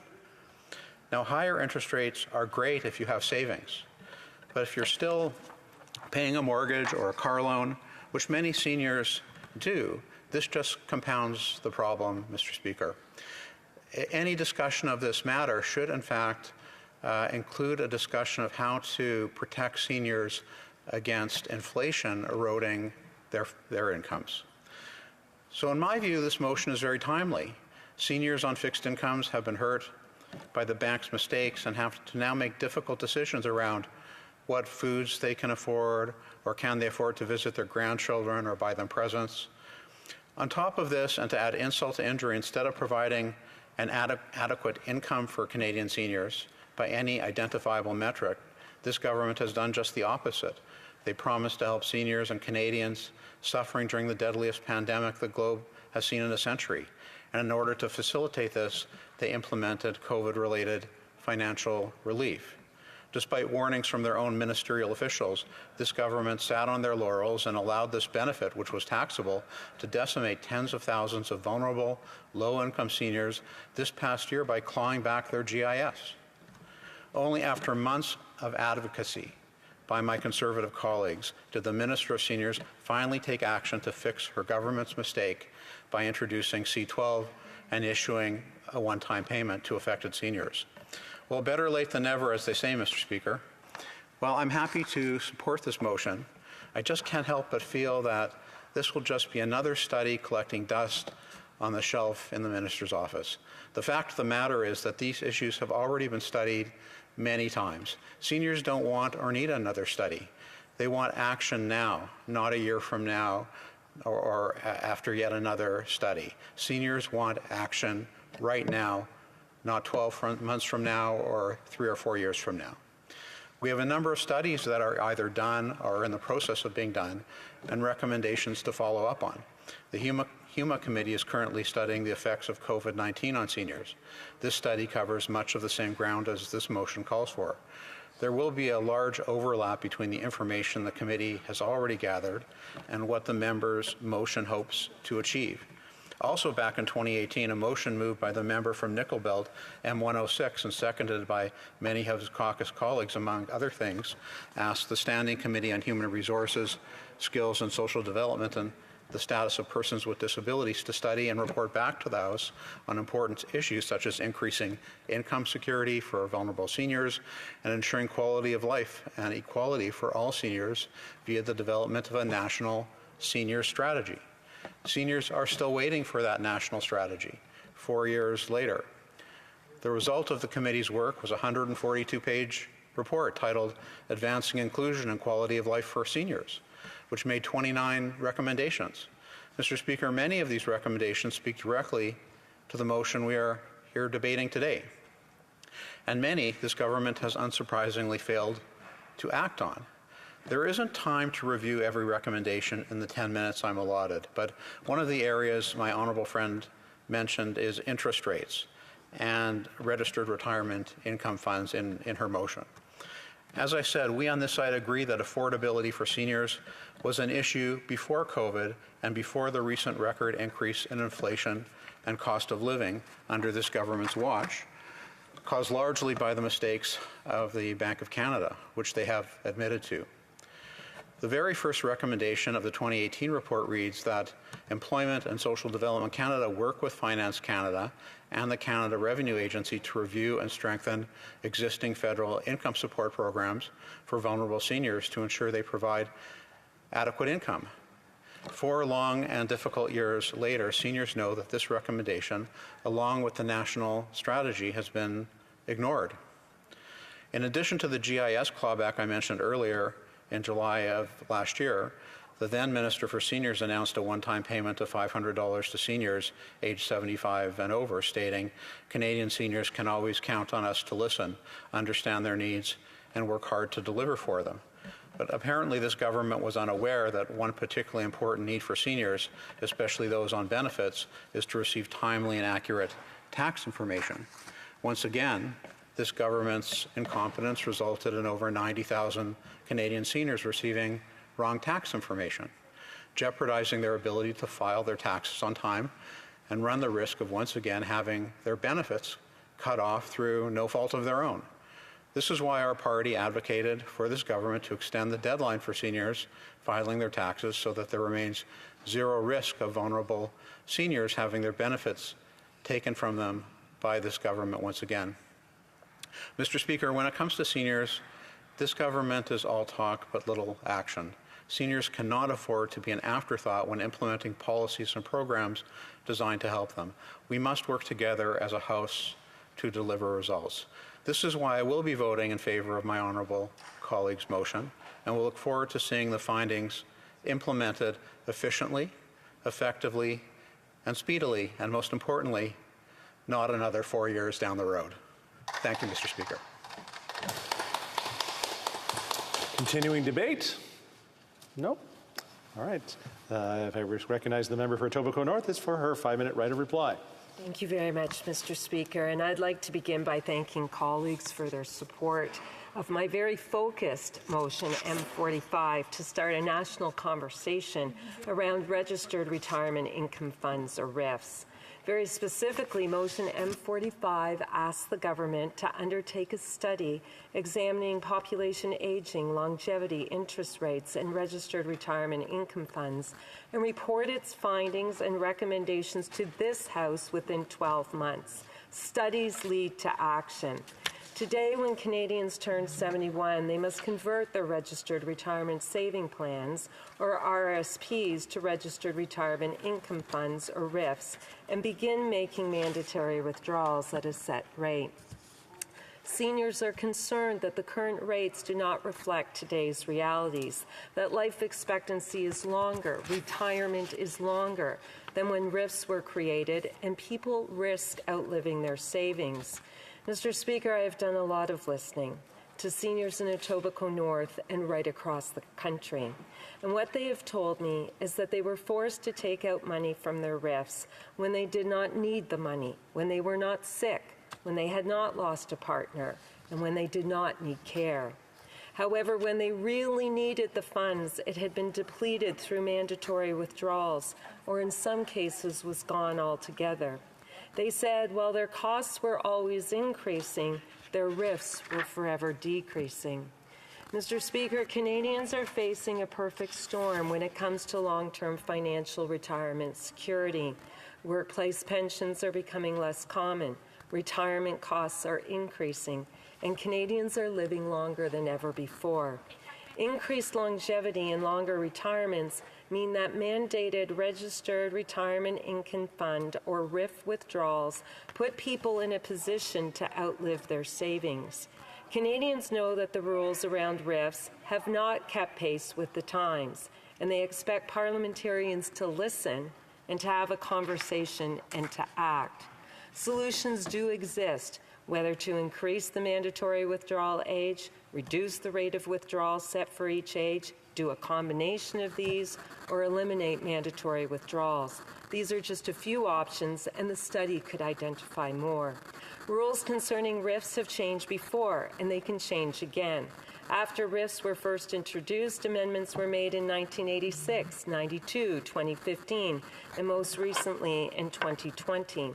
Canadians and organizations such as CanAge, CARP, the C.D. Howe Institute, the Investment Industry Association of Canada, and the National Association of Federal Retirees have been asking for changes to RIFs. Mr. Speaker, with this motion, we have an opportunity to do something for those who have given us so very much. Canadian seniors contribute to our communities, country, and society in countless ways. They have helped shape our country, and they have raised, mentored, and invested in generations of Canadians. They are our parents, grandparents, friends, neighbors, workers, volunteers, and they matter. We must do more than just thank them for everything they have done for us and our country. After all, they laid the foundation for a better future for all of us. One of the best measures of a country is how it treats its older citizens and the most vulnerable. Seniors worked hard, played by the rules, and deserve a dignified and secure retirement free from financial worry. I know that every member in this House cares about seniors and ensuring they have a dignified retirement. Mr. Speaker, we have an opportunity to do something really important and impactful. We can come together to start a much-needed conversation, encourage the government to gather evidence, and come forward with recommendations to improve RIFs for Canadian seniors. Canadians want this study, and they want action. Thank you, Mr. Speaker. The question is as follows. Mrs. Duncan, Etobicoke North, seconded by Ms. Sgro, moves that the House recognize that 1, seniors deserve a dignified retirement free from financial worry. 2, many seniors are worried about their retirement savings running out. 3, many seniors are concerned about being able to live independently in their own homes. And B, in the opinion of the House, the government should undertake a study examining population aging, longevity, interest rates, and registered retirement income funds, and report its findings and recommendations to the House within 12 months of the adoption of this motion. If a recognized member of a recognized party present in the House wishes to request a recorded division, or that the motion be adopted on division, I invite him to rise and indicate it to the chair. The honourable member for Lac Saint Louis. I would like to request a recorded division. Pursuant to order made on Thursday, November 25th, 2021, the division stands deferred until Wednesday, June 15th, 2022, at the expiry of the time provided by oral questions. It being 2:30, the House stands adjourned until next Monday at 11 a.m. pursuant to Standing Order 21-1.